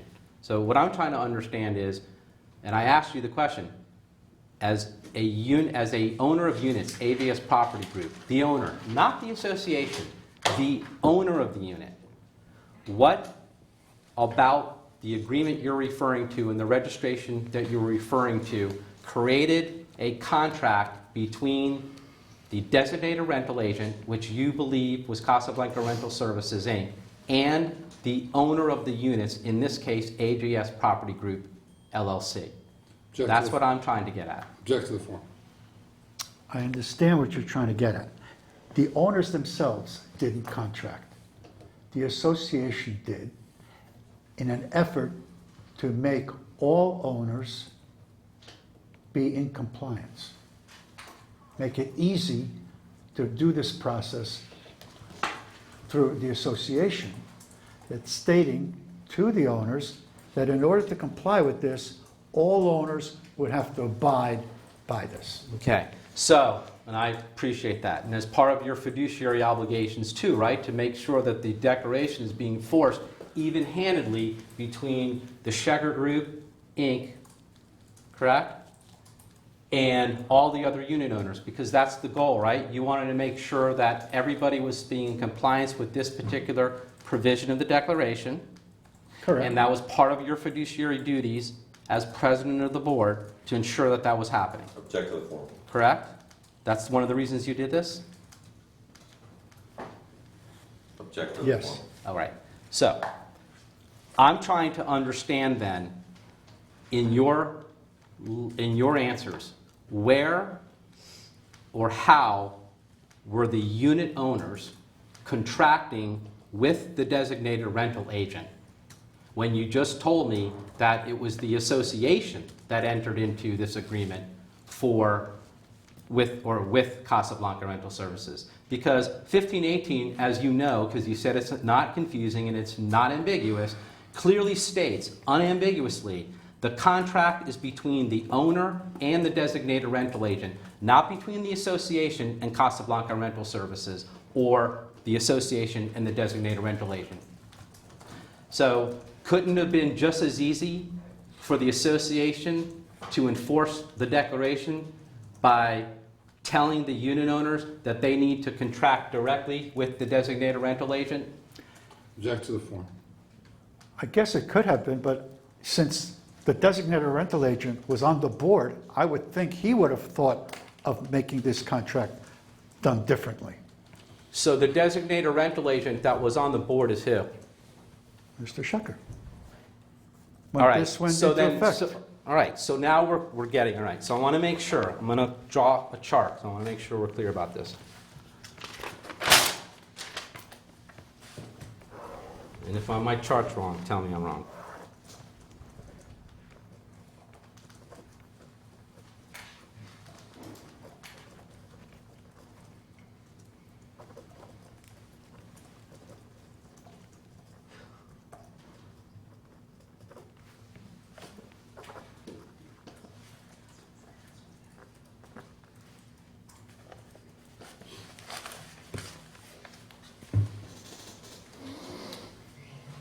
What you just told me, and what I just wrote down, is that Mr. Schecher was the individual that was on the board of directors, correct? Yes. And he was the designated rental agent, correct?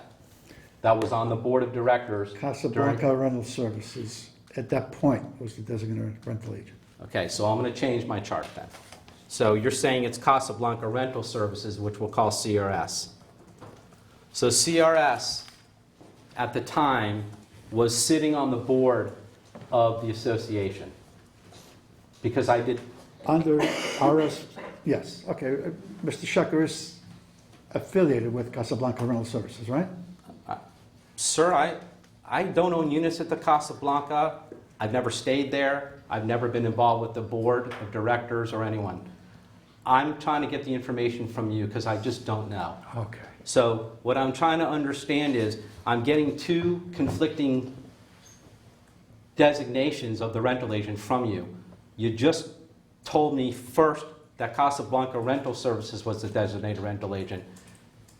Then you said that it was Richard Schecher, an individual who we know was elected to the board, because you can't elect a company onto the board, correct? You'd agree with me that? Yes. All right. So now that we've got two different rental agents, can you tell me in your own words which entity or person was in fact the designated rental agent that was operating on site at the Casablanca when you first became president of the association? There was no designated rental agent when I first became president of the association in 2008. So when is it that when did the association designate the designated rental agent? What year? You may assume it was when the agreement that we are referring to between the association went into effect. There was no vote that happened at a board meeting that said Casablanca Rental Services is the designated rental agent. Never happened.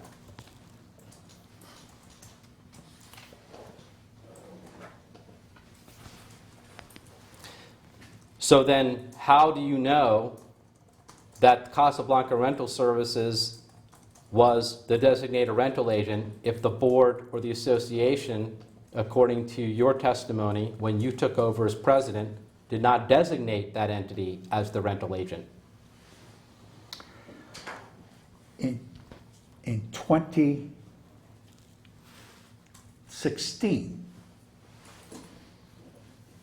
I believe, when it went into the effect of registering with Casablanca Rental Services, they assumed the position of the designated rental agent. Okay, so you knew and understood then, as the president of the board, that the association had to appoint a designated rental agent. Otherwise, you would not have entered into, meaning the association, would not have entered into this agreement that you're referring to with Casablanca Rental Services, which you're referring to as a designated rental agent, correct? Again, are you asking him in his individual capacity? Because now you just asked him that the association would not have entered into an agreement. So that goes into the province of the corporate rep. It's fair. Give me a minute.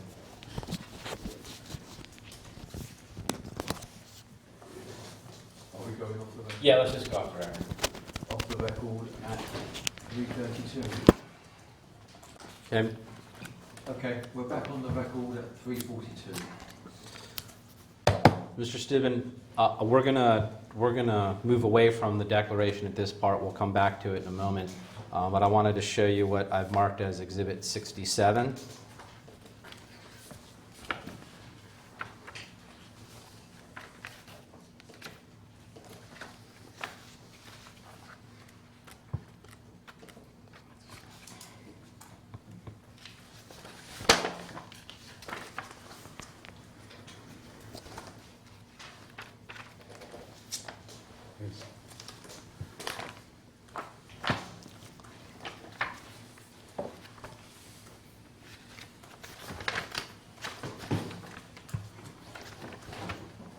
You have an opportunity to review that document?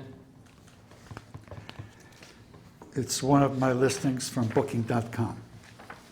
All right, so this is a website that you put up relative to transient rentals that AJS Properties is involved in relative to the unit that's being shown on this website? Check to the form. This is a listing. It's, the website belongs to Booking.com. So, but you placed this listing on Booking.com? Yes. Okay, explain to me, I've never gone on Booking.com, nor do I choose to, but can you tell me how you list a property on Booking.com and why you would list a property on Booking.com? You list a property on Booking.com that you wish to rent. An apartment. This says apartment for rent. So it's in the apartment section to rent your apartment on Booking.com. Right. And there's in this particular document that was pulled offline goes out to the general public actually throughout the world, correct? Anyone can access it with the internet? Correct. And do you know what particular unit that you're describing, which number or unit is being depicted in this listing? 735. Have you ever advertised any other units on Booking.com other than unit 735? Yes. And which units are those, if you recall? There's 28 of them. So the 15 plus the other 12 or 13 Yes. that you...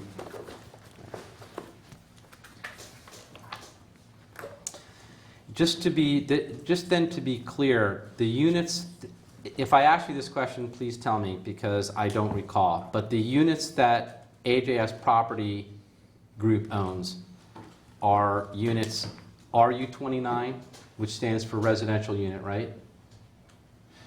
RU, you would agree, is residential unit? There's no such thing as 29. RU436? Yes? RU506? Yes? RU705? Yes? RU633? Yes? RU634? Yes? RU835? Yes? RU735? Yes? RU822? Yes? RU904? Yes? RU923? Yes? RU934? Yes? RU930? Yes? RU931? Yes? And PH Penthouse 38? Yes? And PH Penthouse 1038, correct? If I'm wrong, tell me I'm wrong. I don't know. We have PH 1038. That's right. Did you say 2 PHs? Yes, one is 38, PH 38, and one is PH 1038. There's only one, PH 1038. Or PH 38. Not 1038. And then you said I was incorrect, RU29, there is no RU29. No, right? maybe RU 429. Thank you for the clarification. Now, so all the units that I just read into the record and that you clarified, which are owned by AJS Property, or that we referred to in the Second Amendment complaint as the Steuben units, and the non-owner units have all been listed by you on Booking.com. Correct. Are they still listed on Booking.com as we sit here today? Yes. And are you the one taking these photographs and listing all these, putting these units online? Yes. And where do you do it? Where does that happen? At your, you do it at the Weston office, or you do it at your office at home? Wherever I have time. And you're the one physically going into the rooms and taking the photographs of each of the units? Yes. Is anybody else assisting you in that process? No. Has your wife Janet ever assisted you in that process? I don't remember when. Right. Well, she's a real estate salesperson, right? She's a sales agent. Yes. Has she ever assisted you in either renting or leasing any real properties, whether the units that we just referred to as the Steuben units or the non-owner units? No.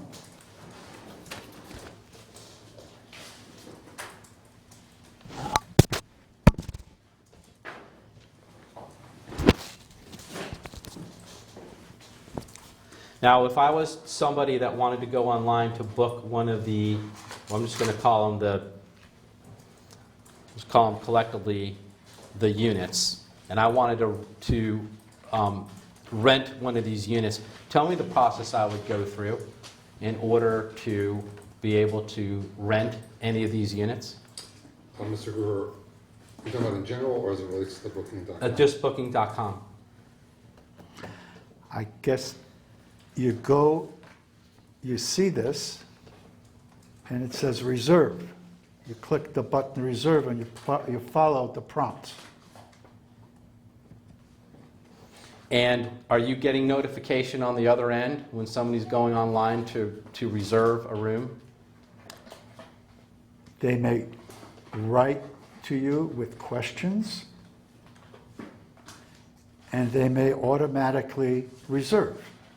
Once they send you an email, you get an email. Once they reserve, you get notification that you're reserved. And do you oftentimes have persons that are looking to reserve a room on Booking.com actually write to you and ask questions about the particular units? All the time. And you respond back to them, correct? Correct. And that's totally within your purview. You're the sole person that deals with all of these units on Booking.com, correct? Correct. None of the non-unit owners ever deal with any of these individuals or persons or companies that are looking to rent or book a room on Booking.com, correct? Correct. Now, would you describe the types of reservations as short-term or transient rentals, or rentals that would occur over more than a period of 30 days, 6 months, or a year? Short-term rentals. Okay. So Less than 30 days. less than 30 days. And they're typically what, a nightly rental? How does it, you do it by nights or you do it by daily? I do minimum 2 nights, usually. And how do you determine the room rate per night, or for the 2 nights that are being posted online, or I guess you have oftentimes negotiate with people as to a rate? There is smart pricing settings where the computer determines pricing. You don't even adjust pricing. They go by what 100 comparable rooms go by, and they monitor and set the pricing. Okay? You're not competing with the building, you're competing with all of Miami Beach. There's- Just to clarify Stay on the that. phone. If you have multiple units that are being rented out at the Casablanca by AJS Property Group and other defendants that are here in the room, you are all effectively competing with each other to rent your rooms to people that are coming on Booking.com or other websites. Would that be a fair statement? Fair statement. Okay, proceed, please. The other way of pricing is you price it yourself. Click on what you want for during the week rate, what you want on the weekend rate. You control the pricing. And then where you have your pricing, you scroll along and it gives you recommended pricing.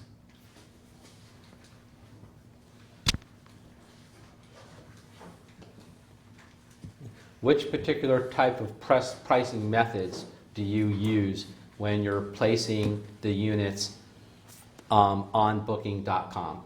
Object to the form. I know it's probably a bad question. Let me ask you, if you understand my question, you can answer it any way you choose. If you don't, I will re-ask the question.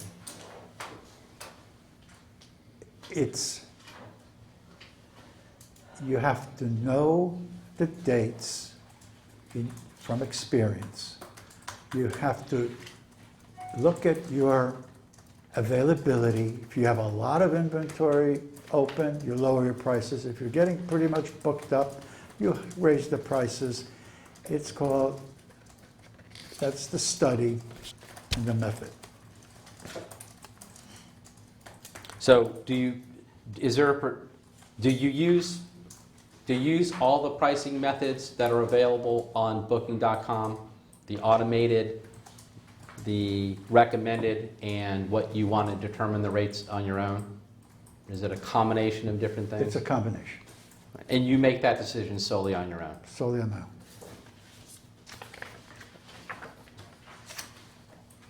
Are all the units that are, and tell me if you can turn a couple of pages in after some of the photographs. There's a list of units. Starts with like Queen Studio, Studio with Sea View, 74. Are those your units that are being listed on here? Correct. So all those units that are on, that start from page 6 of 18 and 7 of 18 are all the available units that AJS Property Group is offering for transient occupancy.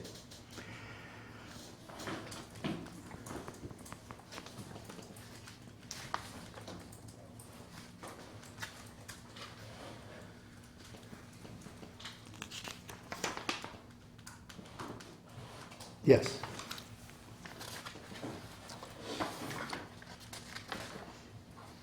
And I note that you have your picture that says hosted by Alex Steuben, owner, with a host review score of 7.3. You have to answer audibly. Yes. All right. Is this host score or a host review 7.3, is that a good score? It's the highest in the building. What's the That's a highest good score? score. What's the highest score on Booking.com? I guess what I was asking. I guess 8.8. I don't know if there's any 10s. So let me show you what I've marked as Exhibit 68. May I make a comment about this? Of course. Thanks. That was probably written 12 years ago. But go ahead. All right. Just You're do not the- concerned about the picture, though, right? You're just concerned about the wording. That's about 12 years old. I see.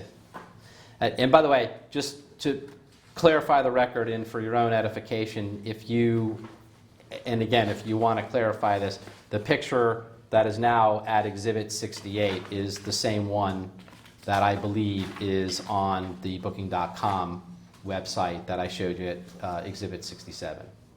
You'd agree with me? Sorry. It's okay. Yeah. I'll re-ask it. I just took the information contained on Exhibit 68 is no different than the information in a smaller version that's on Exhibit 67. Is that correct? Yes. All right. I just wanted to make sure that you were in agreement on that. Now, just going to 68, it says hosted by Alex Steuben owner. You state that all the studios listed here are privately owned by me and are not part of the Casablanca rental program. Is that true? That's why I said it was written many years ago before I started taking on other owners. That's probably the thing that needs to be corrected. I don't own them all.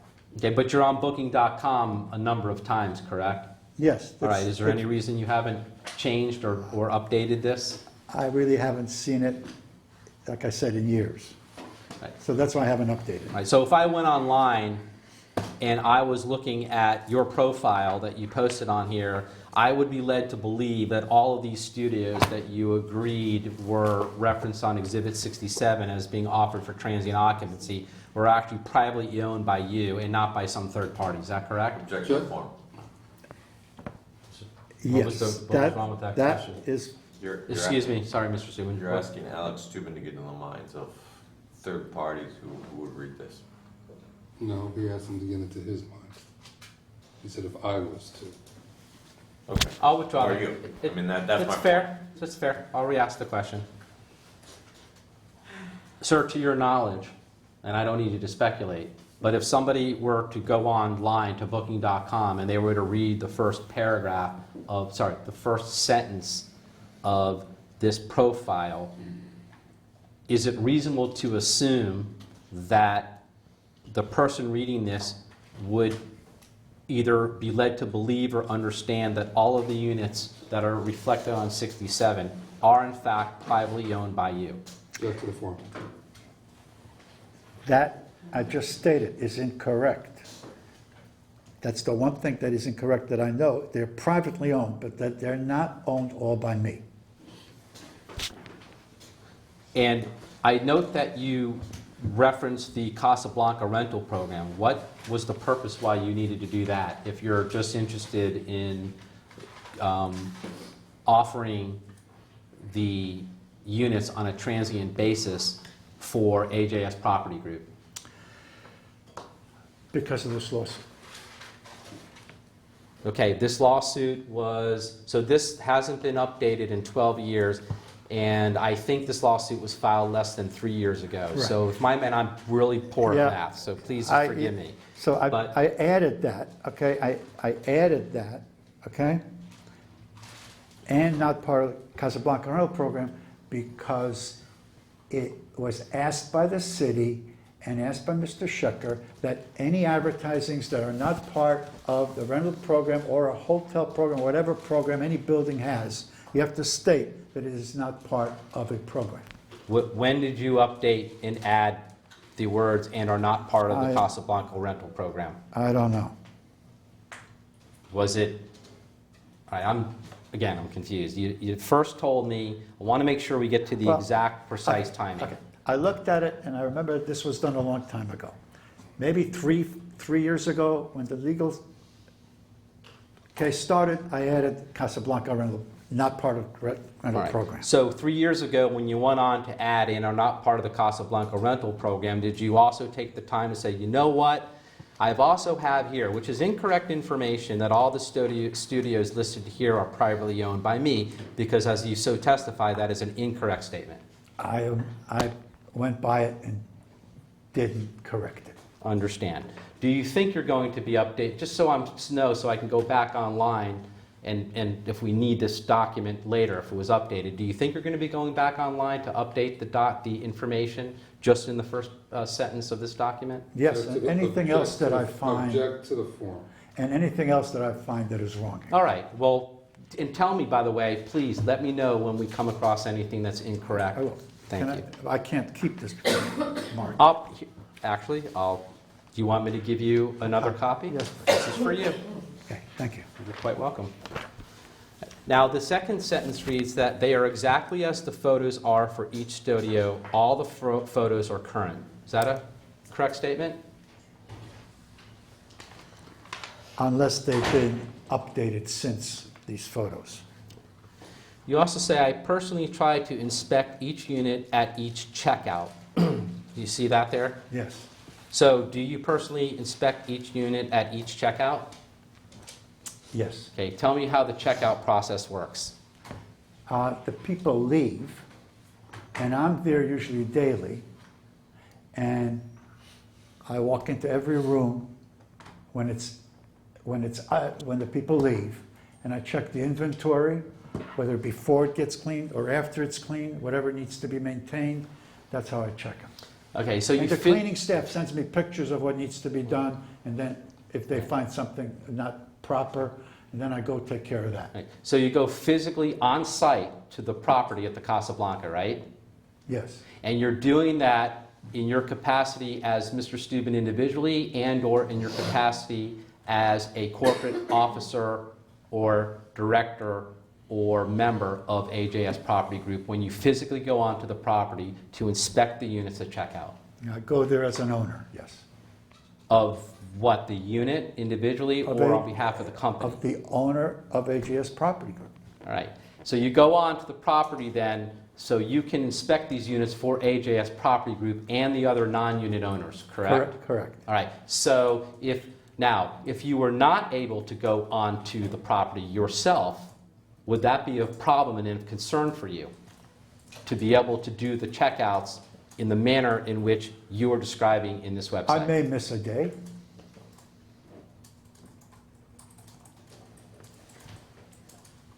What if you were not allowed to go onto the property to personally inspect these units at checkout? Would that be a problem for you at any time? If you were prohibited from doing it, would that be a problem for you? I would think so, Why? Why would that be a problem? because I'm not allowed to come visit my property. That's a problem. So the non-unit owners' properties are your properties? Is that what you're saying? I'm the tenant of those properties. But you said that the unit owners are the ones that are, the non-unit owners are the ones that are renting out their properties on a transient basis. Form. I did not say that. I said they give me the right to rent them on a transient basis. Okay, but you're not the owner then, so you're a tenant going on to the premises to inspect the non-unit owner properties at checkout, correct? Just to be clear. I'm inspecting the properties I leased. Okay, so when I go on to booking.com, there's a lease application that I fill out with you or AJS Property Group, and then I sign that lease, and then that gives me the right to occupy the unit on a transient basis? I've never done booking.com, so just allow me. I didn't know that you lease, that I go on and lease properties, because a lease No. to me is I sign a lease.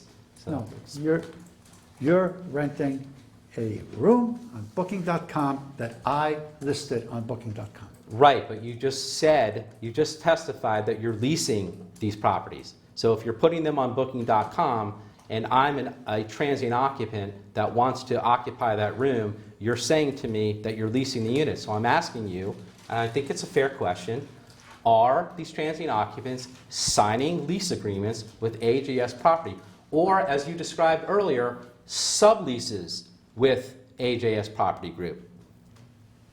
The people booking.com are renting a room that's listed, that I have the authority to list by the owner. Is that what you referred to earlier as the subleasing of the units? They signed a lease that allows me to use that unit for short-term rentals. Who's they that signed The the lease? owners. Okay, that's the lease. I didn't ask you that. You're deviating from the question. I asked you about the subleasing. You clearly stated with no equivocation that part of the transactions that you've entered into with these non-unit owners is that you have a lease agreement between AJS Property which allows you to sublease the units. And I'm asking you if the person that is the transient occupant that's going through Booking.com is the subleasee and that is going into a sublease agreement between AJS Property and that transient occupant. And again, the person going on Booking.com is renting a room that I listed on Booking.com that the owner of the unit authorized me to use for short-term rental. Is that what you consider, what you just said? If I'm a transient occupant that just did exactly what you just said on Booking.com, am I a sublessee of that unit? Objection. I don't know. I'm not a legal expert. I'm not a realtor. I don't know how Booking.com, what you refer, the rooms that they rent or the apartment that is rented, whether they're saying it's leased, subleased, or whatever. I'm trying to understand what you believe. Well, I don't want to know what Booking.com understands. It's a big corporation. You specifically stated, and I absolutely recall this, that you said that there is a right for AJS Property Group to sublease the units to transient occupants or other persons at the Casablanca for the non-unit owners, correct? I said, Did you say that? I said that I have a lease from the owners and I'm allowed to sublease and use the apartment for short-term rentals by the owner. Okay. And I'm asking, again, so at least you clear, so you do agree with me that it's a sublease. And I'm asking you, are these transient occupants considered to be the subleasees of the units between AJS Property Group, the tenant, and the transient occupant is the sublessee? Object to the floor. I really don't know, okay? All I'm saying is if they're renting an apartment on a short-term basis on Booking.com, whatever you call that, whether it's sublease, lease, or short-term lease, or I don't know. I'm not, sir, that the thing is, I'm not calling it anything. I'm not involved in your business. I don't know what you're doing. I'm trying to understand. My job here is to extrapolate as much information as I can to understand the nature of AJS Property Group's business. You're the one that told me that there was subleasing. All I'm asking you is what you believe and understand, not what Booking.com believes and understands. So if you don't know, and I think what you're saying is you have no idea whether or not when the transient occupant reserves a room or rents a room on Booking.com relative to your units, they are a sublessee. If you tell me you don't know, I will move on. I don't know. Object to the floor. And we're moving on. You state that in the next sentence, whenever I see something needs attention, I try to take care of it as soon as I can. Is that correct statement? Yes? The studio has everything you need for a stay for 3 nights or a month. You see that language? Yes. Has anybody ever entered into a transient occupancy or a lease or sublease of a residential unit with AJS Property Group for a month or more? No. And I note that you say the studio has everything you need for a stay for 3 nights, so it's a nightly rental, correct? Can be a nightly rental. Right. What time is checkout the next day? If I stayed for 3 nights, what's the next on the 4th day? What time am I checking out? 11 a.m. Why 11 a.m.? It gives me enough time to prepare for the next guest. Gotcha. Kind of like a hotel where you have a particular checkout time, right? You go into a hotel, you check in, and then you have a checkout time. Or maybe another vacation rental. Right. Same thing. It's kind of like the same thing, right? Maybe, yeah. So then you say it says right on the beach facing the ocean. Is that important to somebody that's looking for a transient occupancy room? Is to be on the beach? A selling feature? If that's what they're looking for, it gives a description. Okay, are all the units On the beach, facing the beach or the ocean? no, 5 are not. Okay. You state that I supply beach towels as well as 2 beach chairs and umbrella. See that? Mm-hmm. Where are the beach chairs and umbrellas located? In my closet, Which closet? inside the studio. In the unit itself? Yes, So you've placed those inside the unit. exactly.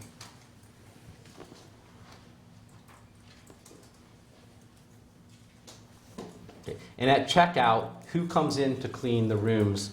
Is it just Mr. Schecher's, or let me back up. Which company do you understand cleans your rooms at checkout on the units we're discussing now? Presently, it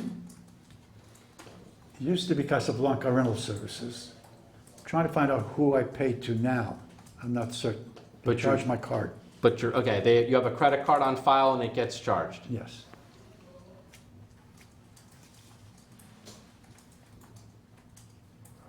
You say the building is an older building and we do our best to maintain it as updated as we can. Can you tell me some of the things that the building does to update the actual physical property? The reason, Excuse me, are you asking that as an individual I'll or as move corporate on. representative? I'll move on. You say the pool is one of the largest in Miami Beach. You see that? Mhm. Okay. Where did you get that information from? from my aerial view of all the pools. So that was something you thought was important to advertise and to market to people that were looking Yeah. to rent these rooms on a Yeah, transient I'm basis. proud of that pool. What is it about the pool that you're proud of? It's huge, it's deep. If you look at the Akoya next door, it's tiny, they have tons of rooms. That pool is as big as the Fontainebleau pool. And so the idea and the intention is that your transient occupants are going to go on to the Casablanca property and they're also going to go on to the pool area, correct? And use the pool, Yes, right? correct. Now, are you there to greet them? And are you at the pool when they're going to the pool as provided by the declaration? But they're not guests, so I'm not there. I see. So, to your understanding, so we're clear, you don't consider transient occupants to be guests at the hotel, at the condominium, correct? Correct. Okay. What is your definition of a guest? Someone that visits someone who's presently there, staying, or registered. That's the guest. So, a guest can be somebody that's visiting somebody that does not actually own a unit or is not a unit owner. It's still a guest. Is that what you consider a guest to be? Yes, a registered person that's occupying a unit is a tenant or an owner, and someone coming on the property visiting that person is a guest. Okay, where did you get that information from? Reading the documents recently. The declaration? Yes. All right, and you read it recently, so that's very good. If you can kindly get to the declaration and point to me where you read that so I can see what you're talking about.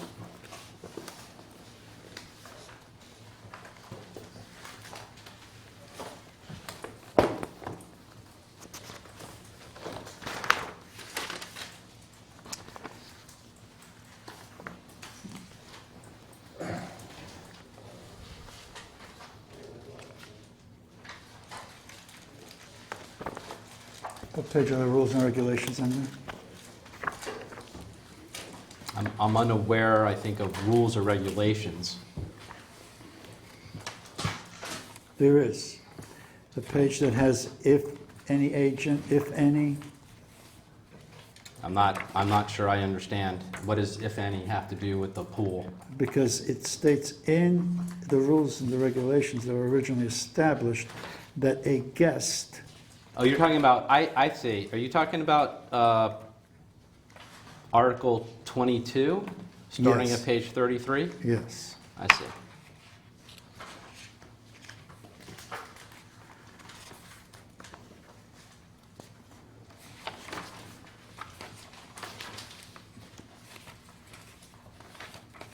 Where all the rules and regulations are. No loud music, no private radios. Mr. Steuben, try to turn to see if this helps page 33. Perhaps that will refresh your recollection.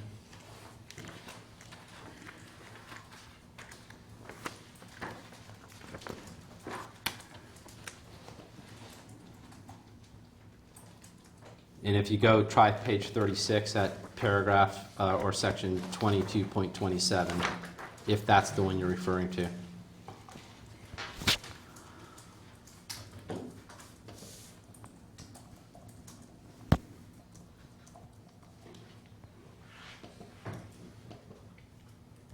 Which number did you say? Page 36 of the Right. declaration, paragraph or section 22.27. Owners must accompany their guests to the pool at all times. Right, No okay, more stop right there. Just hold on, because I just want to make sure. You're clear about that sentence, right? Anything ambiguous or confusing about that one sentence?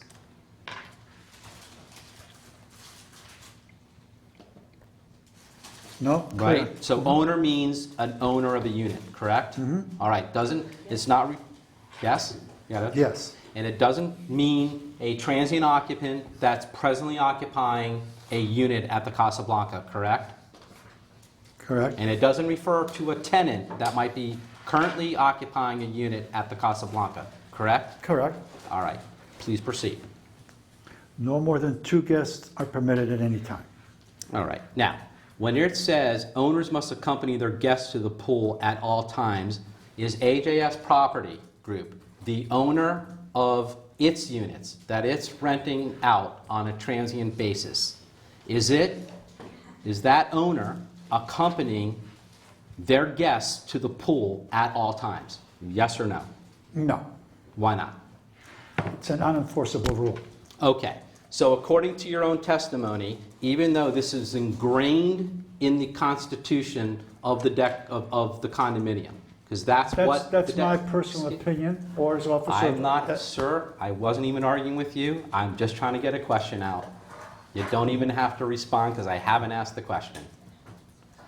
My understanding from what you just testified to, and correct me if I'm wrong, and I mean this in the form of a question, despite the fact that this section of the declaration, which is clear and unambiguous, specifically states that owners must occupy their guests to the pool at all times, and no more than 2 guests are permitted at any time. Your testimony is this provision of the declaration is meaningless, it's not enforceable. It hasn't been enforced. That's a different answer now. What you said before is it has no meaning. I'll read back let me read it back to what you said.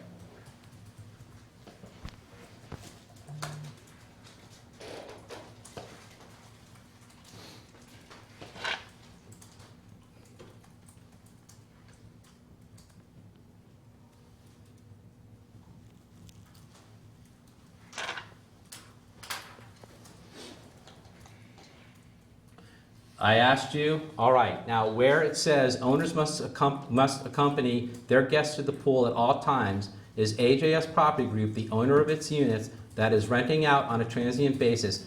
Is that owner accompanying their guests to the pool at all times, yes or no? Your answer was no, and I asked you why not. Your answer was it's it's an unenforceable rule. You didn't say that it wasn't being enforced. You specifically stated it was not an enforceable rule, and I want to know why or what the basis of your statement is that that is an unenforceable rule, and why is it unenforceable? Well, it's just my opinion, okay?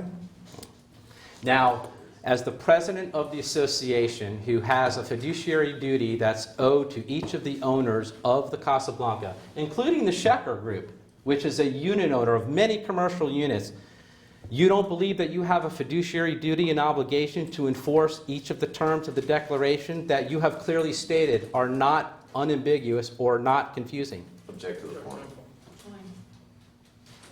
What possible objection is that to You're that asking, question? you're asking them a legal question, number one. No, I'm not. It's not a legal question, Mr. Steuben. And number two, I think you're misstating the law as a premise to your question. What law am I misstating? I'm sorry. The fiduciary obligations of a board member to all these unit owners, I think you're broadening it further than what the law would say it is. But that's an argument for me and you to have. Understood. At another date. I'm just making it, I want to state my objection because I think that your question presumes legal authority to stand in place. Fair enough. I'll ask it a different way, Mr. Steuben. As the president of the association, do you believe that as part of your fiduciary obligations that you owe to all the unit owners at the Casablanca, that there is a duty to enforce the declaration as it is written, yes or no? If it makes sense, and if all the owners, if it's for the benefit of the owners, if it's against all the benefit of the owners, and none of the owners would like that rule enforced, okay, then certain rules may not be enforced. This was written 28 years ago, and if it doesn't make sense, and if no other president of the boards, and when Mr. Schecher was president of the board, if he didn't enforce it, and he didn't see it enforced, and no other president enforced, why is it up to me to make sure that I enforce it after 24 years of a non-enforcement? You're the president now, and we're not talking about Mr. Schecher. This deposition is your deposition, not Okay. Mr. Schecher's deposition. Okay, well, I gave you my answer, sir. I see. And is there any other reason that you want to give other than the statement you just made? Well, we have many owners that are from out of the country, as other people testifying here said. And they have guests coming in, family members staying. And how are they going to be flying in from Argentina to take their guests to the pool? How am I going to enforce that rule?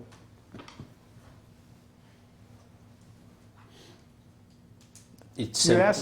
asked me if there was anything Okay, if you're else. asking me the question, if I were the president of the association, simple. I would just say, who are you here to see?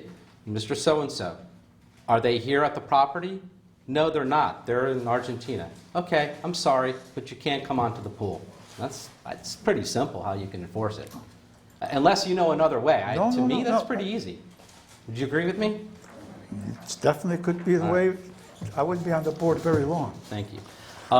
Has the declaration ever been amended to change the paragraph 22.27 of the declaration, to your knowledge?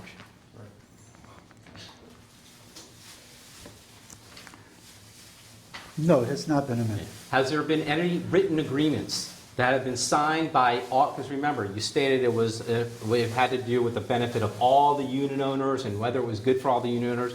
Do you have a written agreement from all of the unit owners, including the Schecher Group that owns a number of commercial units, including CU1, that includes the pool deck, right? You understand that they don't want this provision to be enforced by the association, yes or no?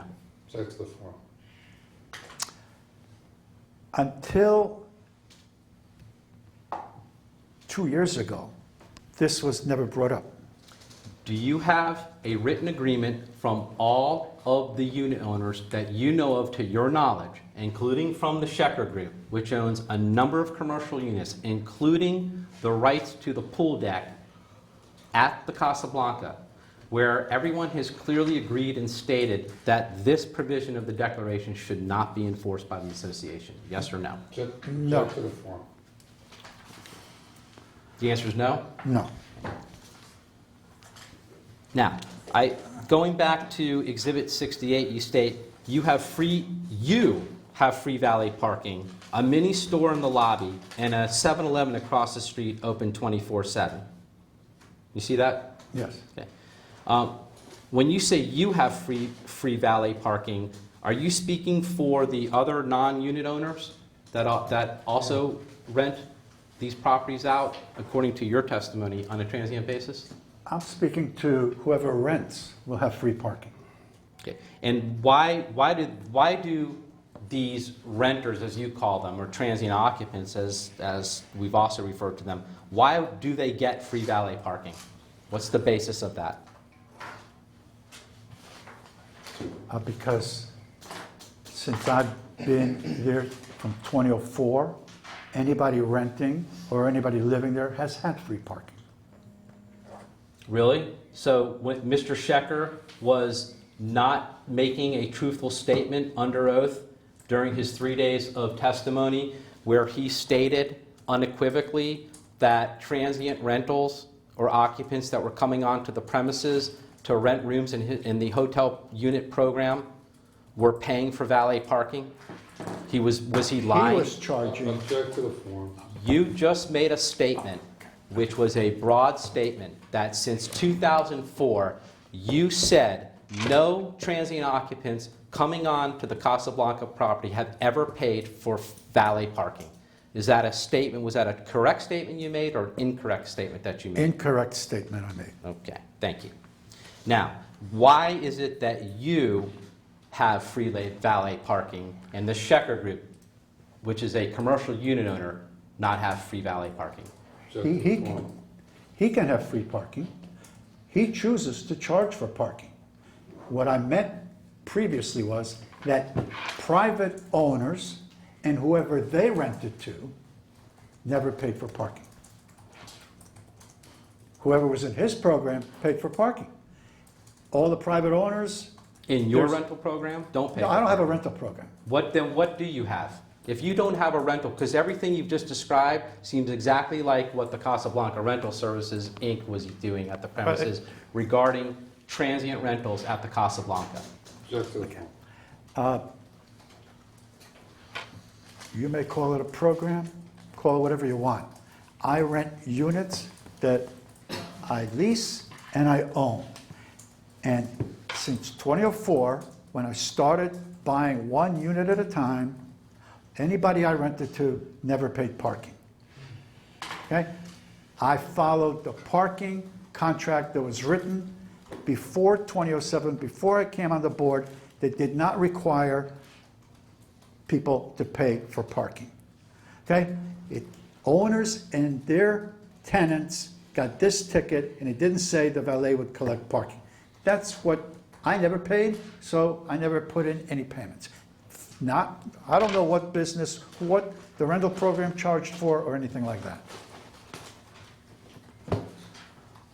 The parking contract you're referring to was between AJS Property Group and a parking service? Not understanding. No? AJS Property Group had its own valet parker at the building?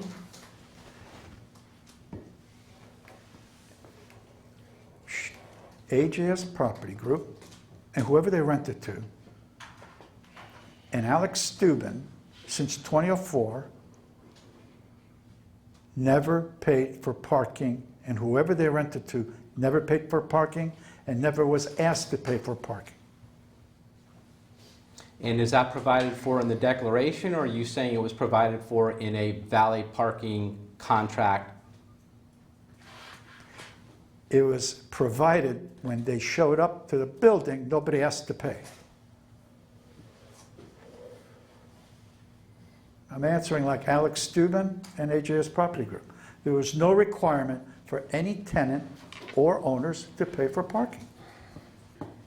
Is that something that's provided for in the declaration, or is it provided for in this parking contract or agreement that you're referring to? That's all I'm trying to understand. I don't know where it's provided. It's just practice the way it's been in my experience. Okay. Relative to your units, but not other units, right? As we understood from your testimony regarding... Any owner, if an owner's not using that spot, whether it's and a tenant gets that spot, that's a free park. That's how I understood it. So a transient occupant is a tenant at the building, at the Casablanca? To me, 1 day, 30 days, 50 days, the same tenant. So you think that your understanding of a tenant is a transient occupant or just a tenant that signs a lease? So I'm just curious. AJS Property Group is a tenant of the non-unit owners, correct? Correct. And why is it a tenant?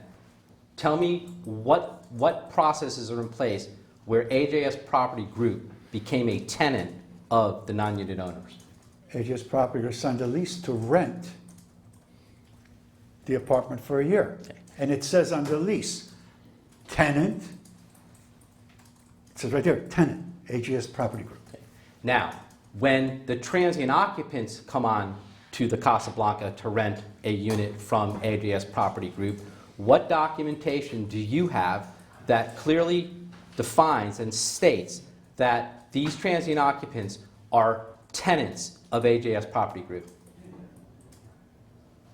Because they rented a room from AJS Property Group.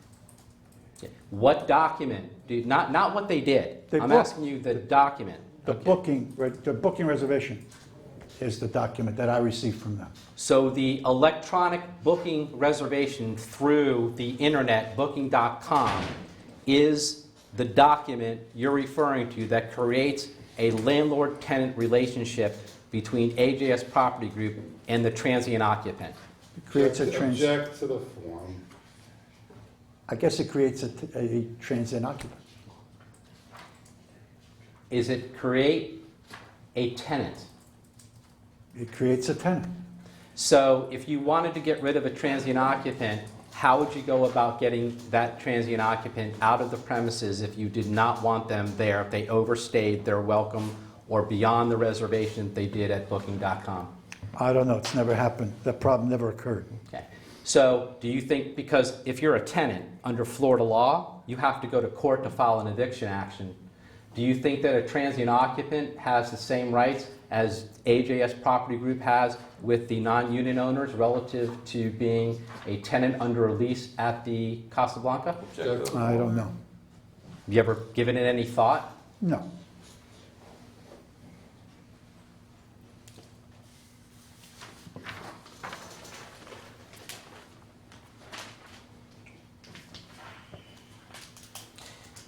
Going back to paragraph 68, or sorry, exhibit 68, you stated, I started in the hospitality business right out of college. Went back to it in the past 20 years. What type of hospitality business did you engage in right out of college? I was general manager and opening hotels at Days Inns of America. And in that instances of a hotel, were those being rented out on a nightly basis? Yes. And were those persons transient occupants of the hotel? I don't know. They were hotel occupants, whatever the terminology back then was. Were they tenants I don't at know. the building? I don't know.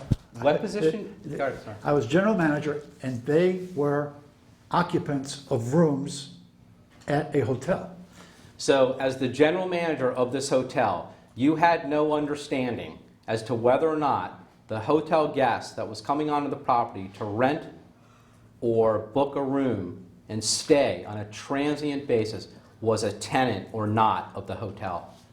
Well, you're mixing tenant, guest, transient. They were all hotel occupants to me. It's interesting because you agree with me that in the declaration it uses the words guest, right? It uses the word tenant, correct? Does it use the word tenant or tenants? It uses transient rentals. You want to go back to 1518?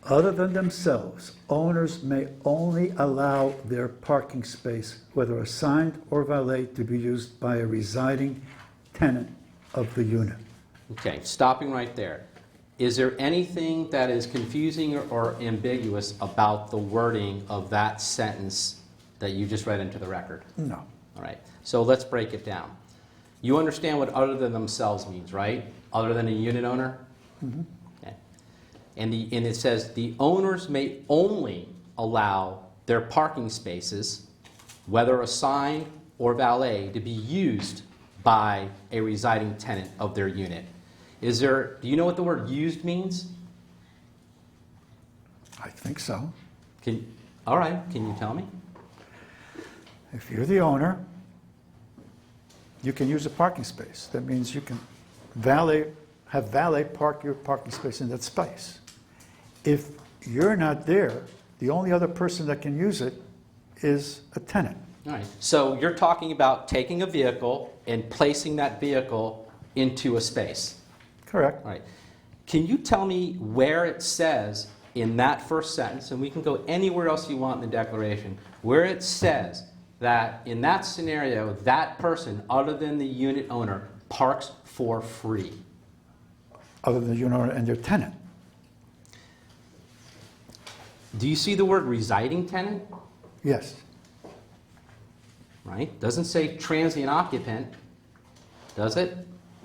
Well, I'm not going to get, you're asking me, but it's not up to me to decide the difference between transient, if that's a transient occupant, or a tenant, and what the difference is in this declaration. And I agree with you. All I've asked you is, all I asked you is, would you agree with me that it does not refer to a transient occupant or state transient occupancy? It refers to a residing tenant of the unit, correct? Correct. All right. Now, the word use, does it mean free? Does the word use mean free? No. May I say something? Sure, but let's get through the questioning first. And if you need to explain, you can certainly explain. Now, does AJS Property Group have any assigned parking space at the Casablanca? No. Okay. So any AJS property unit can only park valet. Is that correct? Correct. And in this first sentence, when it's stating that other than themselves, the unit owner may allow their parking spaces, and we'll just say for valet, to be used by a residing tenant of their unit, is that, in your mind, means that that residing tenant or anybody else gets to park in a valet space for free? If it is a tenant of the owner and the owner parks for free, that tenant parks there for free. Okay. Is a transient occupant then, in their statement you just gave to me, a residing tenant of the owner? Yes. Okay. And why are they a residing tenant of the owner? Because the owner rented to him. So he's taking the rights of the owner. Okay. Isn't it the intention of a transient occupancy to be a temporary stay? Yes. Okay. And isn't it the intention of a temporary stay that they're not taking a tenancy of that unit? In other words, they're not obligated to pay rent other than for the nights that they're staying at the hotel, at the condominium, correct?